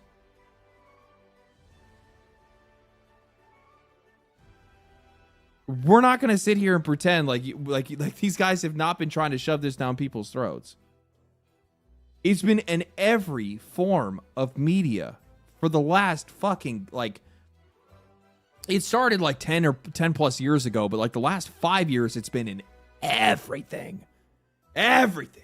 Every TV show you turn on, every fucking game you go to play, everything has had its edges sanded down. It's been trying to like fucking bend and fucking contort itself to make sure it can appeal to women, to appeal to fucking different like whatever like other like genders and shit that they have, to appeal to different sexualities and preferences and mental and like literal mental disabilities and people that are also disabled, and if you're missing an arm or if you're fucking paraplegic, and like just like all these things, like trying to fucking break every bone in the body to fit into this fucking hole that they created, and it's just not fucking working.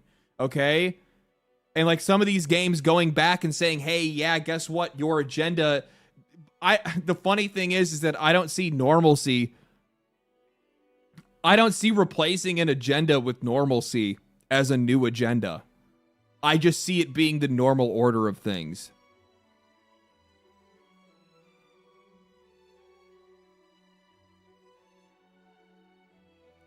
I mean, like that's the way that I look at this.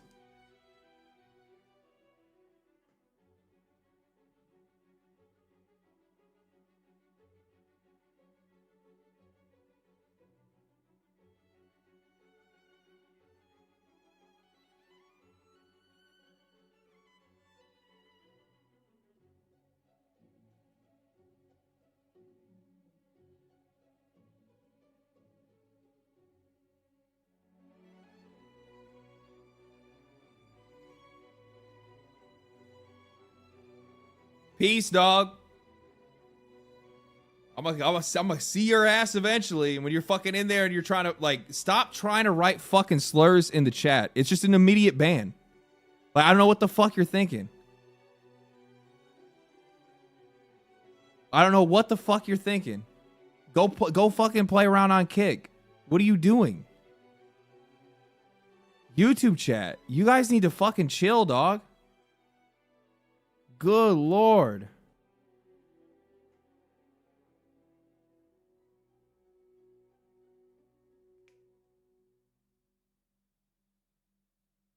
Oh, fucking real. What a fucking goober. Gotta be the same guy? No, you gotta make sure that you're like, no, because it's like 20 or 30 minutes or whatever. You have to be a sub for like long enough to be able to talk and chat. Weirdos are going wild tonight. They are going. We got some weirdos in here. I know. I don't fucking get it. Guys on YouTube in sub mode. You know what I think it is? YouTube is in sub mode. Yeah, YouTube's in sub mode. I think it's just because like since I'm not on time with chat, and they're lagging behind, that like the like conversation isn't happening actively. I have no fucking idea. Within these posts, accepted or not. It stinks of fake outrage trying to desperately sell a 7 out of 10 Souls-like by playing up the idea that the modern gaming landscape has somehow robbed straight male audiences of traditional experiences. They have now and they now have the responsibility to take it back. Damn. They mad. 7 out of 10 Souls-like.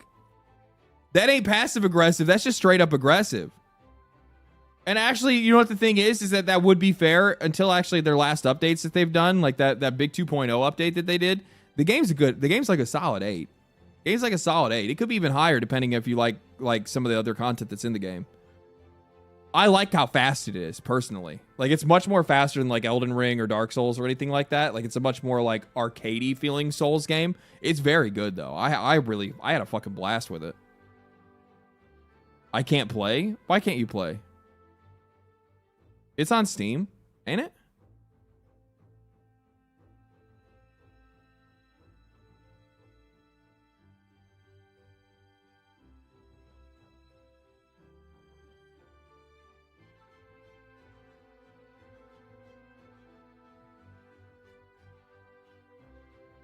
Yeah, it's on Steam. Yeah, I was about to say.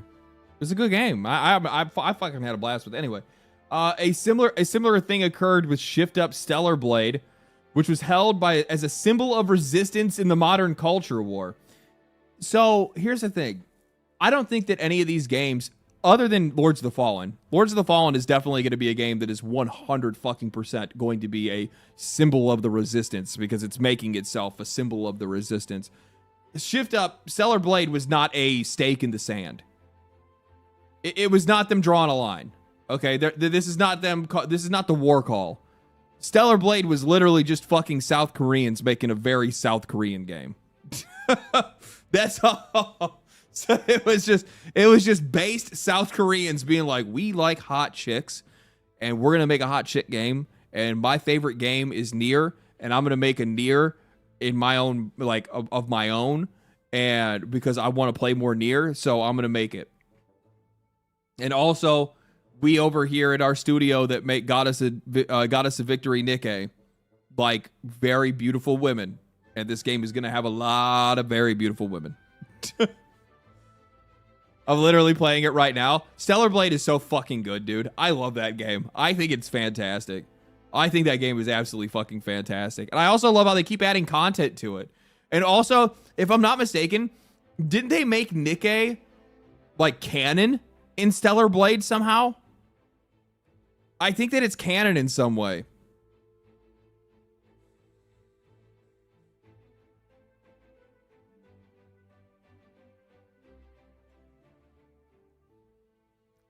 I really hope that means that they end up doing like a like a Stellar Blade. Sorry.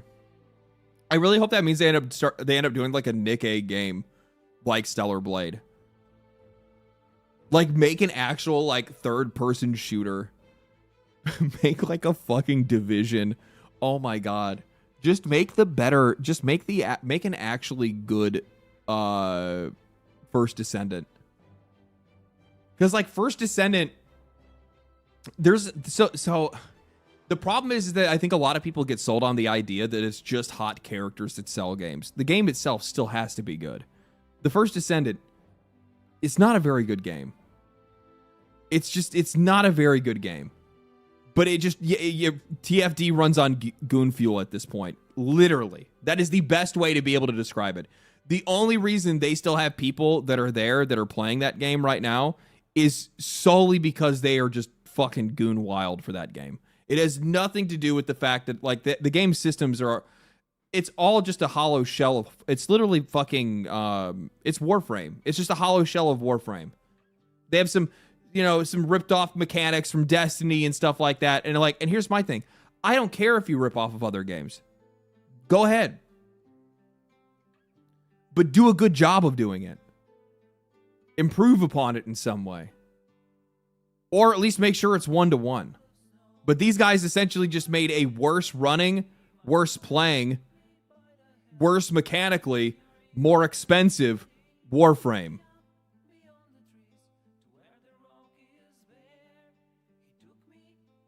Like, that shit's not going to work. You have to make sure a game is good. Like, the reason why Stellar Blade did so well is because Stellar Blade's a good game. It's a very good game.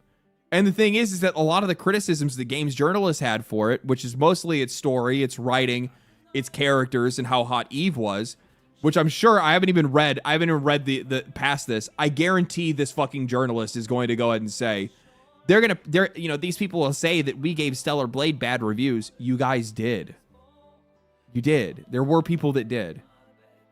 There were some people that literally wrote fucking paragraphs upon paragraphs talking about like how hot Eve is and how uncomfortable that makes them. So like, let's not fucking pretend like you guys don't shame them. A similar thing happened with Stellar Blade. Held up as a symbol of the resistance to the culture war, the game wasn't afraid to put an incredibly gorgeous heroine in front of the center whose chest, butt, and overall figure existed as objects for players to obsess over and customize. There was a belief among certain audiences that video game critics and progressive gamers were looking to tear Stellar Blade down, believing that it stood against the DEI agenda that we had slowly but surely been infecting the entire medium with. So I don't think that you're trying to tear. I never thought anybody was trying to tear it down for the DEI agenda. Okay. I never thought that. I was just saying that they just don't like it because it doesn't align with their beliefs. But you guys did infect the medium. Like, I'm not going to pretend like you didn't. Like, I realize that, like, if I want to be Mr. Good Boy Safe YouTuber, that's what I'm supposed to say, right? I'm supposed to kind of, like, shove that off. But, like, let's be fucking real, okay? Come the fuck on. You can't act like you're writing. You can't act like the fucking HR departments. You can't act like all the fucking sensitivity training. Guys, I worked in the corporate world. I know for a fact that there absolutely has been a hard push for a lot of this DEI sensitivity training, okay? Like, it's a real thing. I'm not going to pretend like it's not. Is it as coordinated as people probably think it is? No, not necessarily.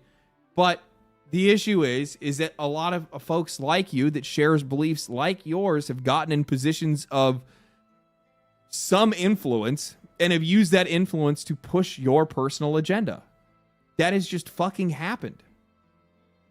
Like, I literally I talked about this like a couple months ago or whatever, but like the amount of times that I had to sit through fucking sensitivity training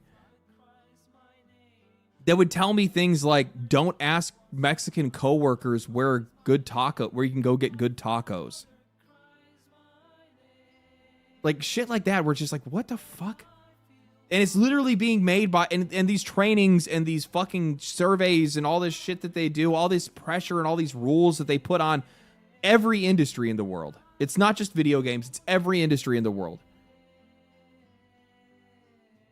All of this ideology, all of this perspective is coming from people that know absolutely fucking nothing about the people that they pretend to represent.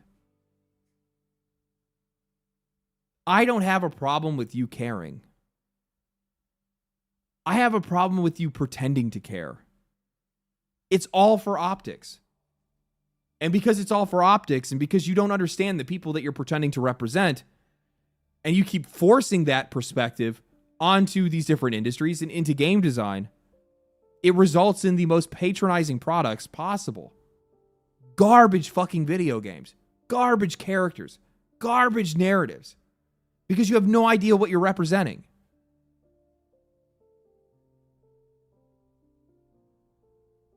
It's as simple as that.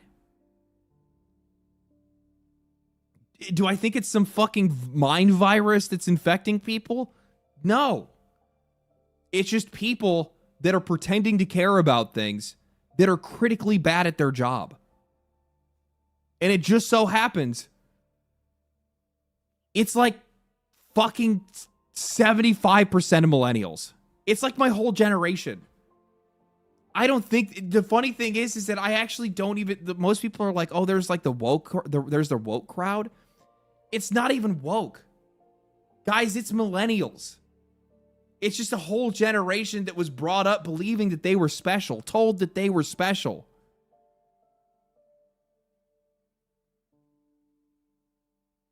It's not a mind virus. It's an age group. I don't know what to tell you.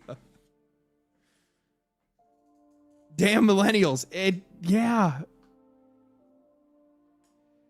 We're a goddamn mistake at this point. I identify as Gen X. I know.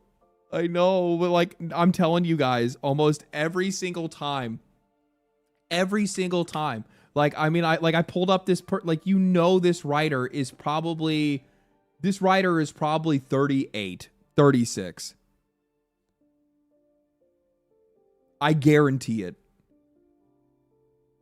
Guarantee it. It's just the softest generation. But it's also, so millennials are in a really weird place because I think it's the frustration of watching like how the internet has grown since we grew up with the internet. We had like a little taste of being normal humans for a long time, right? Because we grew up before the internet was even a thing. Or at least it was widespread. And then we grew up in the see no color. Be sensitive for others. We're still on the tail end of a lot of guilt that new generations don't need to feel for.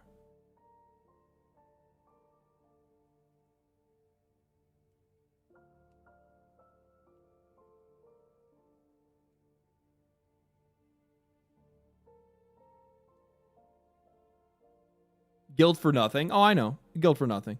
Absolutely. Yeah.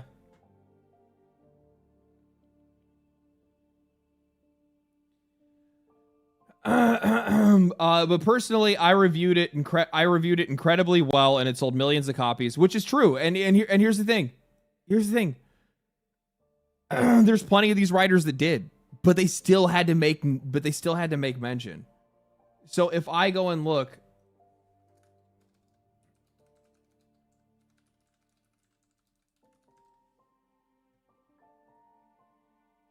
I reviewed it incredibly well. You didn't review it. Stacey Henley reviewed it. And Stacey Henley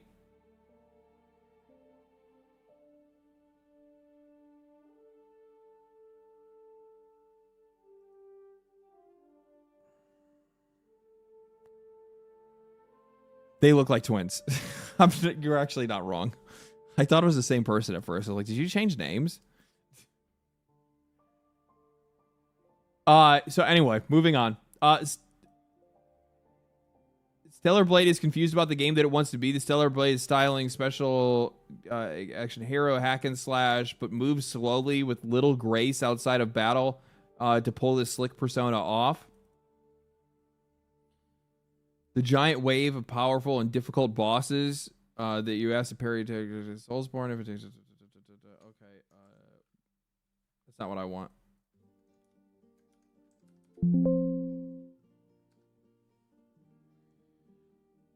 I don't like to bring outside context into reviews often, but I am sure that any negative review of Stellar Blade or any perceived negative review that it stops short of unabashed praise will be written off as wokery, unable to be accepted as a sexy female character.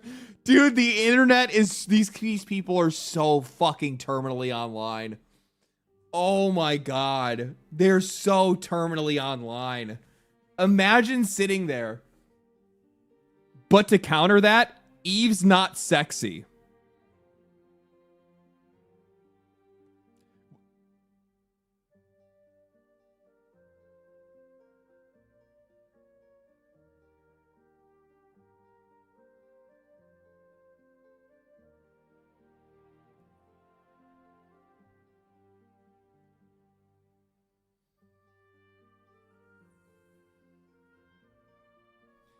Sure, she's pretty, and I think you can unlock an array of revealing costumes, including bikinis, cheerleader ensembles, and a bunny one with a cottontail.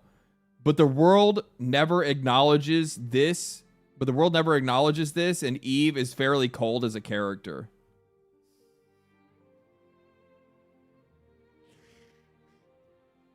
So we have the one that's like I like the game and Eve was hot, and the other and then lies and says they reviewed it. You didn't review it, unless you have two fucking personalities, and both those personalities write for the same outlet, which also could be a possibility, seeing as the kind of magazine the gamer is.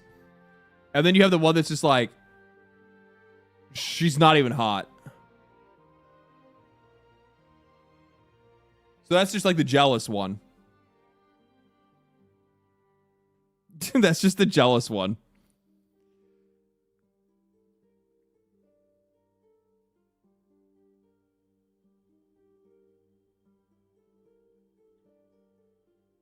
Unreal.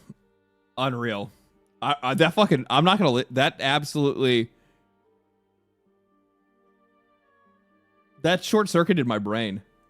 Proving the quality is more than the sequel. Approved within these posts. We already got that. Fake outrage. There was a certain belief personally I enjoyed Stellar Blade and Eve. Personally I enjoyed Stellar Blade, even though and even thought Eve was a fun and attractive main character with loads of outfits to unlock. Okay, they didn't say review. They said that they enjoyed it. Okay, I thought they said they reviewed it. They didn't review it. I read that up. My bad. Accusation taken away. And also, as the culture war moved, but also at the same time, but at the same time, you were actually fucking wrong, because your fucking cohort literally wrote about the whole fucking culture war in their own review.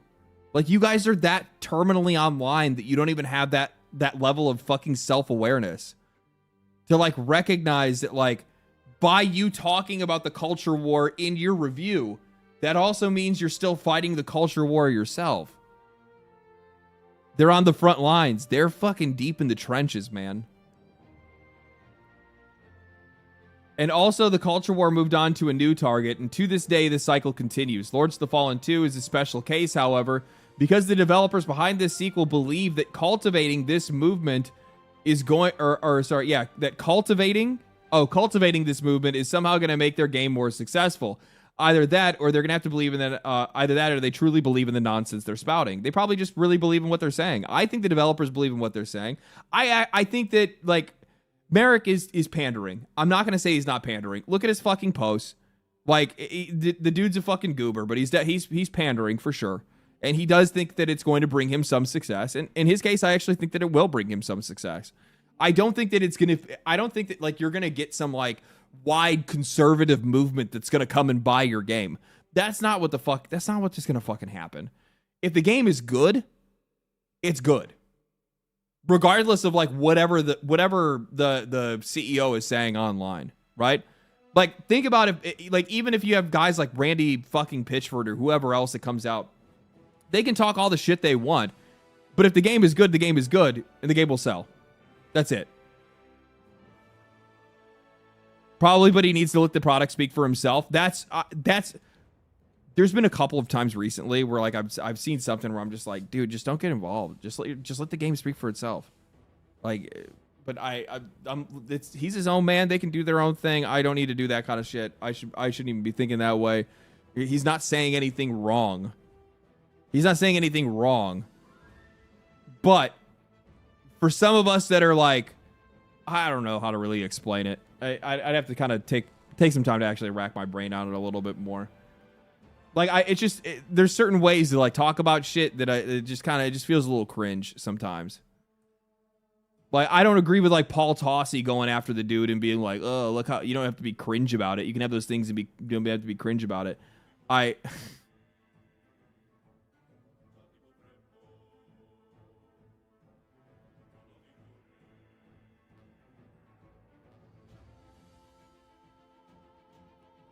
don't think I saved it.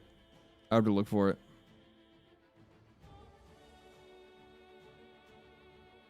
And so the culture war moved on to another target. Where they got that.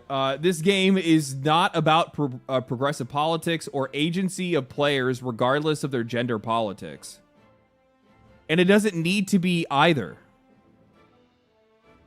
Not every game needs to be built for the agency of players, regardless of their gender or politics.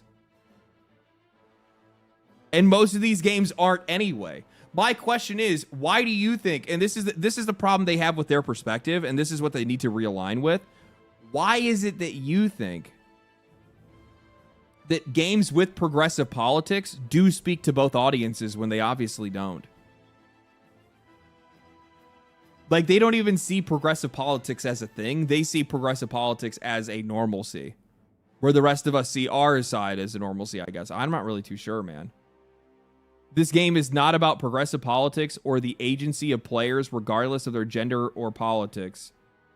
It's about fierce combat, uncompromising, attractive female characters, and a world worth getting lost in.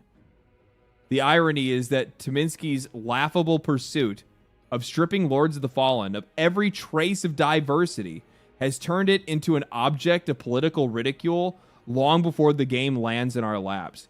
These guys are going to pan the fuck out of this game just because they don't like Merrick. Like, you literally just red flagged it.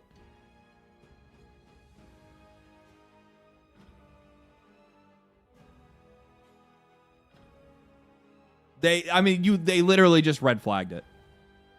It'll be remembered for that and nothing more.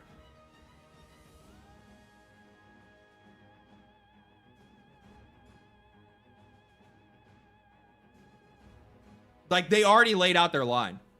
It doesn't matter how good Lords of the Fallen is when it releases. They will drag this game as hard as they possibly can.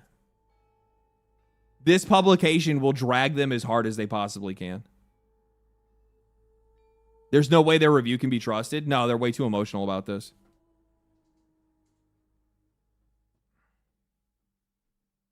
Like you already revealed your hand. That's it. GG. I fucking hope to God. Merrick, your game better be good. Merrick, your game better be fucking good. And I don't mean kind of good. I mean like banger. I mean like you're trying to come out and actually fucking compete with Elden Ring. You come with anything less than that? Epic Games Store exclusive though? He's already put himself up a hill. I'm so fucking mad. When I first saw that there was going to be an Epic Games Store exclusive, I get it. They're taking the money because they need the money they probably needed the money for the extra investment, right? Like Lords of the Fallen sold okay, but it didn't sell like that great. They sold like 2 million copies, right? And I think they also got like some maybe they might have gotten some Game Pass money and stuff like that. But I mean, making yourself an Epic Games Store exclusive, you've already cooked yourself. You guys are fucked. I don't know what to do. Like they literally have already fucked themselves.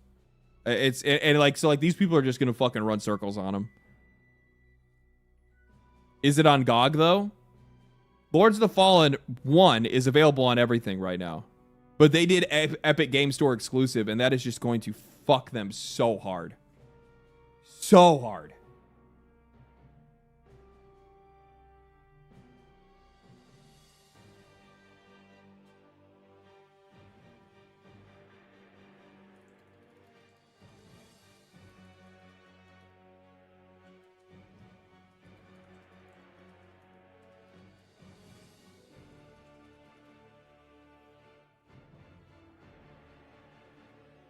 Oh, it's indefinite.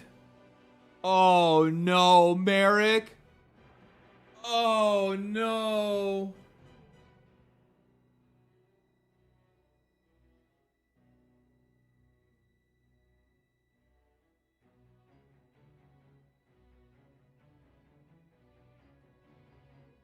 Oh. Yeah, they're cooked.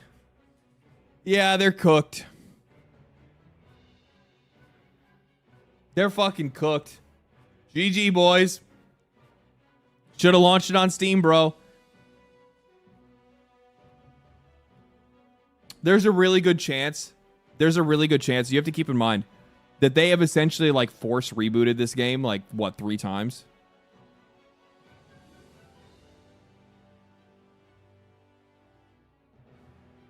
And they've also like put a lot of money into supporting the original title.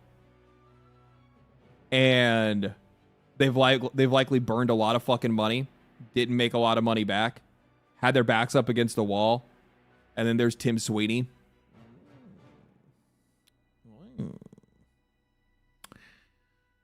And they didn't really have much of a choice if they were going to probably stay in business.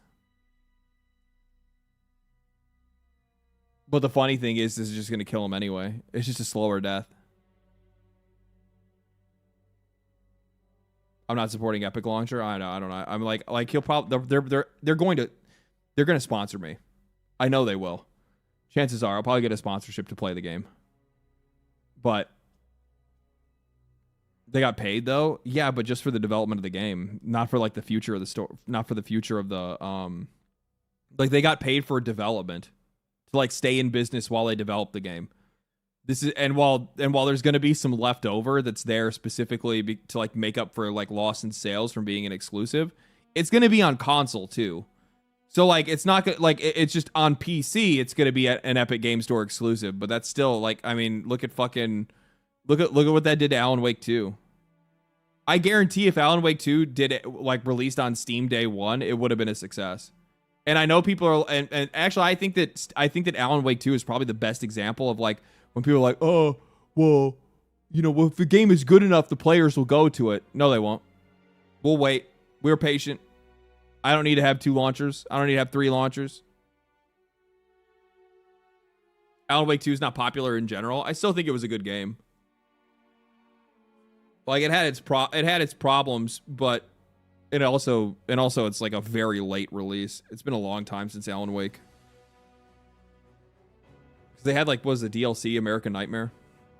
That was like fucking a million years ago.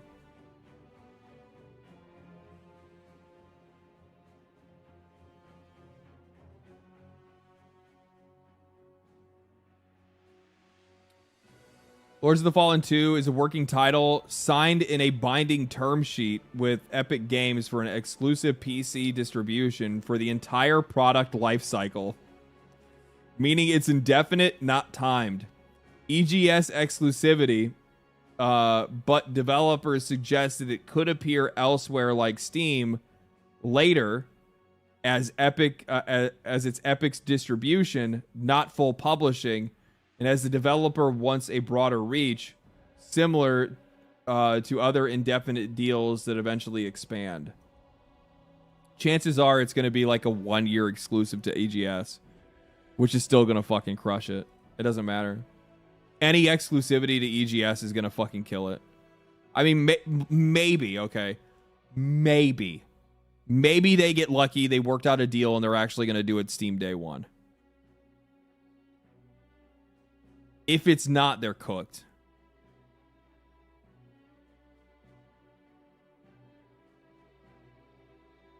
Is it weird of me to like want to reach out and like talk to them and find out what they're doing? Because I kind of want to talk to them and be like, hey.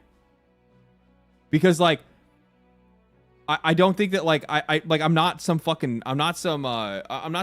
clairvoyant, okay? Real, do it. It's not real. That's not even journalism. It's the business side of me. It's the business side of me being like, I'm hoping that you guys have somebody with this like clear vision. Because sometimes they don't. Like, I mean, again, look at Alan Wake. Alan Wake, they did not have anybody with that clear enough vision to say being exclusive to Epic Game Store on PC is a terrible idea.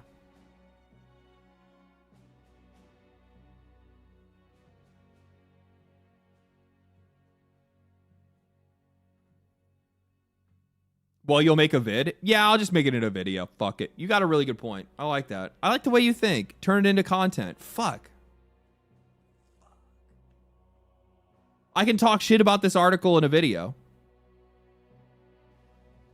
And then I can also bring up that the game's going to be on Epic Game Store, and that's a fucking major sell. Like, you guys are selling so hard right now. Like, this is the biggest own goal ever. Please do not do this. Because I know he's going to watch it. Merrick watches all... I think he probably watches most of my videos.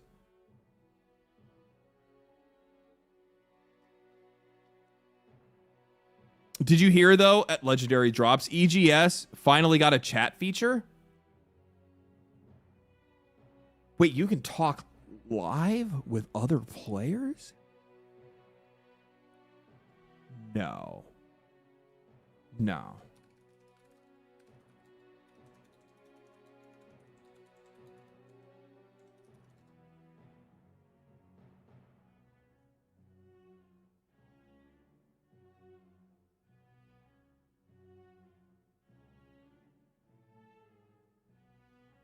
Guys.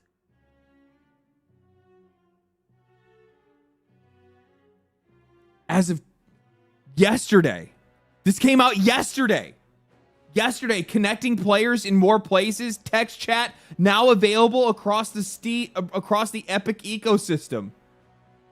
We're rolling this out, a new text chat experience that allows players to stay in touch with their friends at any time on more devices.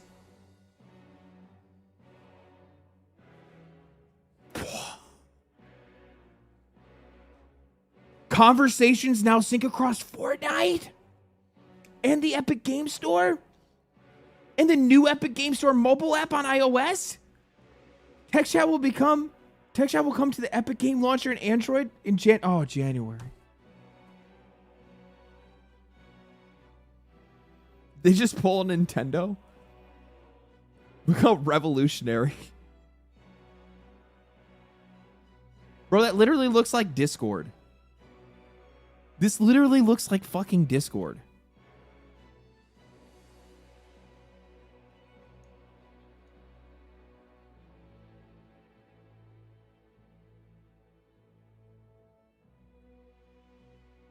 Tell me that doesn't look like fucking Discord. What is up?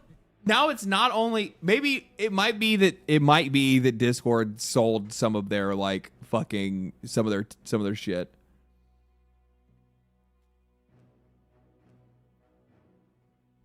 It might be that Discord sold some of their shit. That's funny though.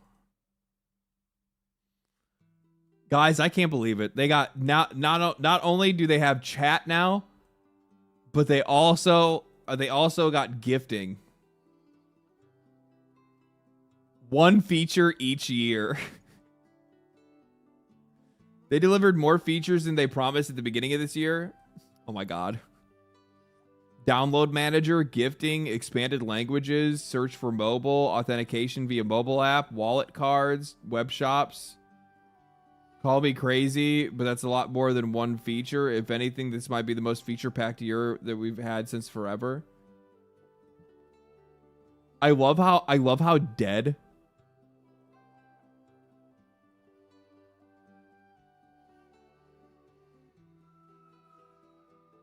Mystery game 4 out of 17. Look how dead. Okay, because I get a little bit of movement here. Mystery game number 1, Hogwarts Legacy. What do you think is the best free Epic game that they've ever given away? What the fuck do you talk? How is Steam's more popular? Oh my fucking god. Hold on. How many subs do they have?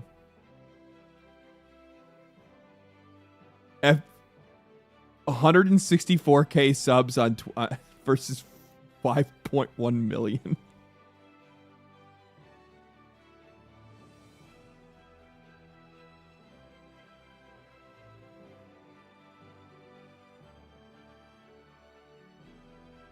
For some reason, this dude, I flamed this guy. This fucking Matt Workman, this AI dude, I flamed the fuck out of him in a video. Now he follows me. He comments under like every post. Being like, true, brother. That's kind of based, I know. Dude gets roasted by me and is like, actually, this guy's pretty good. It starts watching me. Is he saying stupid things? No, he's not. The LD effect? I know. I guess yeah. You know what? I think the funny thing is that like, I don't know. I think it probably goes in like a couple different directions for some people. I think that some people probably get like, I don't know. Some people get different opinions of me. You know what the really funny thing is that I think in most cases, people like probably, it's more down like ideological lines. Where like I think that like what actually will divide the audience on me sometimes is that you'll get people that'll hear me and come in and be like, oh, okay, I really like where this guy is coming from. Then they might hear me say something that probably aligns with like anti-woke people too much, and they go, oh fuck, this guy's a grifter, he's an asshole, he's a fucking this, he's a bigot, blah blah blah blah blah. They ship it and they ship out. Then the next week,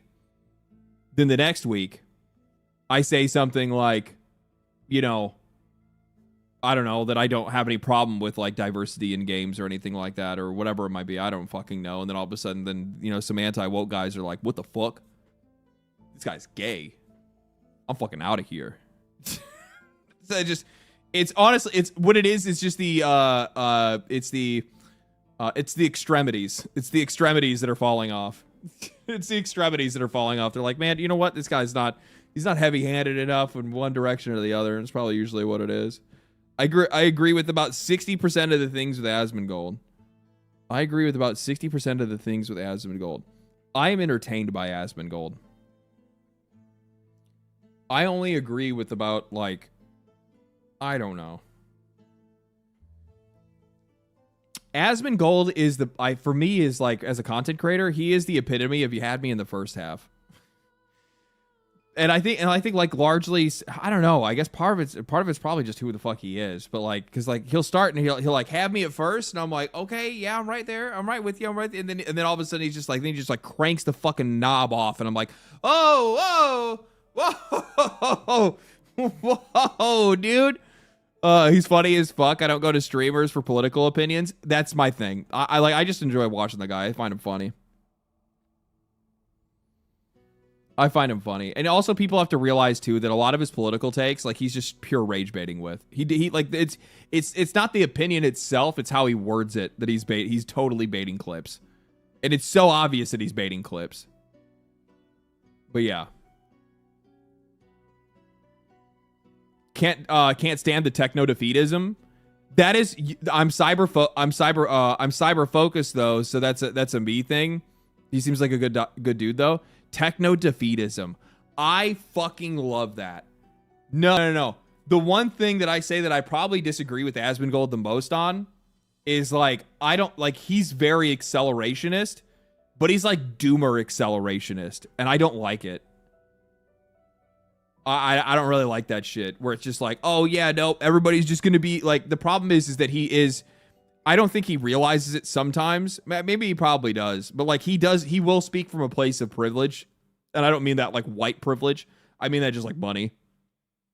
Because there's things that he can talk about with levity that he knows are never going to affect him. Like job loss. I mean, he's set up for life already, right? So it's like, for some, like, I mean, even for someone like me, I could still go back to work one day. Right? I could still have to go back to work one day. So, like, I see what's going on with, like, I see what's going on with the economy and with the job market with AI, and I'm just like, okay, like we need to have some fucking guardrails. Like, what the fuck is going to happen? Like, what's going to happen? You know what I mean? Like, we have some serious problems that are going to be happening pretty soon here if we don't, like, get a handle on the direction of where this is going, or are we just going to, like, wait until, you know, like, let's say this technology actually does what the CEOs are hoping it'll do. Let's say it replaces 90% of the job market. Are we just going to figure out what's going to happen after those people are starving and ready to murder everyone? Are you going to, like, do a world war? I don't know.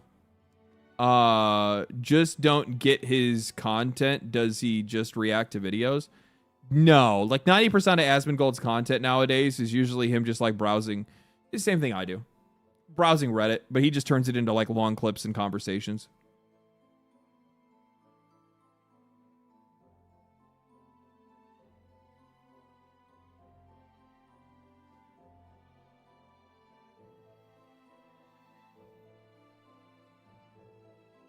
He can essentially turn anything into a conversation. Yeah.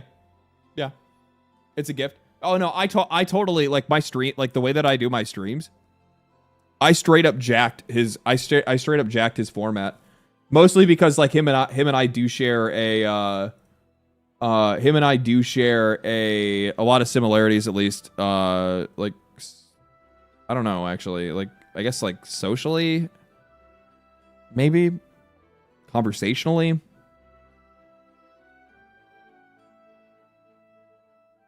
Somewhat ideologically, but not fully.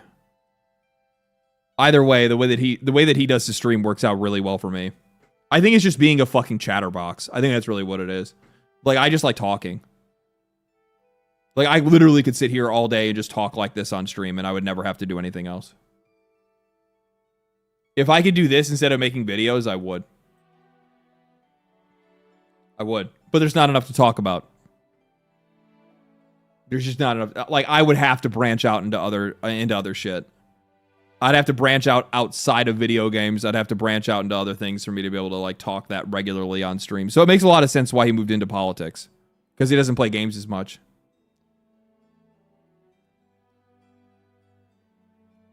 Within the same month, Asmon only made $37K on Twitch. That's an insane amount of fucking money. I couldn't imagine making that kind of money.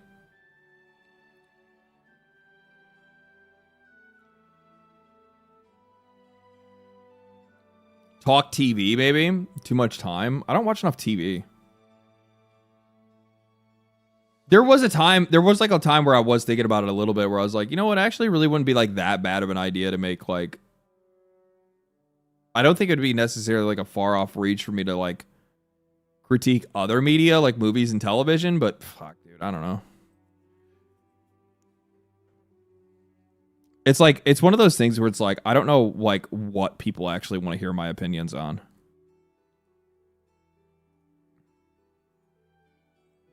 Honestly, Tech World stuff seems like it might actually be like Tech World stuff. I mean, like the fucking videos on the AI shit, like the RAM stuff, actually did really well.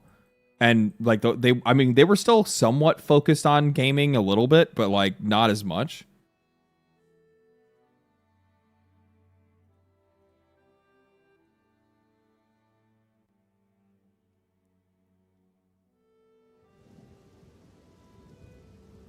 You make good points about the gaming industry. I think you should lean more into that. I already do. How would I lean more into making games about videos when I already only make games about videos or videos about games? Do more PC content. The problem is I don't really know too much about hardware. Like I'm not really that much of like a hardware nerd. Only the economics behind it. Lean harder. Yeah. Make 7 videos a week. Destroy yourself.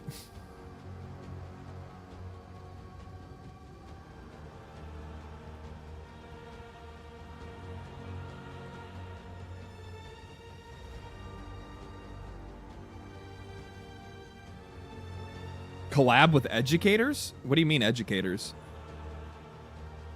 What about anime? You got a lot of anime stickers? I watch too much anime. And also, I feel like anime would probably... I don't know, man. I don't know what kind of crowd anime... Like, I wouldn't want to do anime reviews on the same channel. I actually did try to do that, now that I think about it. I talked about, like, I think I made a video when I first had started. Like, it was, like, the first video or second video that I had made, where I made a video about, like, being excited for, like, 1,000-Year Blood War. I think I ended up deleting it. I can't remember. I was just like, this is the best anime ever. I don't even know what the fuck I was even talking about. I didn't even know what to talk about. You are the educator? You think I'm the educator?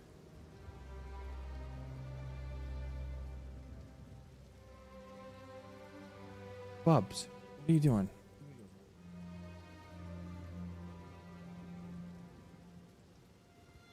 I've spent the last 2 hours building my hideout. I have not even touched my hideout at all because I forgot how to actually edit my hideout. I just hit the end game.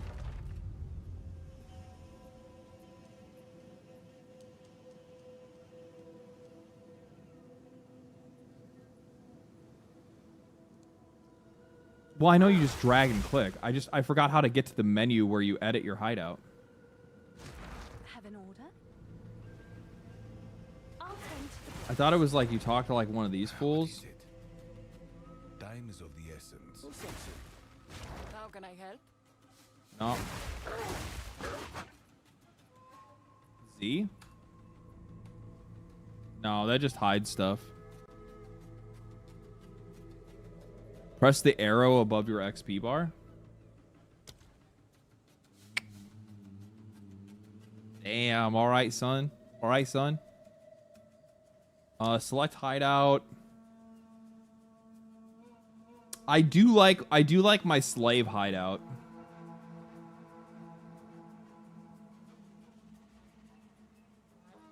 This is the one I'm on right here, right? Yeah, this is the one I'm already on.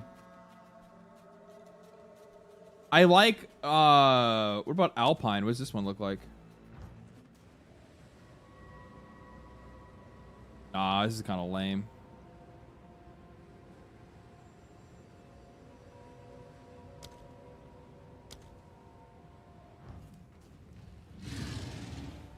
This one just feels a little crowded.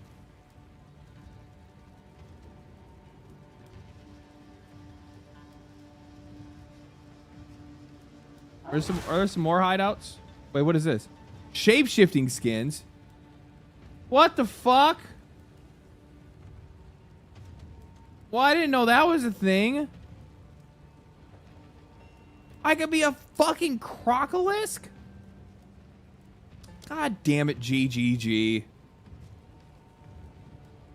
What the fuck?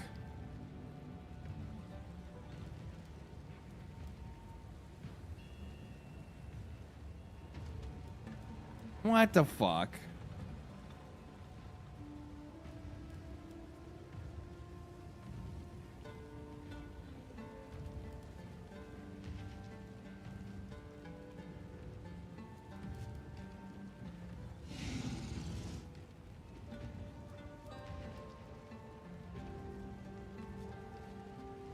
Itchy wallet? Shut up. No, I'm not going to do it. I'm not going to do it.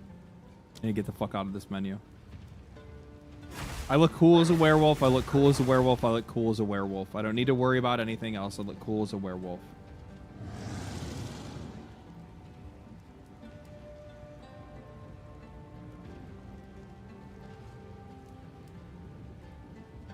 Ow! Oh, the claw right into the fucking leg. Not the top of the leg, the inner leg. Ooh, that was good. God damn. Golly, that one. That stung. That stung. That stung. That stung. Credoc, thank you for the membership, brother. Appreciate that. Weregator is cool. It is. It is. It is. Okay. Do I have maps on me? What was I doing? There was something I was gonna do. I already did my gems. I came up really fucking big. I literally just started doing maps. Like, literally just started doing maps. I'll show you guys, look. I came up fucking big. I got super fucking lucky super early. I really should probably invest into my gear now, honestly, but I don't know. We'll fucking see. So, I'm probably good to do... So I just started mapping. And by I just started, I mean, I've done one. Where are they at? This is completed, right? Yeah. Okay. I've done 1, 2, 3, 4, 5, 6. I've done 6 maps. In my first 6 maps, I immediately got a fucking divine. And I sold that bitch, and I got a fuckload of exalts for me to buy gear with. I was like, holy motherfucking shit.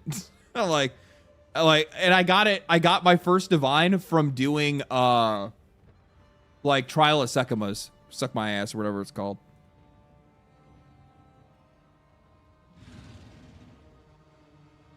Can I go back to my channel dashboard?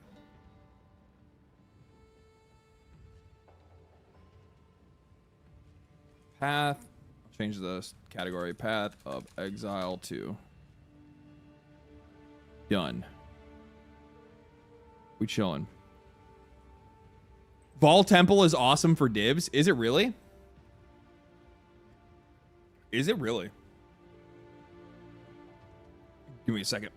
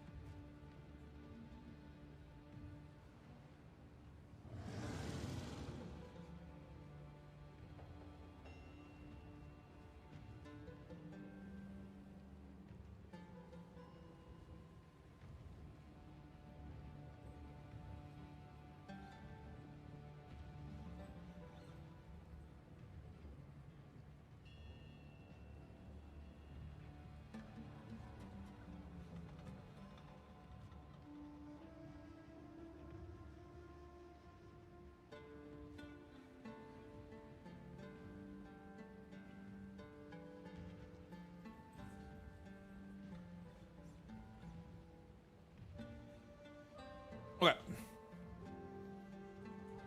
GGG on vacation, but when they get back, that's gonna be.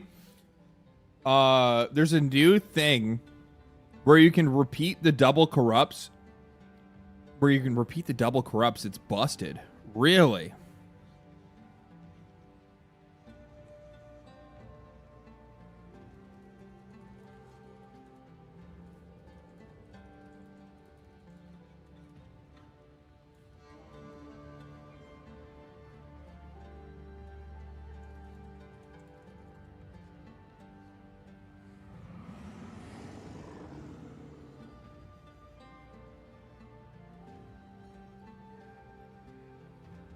I think it'd be entertaining to watch you rant about movies and stuff.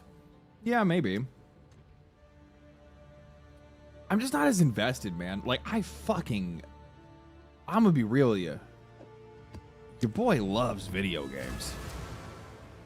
I fucking love video games. I do.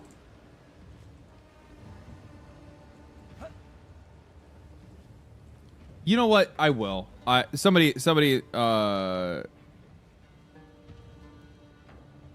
yeah, no, she's right. Thank you, Jackie.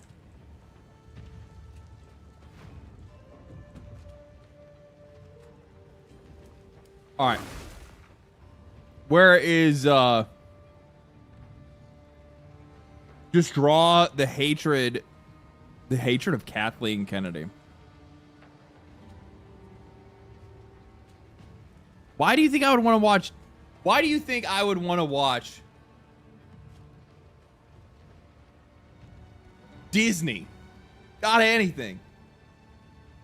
Out of anything in the world, you'd want me to subject myself to anything Disney related?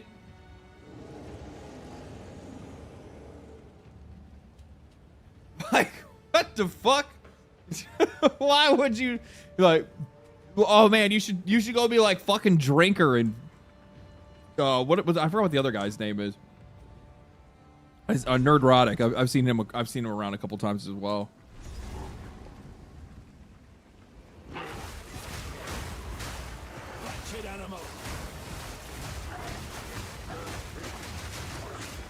I do need to upgrade gear. I do. I just don't know what to upgrade yet, though. It's not like I have a lot of... I have some Exalt, so I can make some decent upgrades, but nothing like fucking too crazy, right?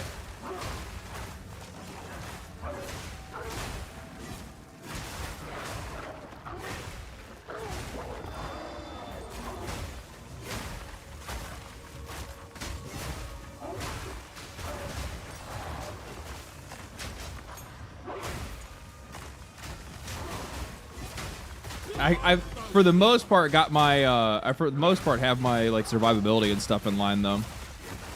Kitted my build out 40. Kitted my build out for like 40. Oh, 40 Exalt?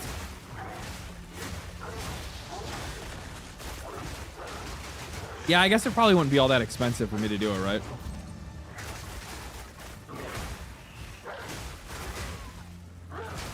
Except for gloves. Oh my fucking god, dude. All of the good gloves that I would want. Though I guess the gloves I was looking at were more uber end game, not like where I'm at right now, which is early end game, early mapping. But still, man, trying to find good like energy / armor gloves with like what do mine have right now? With like max to melee skills. These gloves are ass. These are the best ones that I could find for cheap, which were like fucking five Exalt. The price for good gloves for a werewolf build is very, very expensive. And I don't even have any Chaos Res on this build. I have not built into Chaos Res at all yet. I have 0 Chaos Res. Ooh, I don't mind if I do.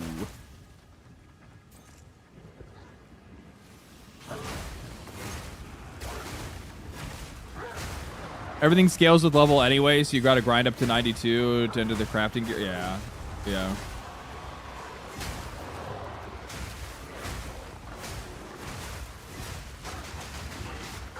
I also was like trying to look for the what the fuck is it called? I was trying to look for the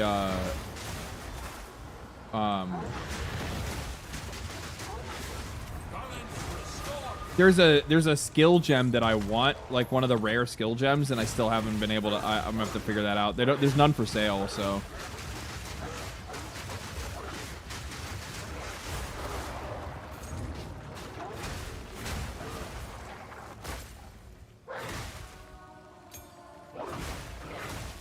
What's it called?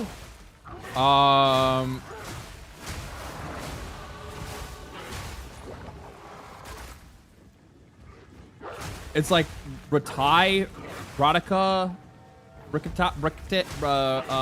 fucking Ratatouille.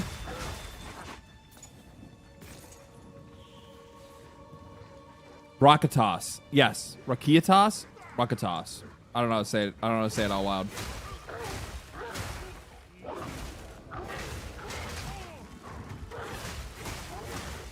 It's not a necessary upgrade. I mean, it's good. It's good. Yeah. Yeah, Rakatos flow.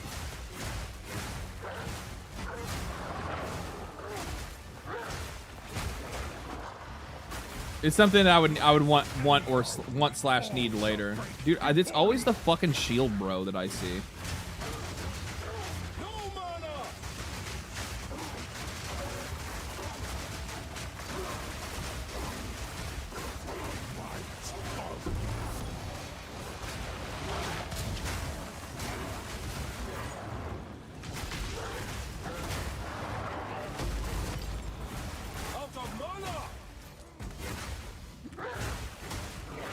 I wish I got some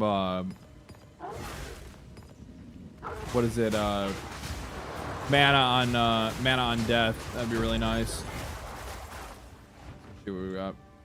Schmatic, War Pick.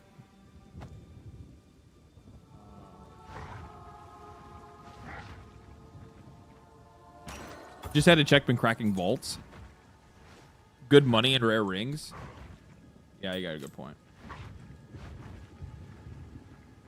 Oh, you mean like selling them for exalts and shit? You know what I really need to do? I don't have that fucking... I need to get that add-on for... where am I going here? I need to get that add-on for being able to check prices in-game. Is it Overwolf or something like that, I think? I tried using it when Path of Exile first, with PoE2 first came out, but it was kind of busted and janky and didn't really want to do anything for me.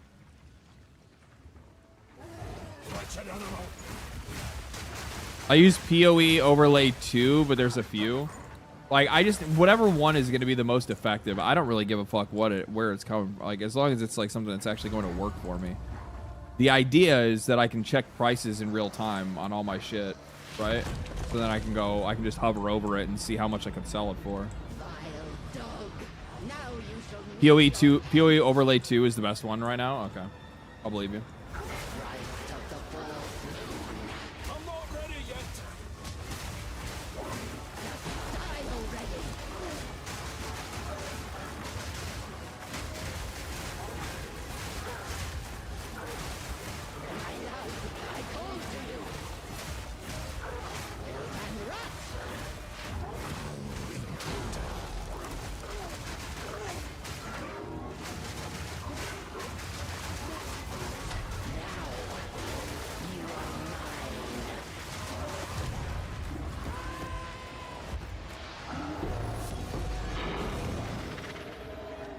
Oh, shit. I forgot I was corrupted. I was like, what am I getting attacked by now?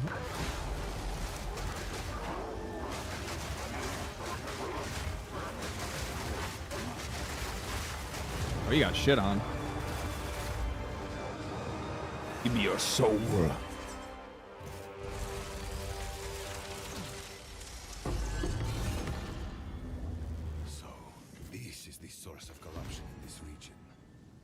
He came for a piece himself. What is this? Grants 5 Atlas skill passives?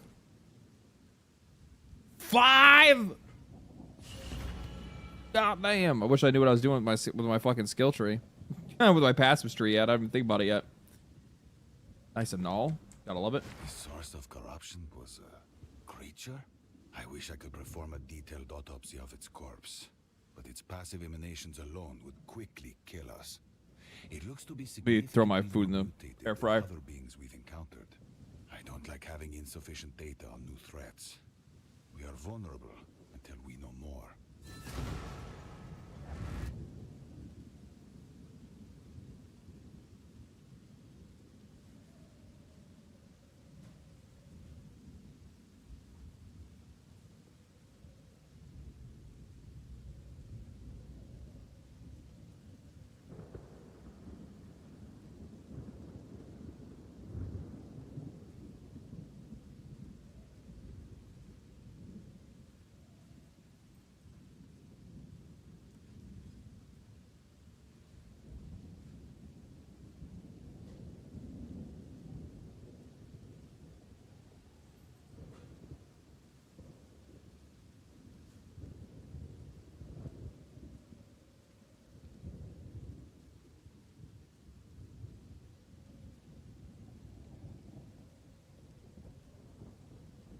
Air frying up some chicken. Air frying up me some chicken. Might uninstall Overwolf then. PoE2 overlay.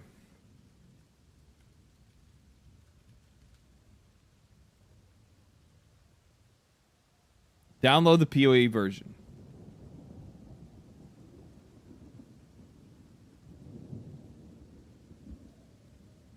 This is the same thing. It says PoE2 Overwolf recommended. PoE2 standalone, no Overwolf. Which one do I want?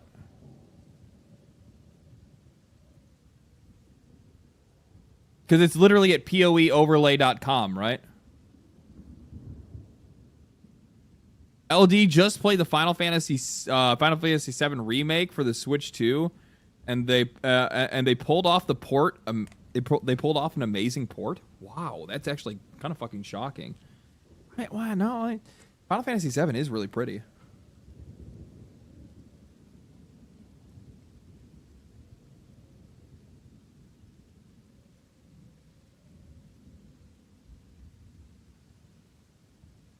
I assume they work basically the same. I'm installing the non-Overwolf to try it out. Been using Overwolf until now. Okay.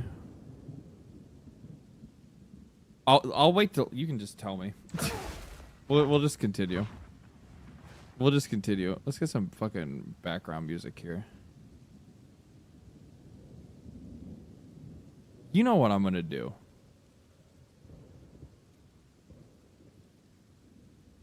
Think for a moment. Hold on.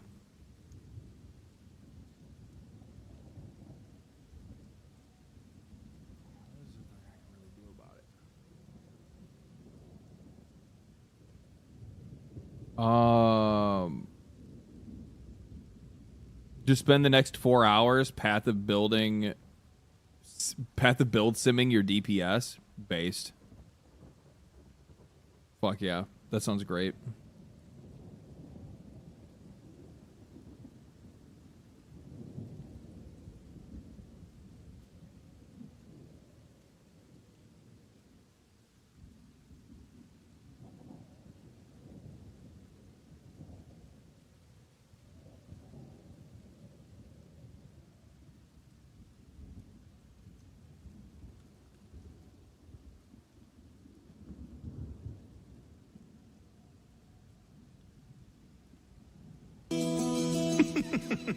What's this? A real challenge?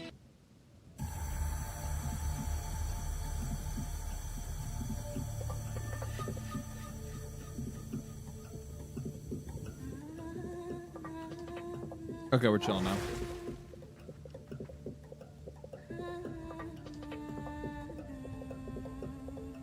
Look.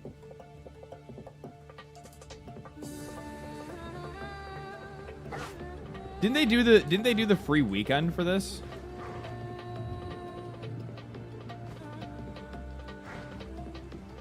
Somewhat recently?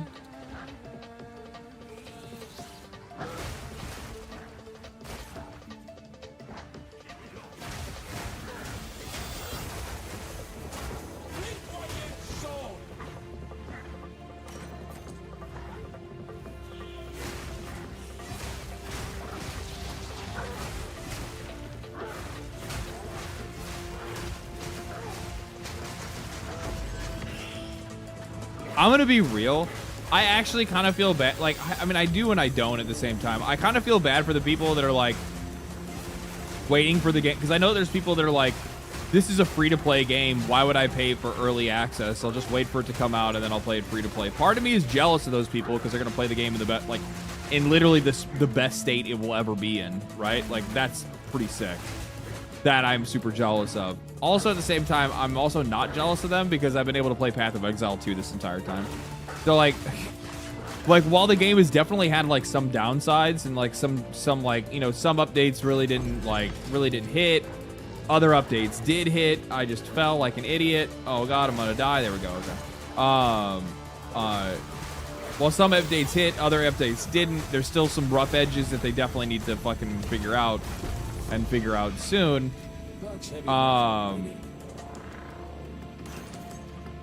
like, it's still been a really fun ride, regardless.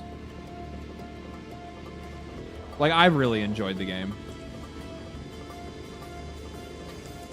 And I'm somebody that usually doesn't come in. I come in, like, every little once in a while, right? Like, I let the updates stack up a little bit, let them throw some new mechanics up in that bitch, and then I come and take a little looky-loo and see how it's doing and see what's up, see what's changed.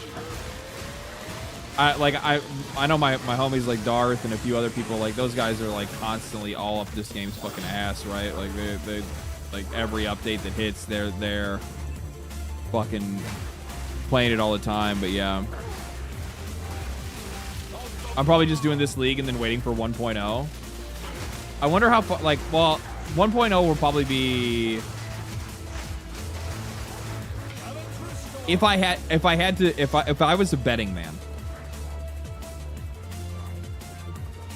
If I was a betting man, I would say that Path of Exile 2 is going to come out after next year's ExileCon.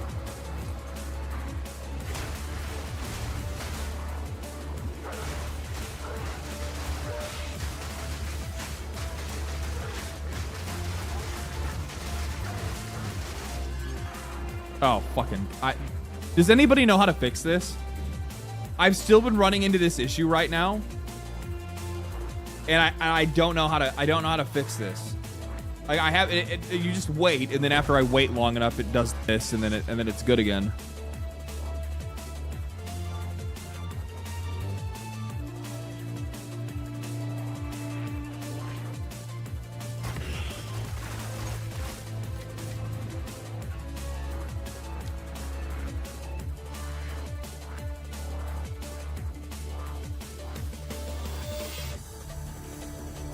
Never had that. I think it's server side. The servers are ass. Is that what it is? Is the servers that are the problem?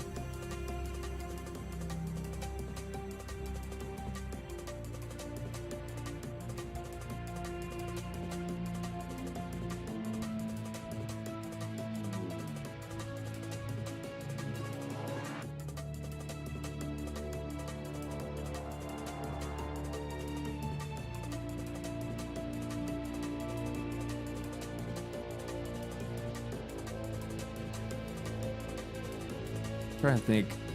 I'm just using somebody else's tree. Fuck it.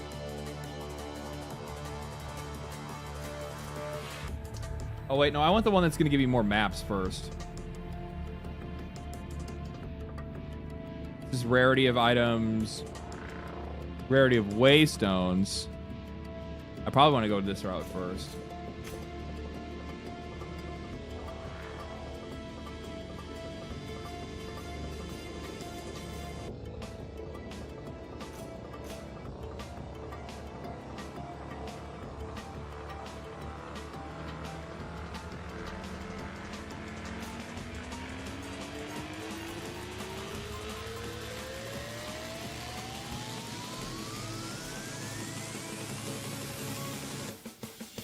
Right? I think this should be good.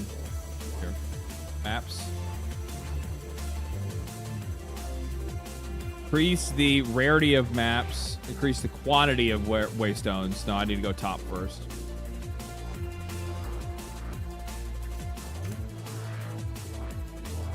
Probably the safer route to go. You probably also fucking just roundabout on this, huh? They're all good.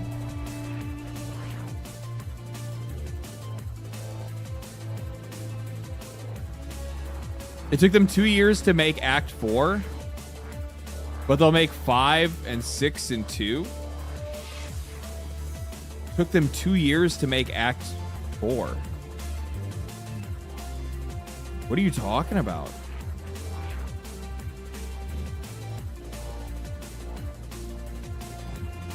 Yeah, according to who? I mean, keep in mind that they put out Act 4, a new class, and the preludes, as well as doing some workings on Endgame, all within the first year of the game being in early access. Like, I mean, we're basically at the anniversary of the day that the game went into early access. It's only been a year that it's been in early access. So if they were able to get that much done, yeah, I would probably imagine they'd. I don't know. Maybe it might take them another 2 years. I don't know.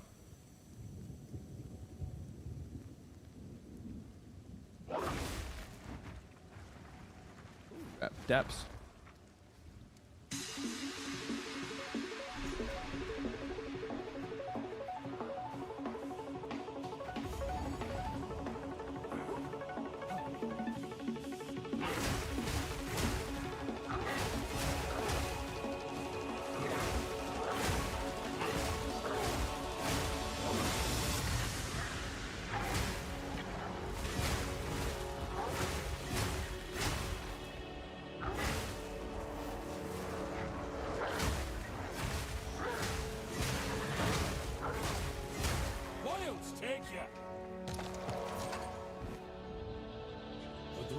Travel light.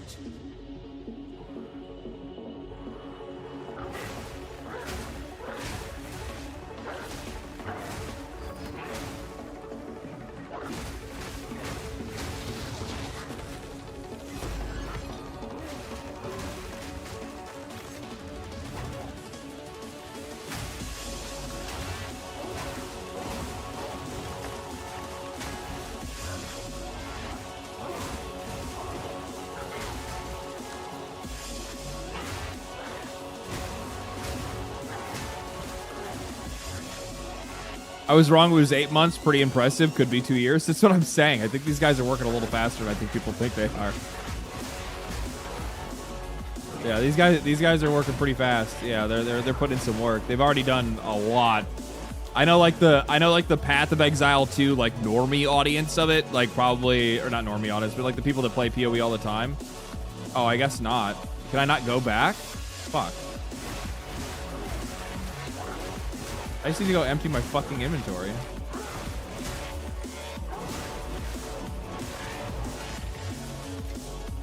Can I carry any more? I don't really want to get rid of anything. What are your opinions for someone who hasn't played Path of Exile 2 yet? Seems pretty dense and almost too much content to wrap my mind around. Then this is the perfect time for you to get into the game because this is the least amount of content the game will ever have. If you think it's already getting crazy now, this is going to be the game with the least amount of content it will ever have. And it's also, and I do also agree with the chatters. It is it is much more approachable than PoE 1. It's much more simplified. They tried to make this for a little bit, like they're trying to do their best to be able to balance it for both like the hardcore audience of these games. And they're doing a much better job than Diablo did. Like Diablo, they just straight up said hardcore audience. No, we made our game for retards.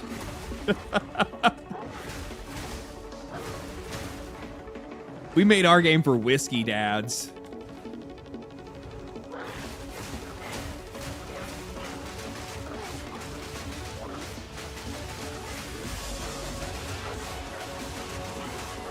What prevents these guys from dropping my fucking ice bombs? That really fucks up my damage. Is it their cloud or what? They fucking suck though, that's all I know. Hey, I'm the target audience. Yeah.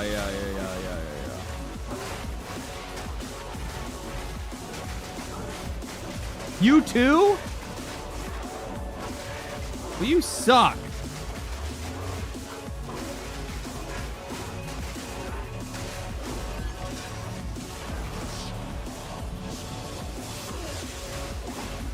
Oh god, I forgot the second one hurts really bad.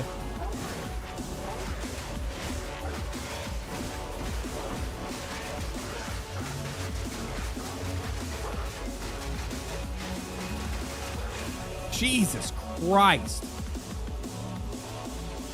Not being able to get my bombs off are so bad.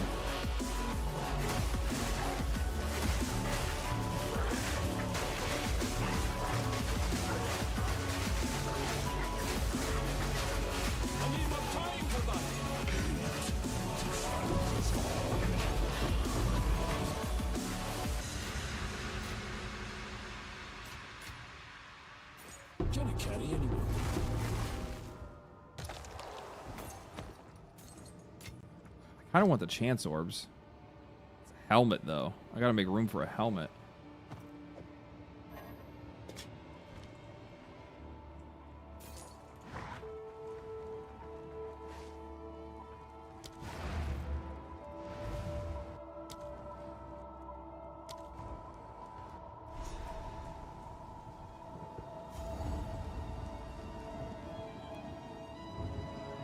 It does seem like PoE2 is Diablo on steroids. No, it's not. It's not. What build are you going for? Ice Werewolf. I'm quite literally, for the most part, just like with a couple of changes, but not very many. I'm essentially just ripping off of fucking Moxie's build. I typically just pick one of my friends and say, I'm gonna play that build.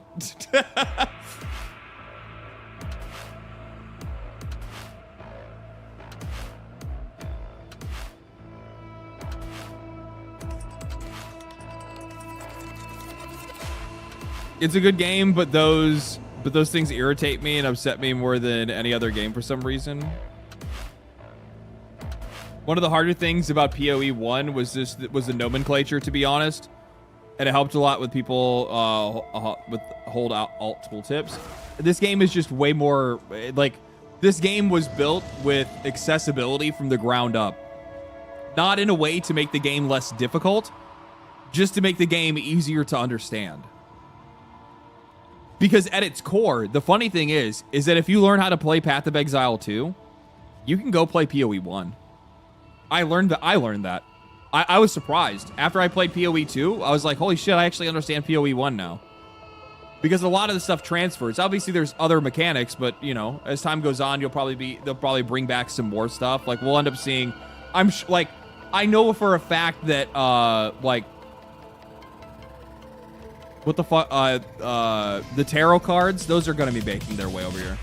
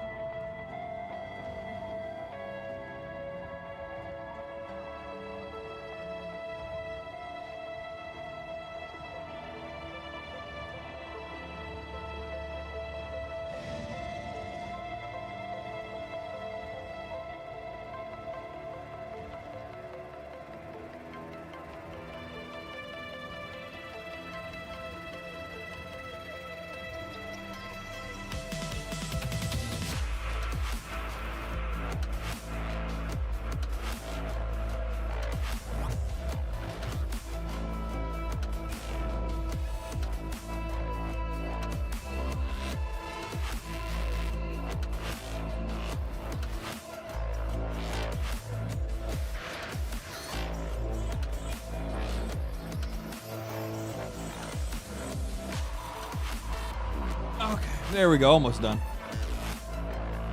Let's see here. About the game, I spent about 130 hours, took a break, and now there's an update, and I feel like I have to do homework just to be able to optimize everything. I don't have that kind of time. I don't really regret buying it, but I also don't want to watch a 20-minute video to catch up. Don't feel like you have to. I don't. What's the song in the background? It's A Tension's mix, like Path of Exile music.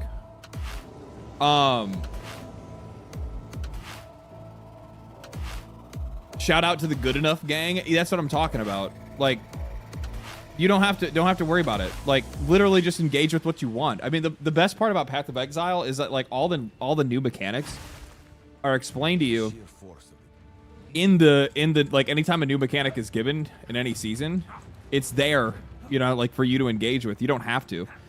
You could also just pick up a new class and just go engage with the mechanics that you're already familiar with. I think that it kind of goes back to that old like the old saying that, like, you know, like gamers will optimize themselves out of fun. Don't optimize yourself out of fun.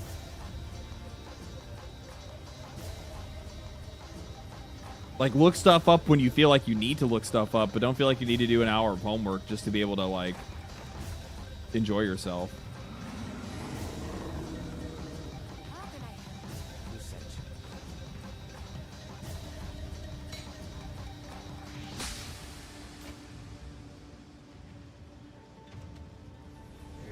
Exile has tested you, my brother.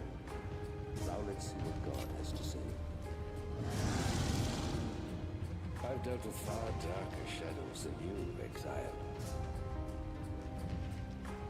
I exiled an animal. Now you almost resemble a man. Karui.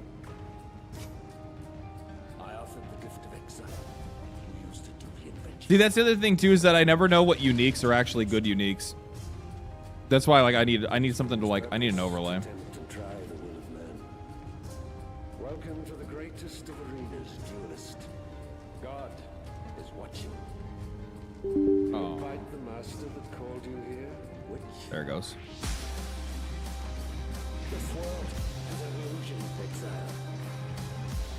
It's time you saw what real I'm gonna try the one with no Overwolf and see how it works.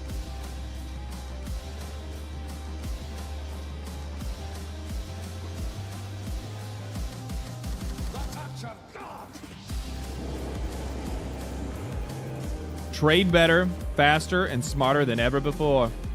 Stay ahead of the market with tracking value, earnings, and profits before leaving the game. Without ever leaving the game, let's go. Alt-E.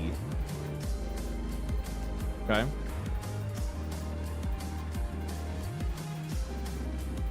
See real-time trade listings with Alt-E. All right.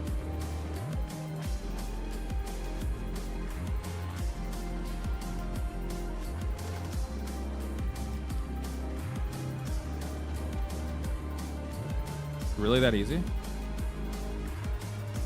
Doesn't do shit for me. It's not working.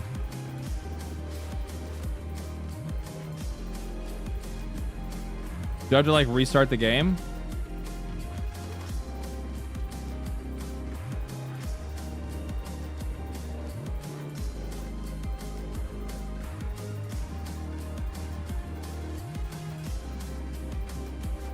Oh, yeah, it says launch the game. Launch game before setting up live launch. Alt-M? To open the market overlay. That's not doing anything.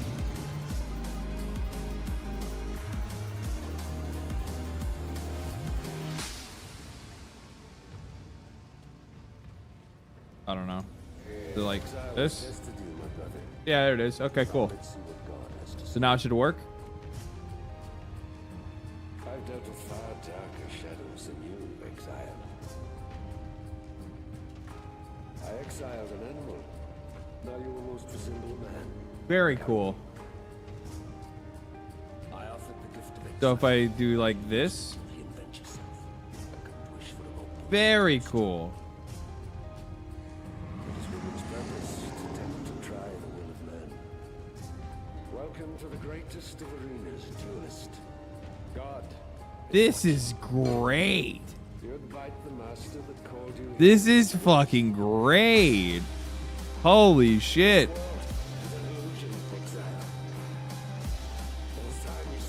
Wrong as fuck. Easy. What?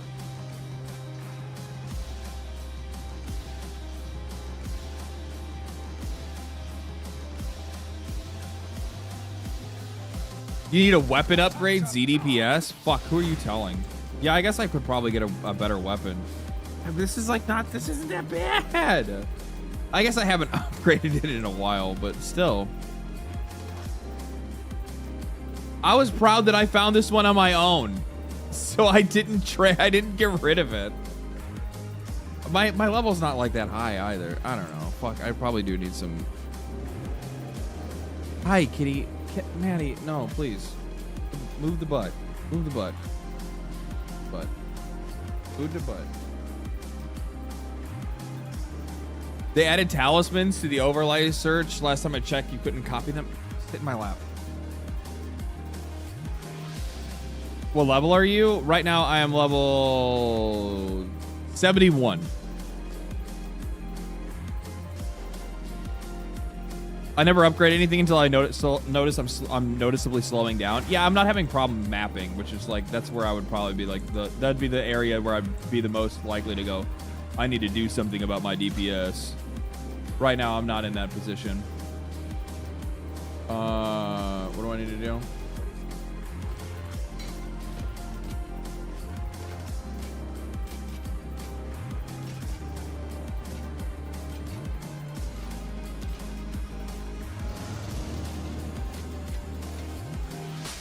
I stood between man and nightmare. Will you take my place, Exile?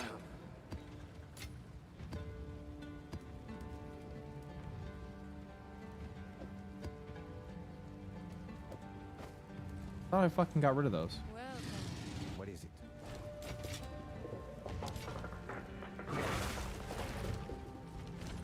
Stop it. All right, let's see here.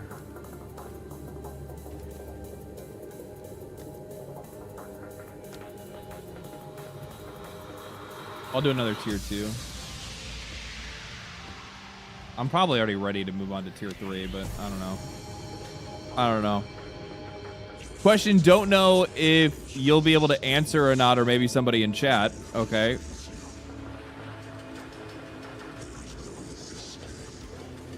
I mean, I've just asked the question. Goober? Why would you like preface this?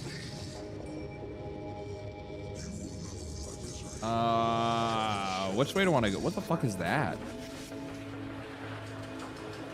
Molten Vault.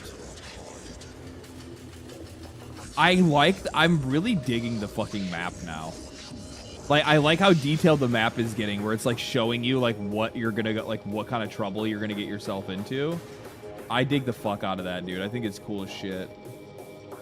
I guess we'll go this way.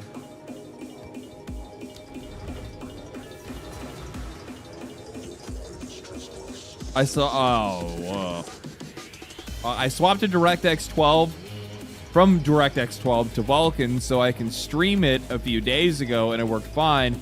Next time I tried to stream it, none of my settings had changed, and now it won't load the game. It just goes to a loading screen, and I select my character, and I try to go into the game. Any fixes for that? I have no idea, other than probably trying to force it back onto DirectX 12. I've never tried to play it off of anything other than DirectX 12.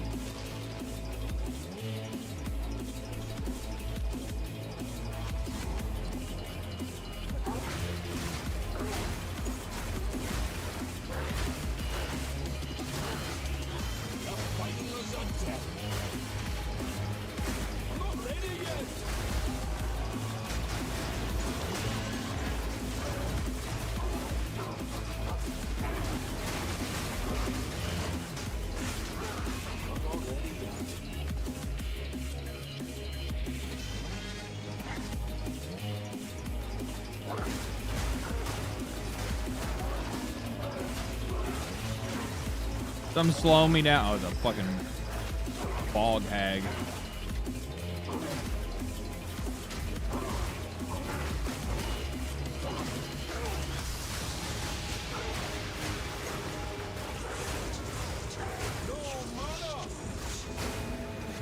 I remember they sent me a new PC. I think I got my new PC when, I remember like Path of Exile 2 came out, and I was like having problems running the game because it wasn't like very well optimized when it released, right? or when it came into early access. And I think that like my PC like took a massive shit, like right around the league. And I think that's when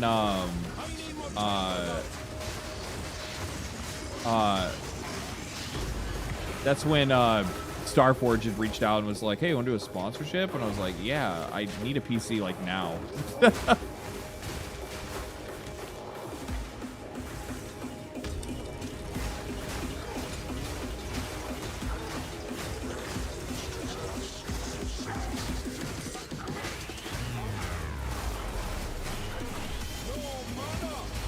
How do you guys like the new system with like map clearing? How it like tells you what objectives there are on the map, and then you only clear the map after you clear the objectives. I like it a lot. I can tell you right now, I like it a fuck lot better than have to go around and kill all the elites. Holy shit, that was boring as fuck. I think it's going to get better and better as more content's added to the game. There's more things for you to do.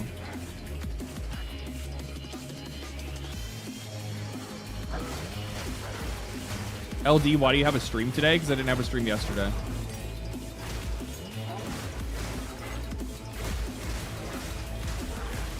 And also because I have to record a video tomorrow, so I kind of need to like...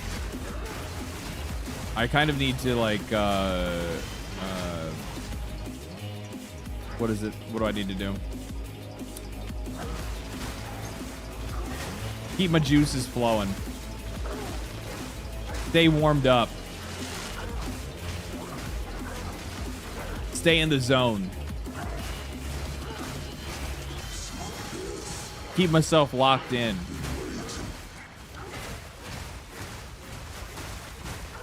Buckle up. Oh, and I can't think of any more.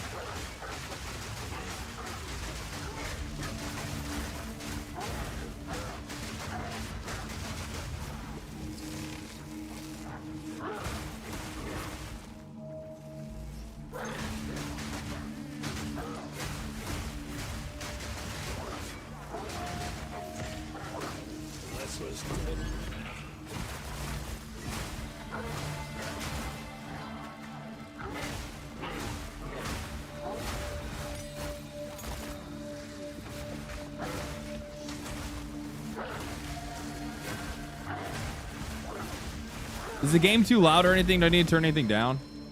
I didn't really fucking EQ this before I fucking fired it up.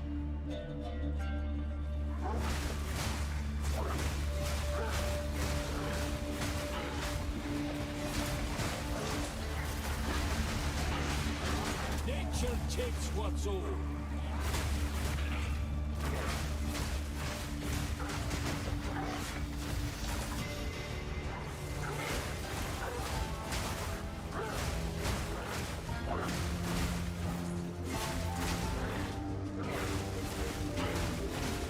I think what I'm gonna do is this league mechanic's pretty cool once you actually figure it out. It has a lot of potential if they keep adding things to it as well. I actually do like the new league mechanic. I think it's pretty cool.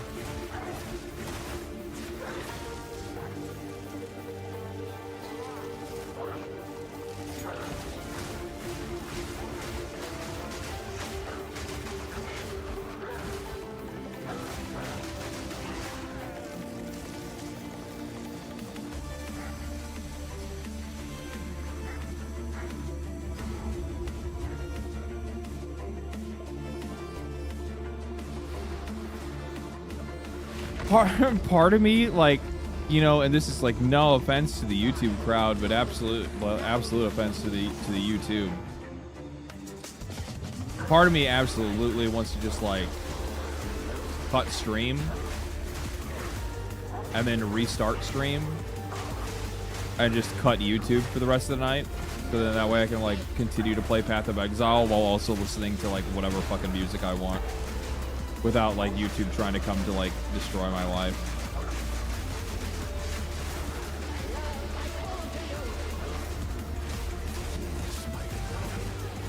without YouTube being like, hey, so you listen to copywritten music, so we need to actually destroy your entire channel.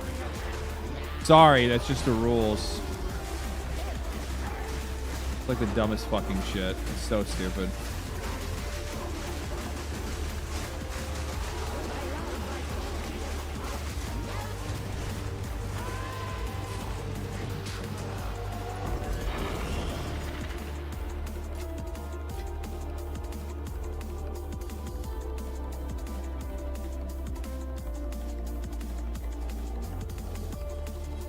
I see. What? What do you see?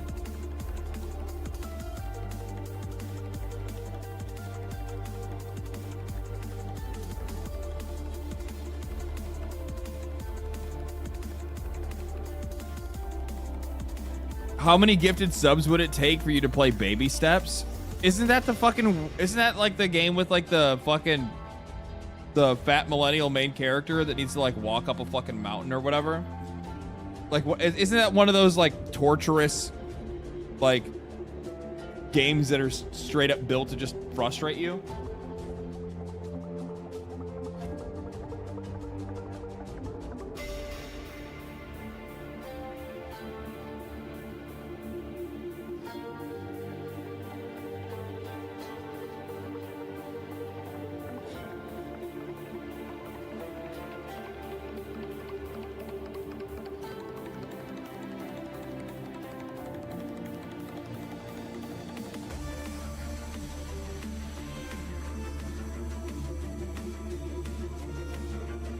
You know, I purposefully never play any games like that. And the reason why is because I've always just assumed that those games aren't actually, like, good or fun. As much as they are, like, built in a way to, like, take advantage of... Like, to take advantage of the moments where your attention slips. It's not like the actual gameplay is, like, good or engaging or entertaining as much as it is, like... The difficulty is in, it's the moment that you like feel like relax or like, yeah, your attention slips.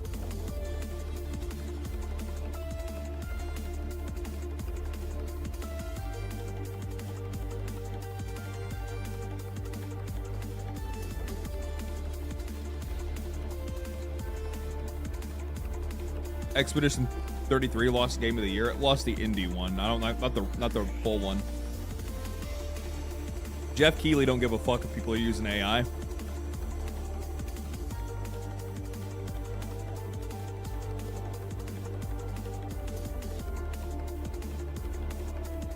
Baby Steps is the Super Meat Boy of walking simulators. What?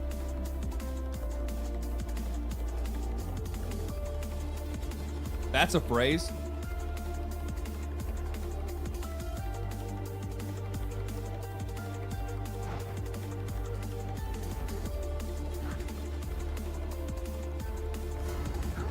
Jeff knows what's up, except for last year he fucked up. Well, you forget. Jeff is a Sony pony.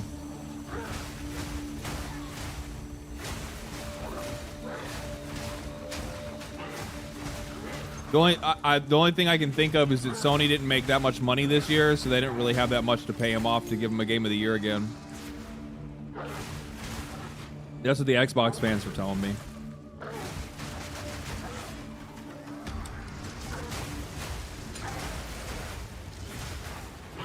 You know what it could be? Maybe you guys think maybe Jeff is anti-China. Nature takes what's old.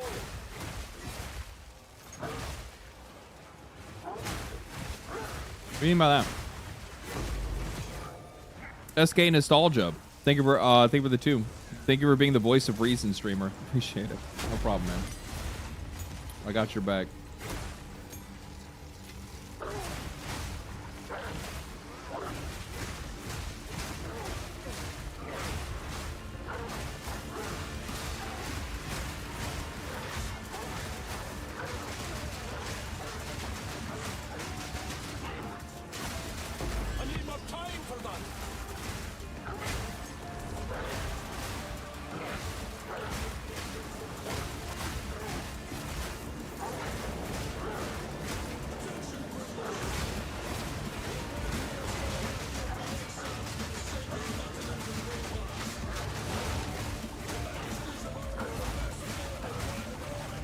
Man, you guys are right. I do have fucking CDPS.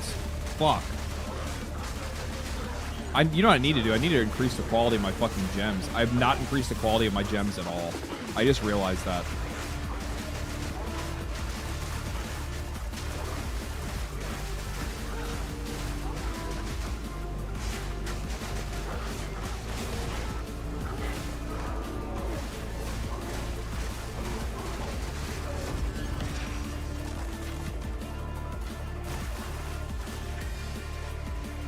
It's funny that everyone takes that Sven Vinko speech as the prophecy, and collectively agree the Astrobot win was a fever dream. Oh, it absolutely was. Here's the thing. Here's the thing, though. Astrobot's really good. Astrobot is really good. It's not a bad game. It is a really good game. It's a lot of fun. It's a lot of fun. But, with that said, yeah, they straight up robbed Black Myth Wukong.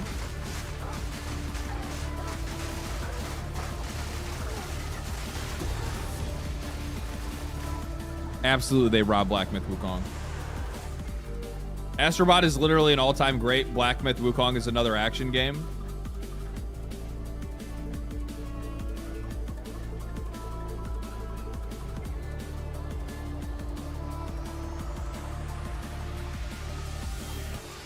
Okay, like if you want to have that same conversation, if we're gonna talk like that, okay, if we're gonna talk like that,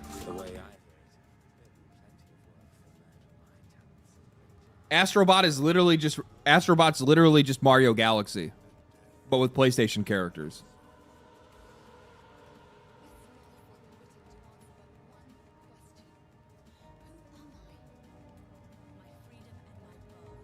Like, what are we doing?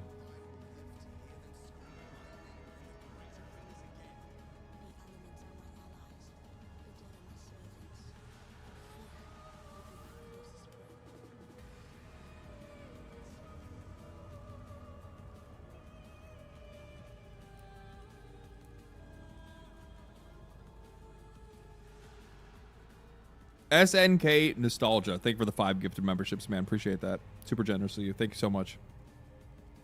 Play more Neo Geo, kids. I'm getting 2 classic consoles when I go home. I'm straight up just gonna fucking float some like retro game footage in the back of my videos at some point. Just like fuck it. Just me just like throwing down on fucking Mario 3.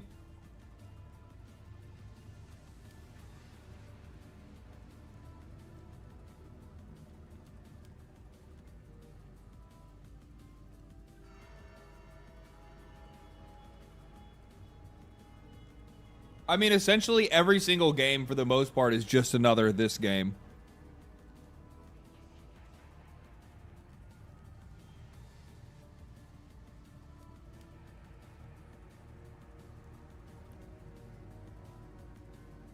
Talk about your divorce. Talk about your divorce, too, and the vibe is complete. What? I don't have a divorce. I'm somebody that has tried to make as few mistakes as they possibly can in life. Made it my, it's been partially my personality. To a fault at times, because I am very sensitive to risk.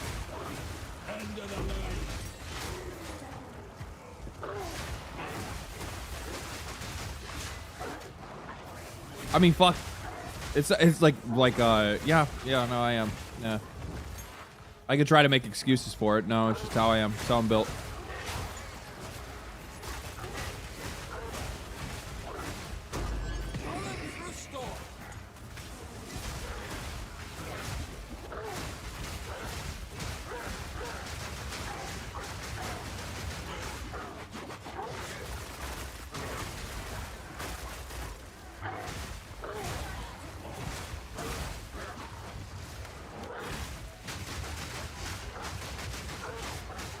Low risk tolerance, and also And also low commitment as well, to be honest. It's just all those fucking years of traveling, man. Like, you're so used to used to fucking moving around so much, never being in one place. You don't really have the option to. You never know when the money's gonna dry up. So like,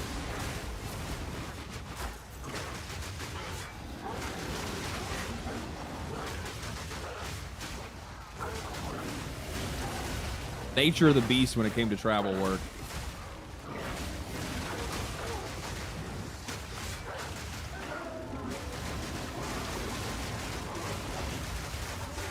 I feel like my ice grenades are like doing like garbage damage all of a sudden. And I don't know why. I don't know why. What I'm talking about right there.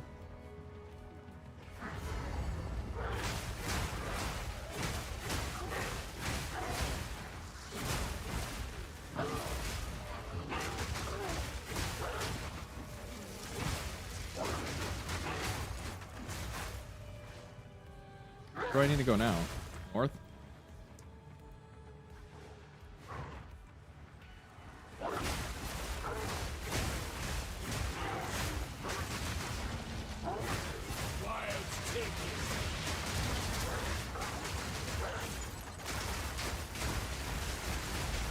No, yeah, no, my bombs are doing like garbage damage now. Push the good DPS button. What button is that? Does it have a name? What am I looking for? Activate all checkpoints. So I missed a checkpoint somewhere.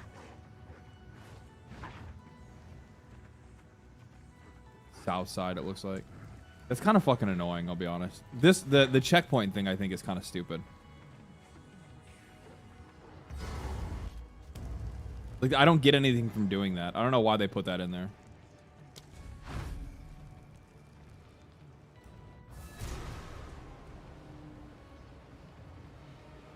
Ask Quinn69 for tips. He used ZDPS builds. Yeah, I heard he sucks at this game.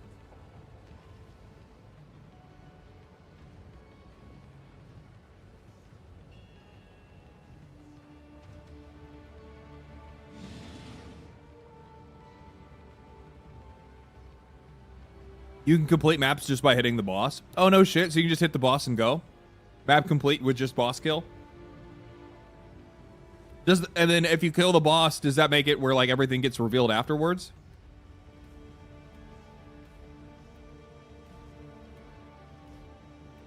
Playing Armored Core 6 a lot now. Good choice.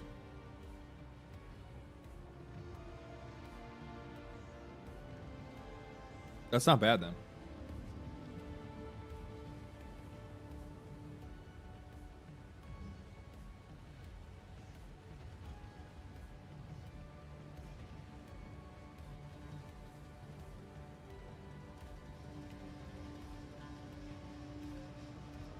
Everything gets revealed when you have all checkpoints. Oh. Also, I've never played Divinity. Is the new one a reboot or something? Should I play 1 or 2? So you don't have to. They've gone out and said that you don't have to. But if you want to, you would have more context when Divinity comes out.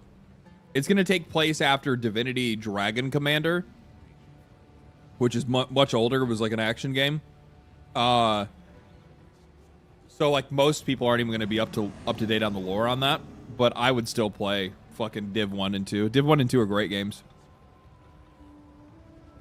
If you played Baldur's Gate 3 and liked Baldur's Gate 3, you will like Divinity.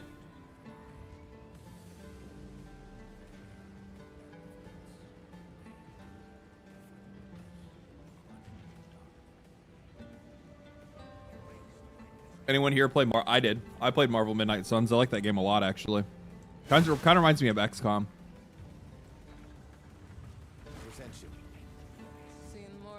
Really cool game. I had a lot of fun with that, actually. I played it on like one whole vacation. Super underrated turn-based. Yeah. It's the same devs as XCOM. I didn't know that. Yeah, no, it's really good. Yeah, Marvel Midnight Suns is a very good game. I was impressed.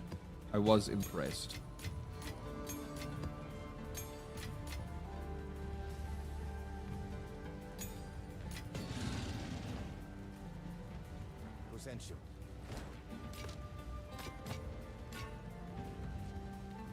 Goodbye.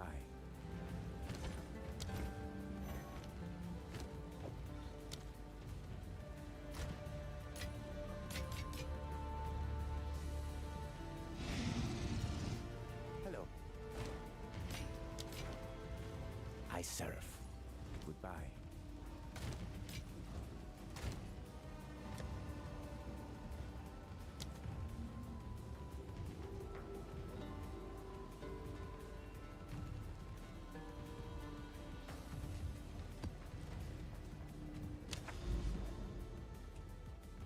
Legit question. Would you rather have E3 come back or keep the Game Awards?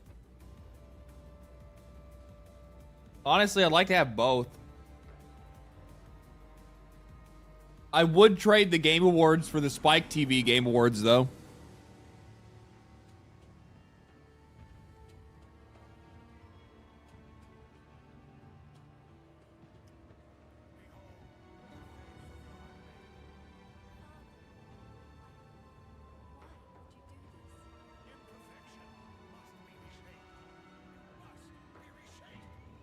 X-Play, how I miss you.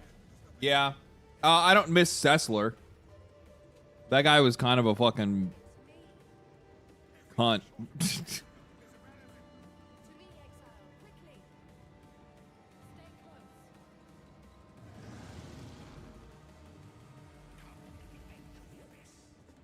But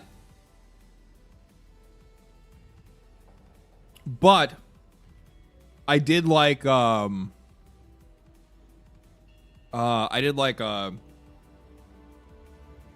Olivia Munn and who's the other guy?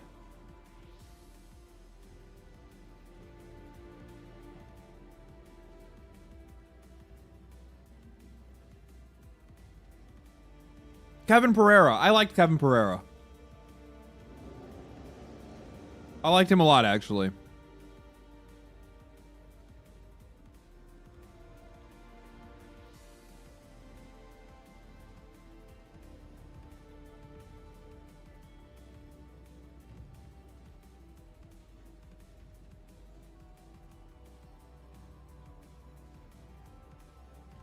This is like the final boss place over there, isn't it? Yeah. Another corruption thing going on over here.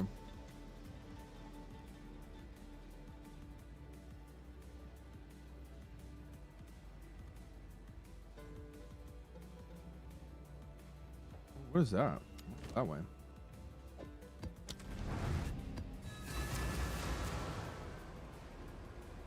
Found this game because of you. Thank you. Oh, great, man. It's good to hear. I always think that's really fucking cool when I hear from people. They're like, oh, dude, I've been playing this game ever since you showed it to me. And I was like, what the fuck? Like, it's always like, you know, a game that was like in the back of a video or something like that. Or I played it on stream or something. They're like, dude, I'm so addicted. I've still been playing it. Like, I still got like a bunch of people that play Duckov and a couple of other things.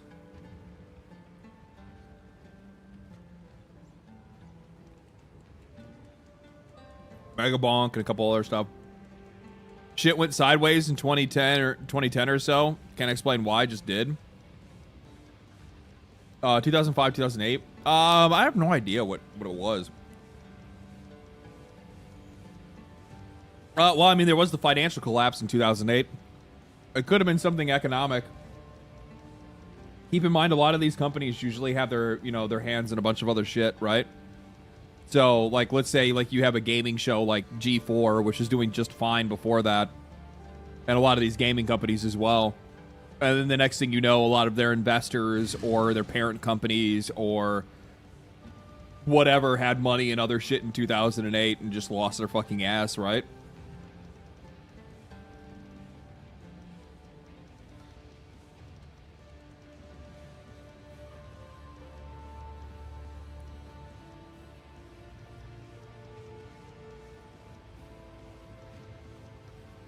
Marvel Rival Cosmic Friends is great. I actually really I was looking at that one. I like that one. There's another beat 'em up too that I saw recently I wanted to try out.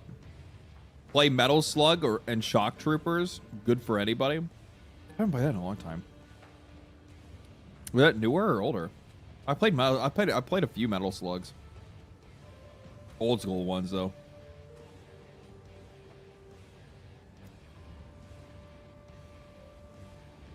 It was mainstream. It was the mainstream turning its eyes into the gaming industry to realize how much money could be siphoned off in the games industry. Maybe. I don't know. What are your thoughts on Druid? I like it a lot. I think they did a really good job with the class. Obviously it's kind of busted in some cases, but I don't think it's like overly busted.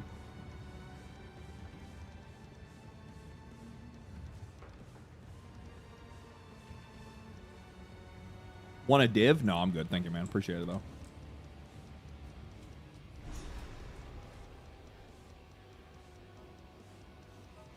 Roots here run deep, twisting and turning in on themselves.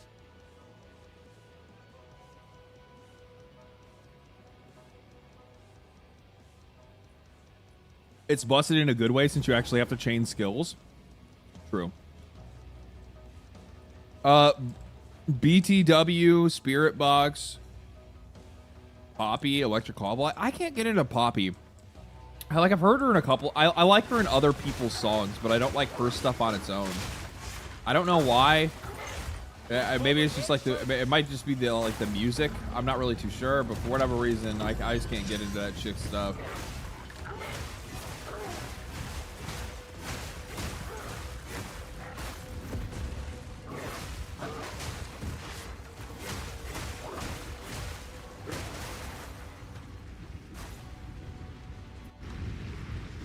Evanescence, yeah. Well, I really like the song the three of them did. The what was it, Poppy, Evanescence, and Courtney from Spirit Box. Do you like Sleep Token? I love Sleep Token. I also think it's like really funny that like Sleep Token's like essentially like mainstream to a lot of people now. I loved her in Baby Metal song. Courtney? You talking about Courtney, or are you talking about... Oh, Poppy did a song with them too, didn't she? I forgot about that. Altar of Sacrifice contains a unique item. Tier 3 or further will allow modification of Val uniques. Low chance for Grapple medallion. What do I do with medallions? Oh, I have them right here. Used to add a treasure room. Sure. Increase the tier of a room. Maximum 3.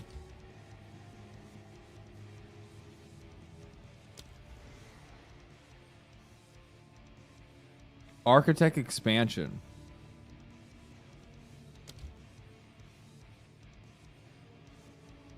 Add a room. Thaumaturge. Oh.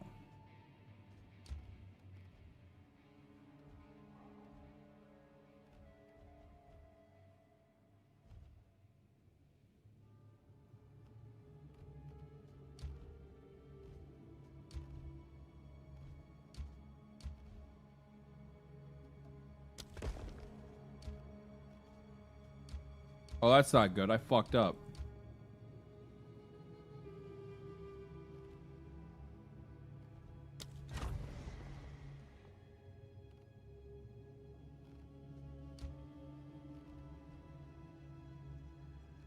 Well, shit. That's the way she goes sometimes.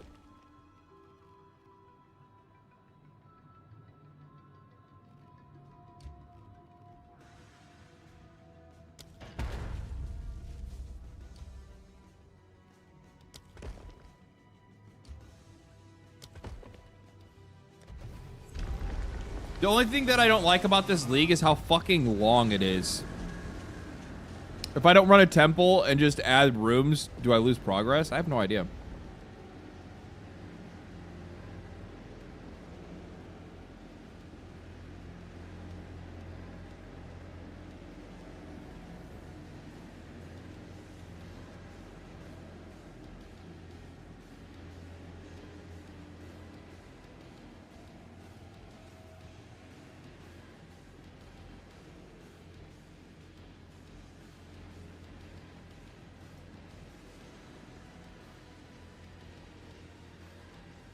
I don't understand the point of the Steam machine. Valve already tried this like 10 years ago.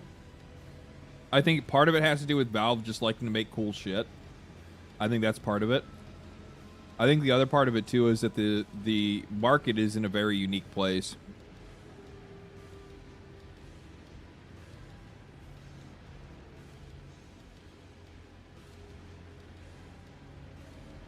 If Valve can make a financially accessible piece of hardware, I mean, they're going to have a really hard time doing it now. It probably made more sense before the RAM crisis. Now, I don't know.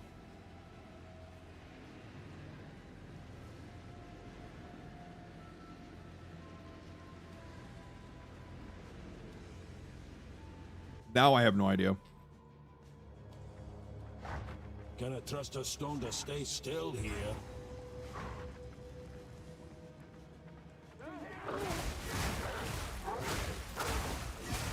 What mad feet? Game looks fun. I like PoE.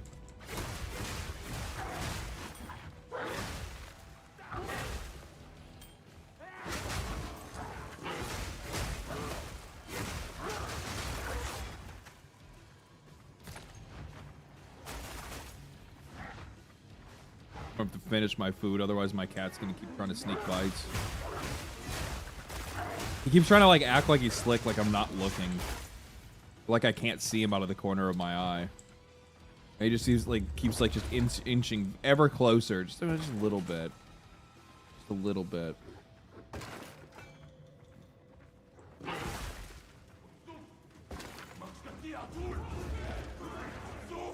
Yeah, dude.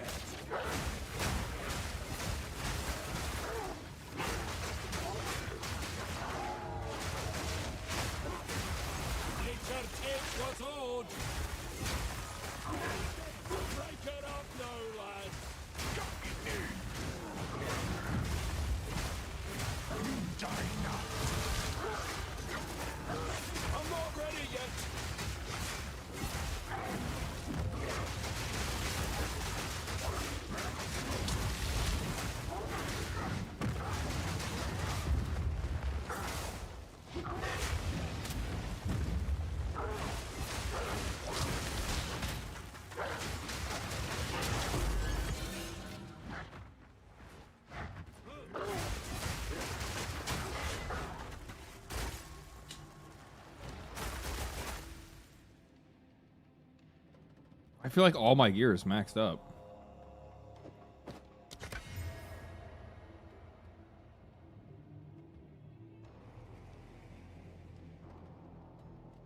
Okay.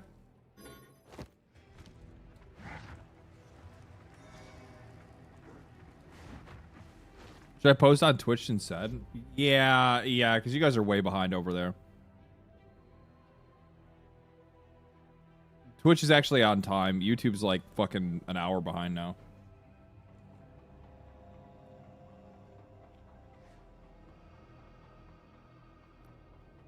If you're a newbie, you need to have one character / build where you can home grow the build to see where you go. Feels like a rite of passage. I tried that a couple of times.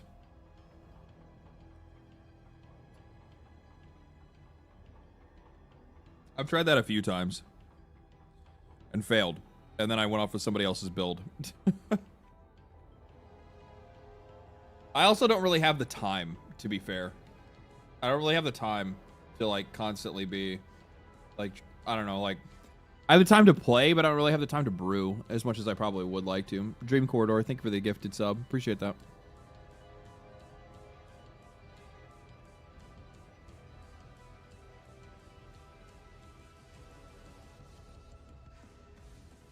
That's what I mean. Got to do it like once. Yeah, I tried it a couple times and I was like super frustrated and I was like, this game makes me feel like I'm a fucking idiot.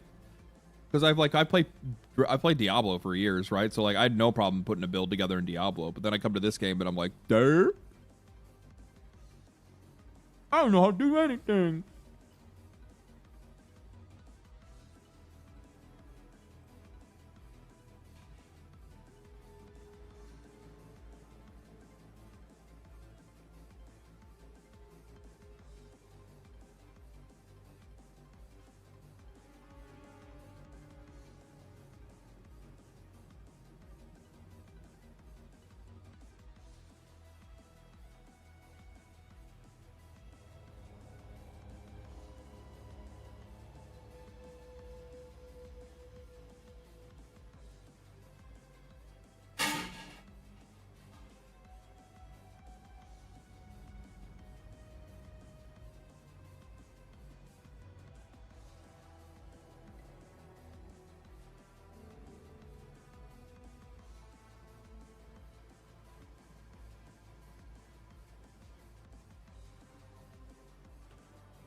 All right, here we're good now.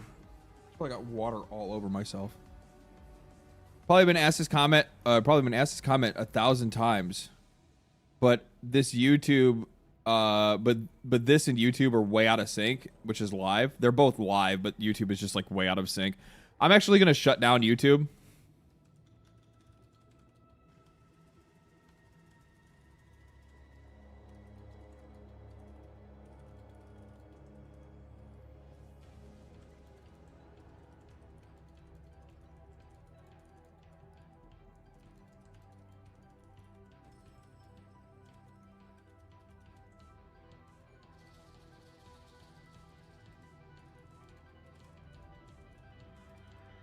I'm shutting down the YouTube stream until the end of the evening because it's happened technically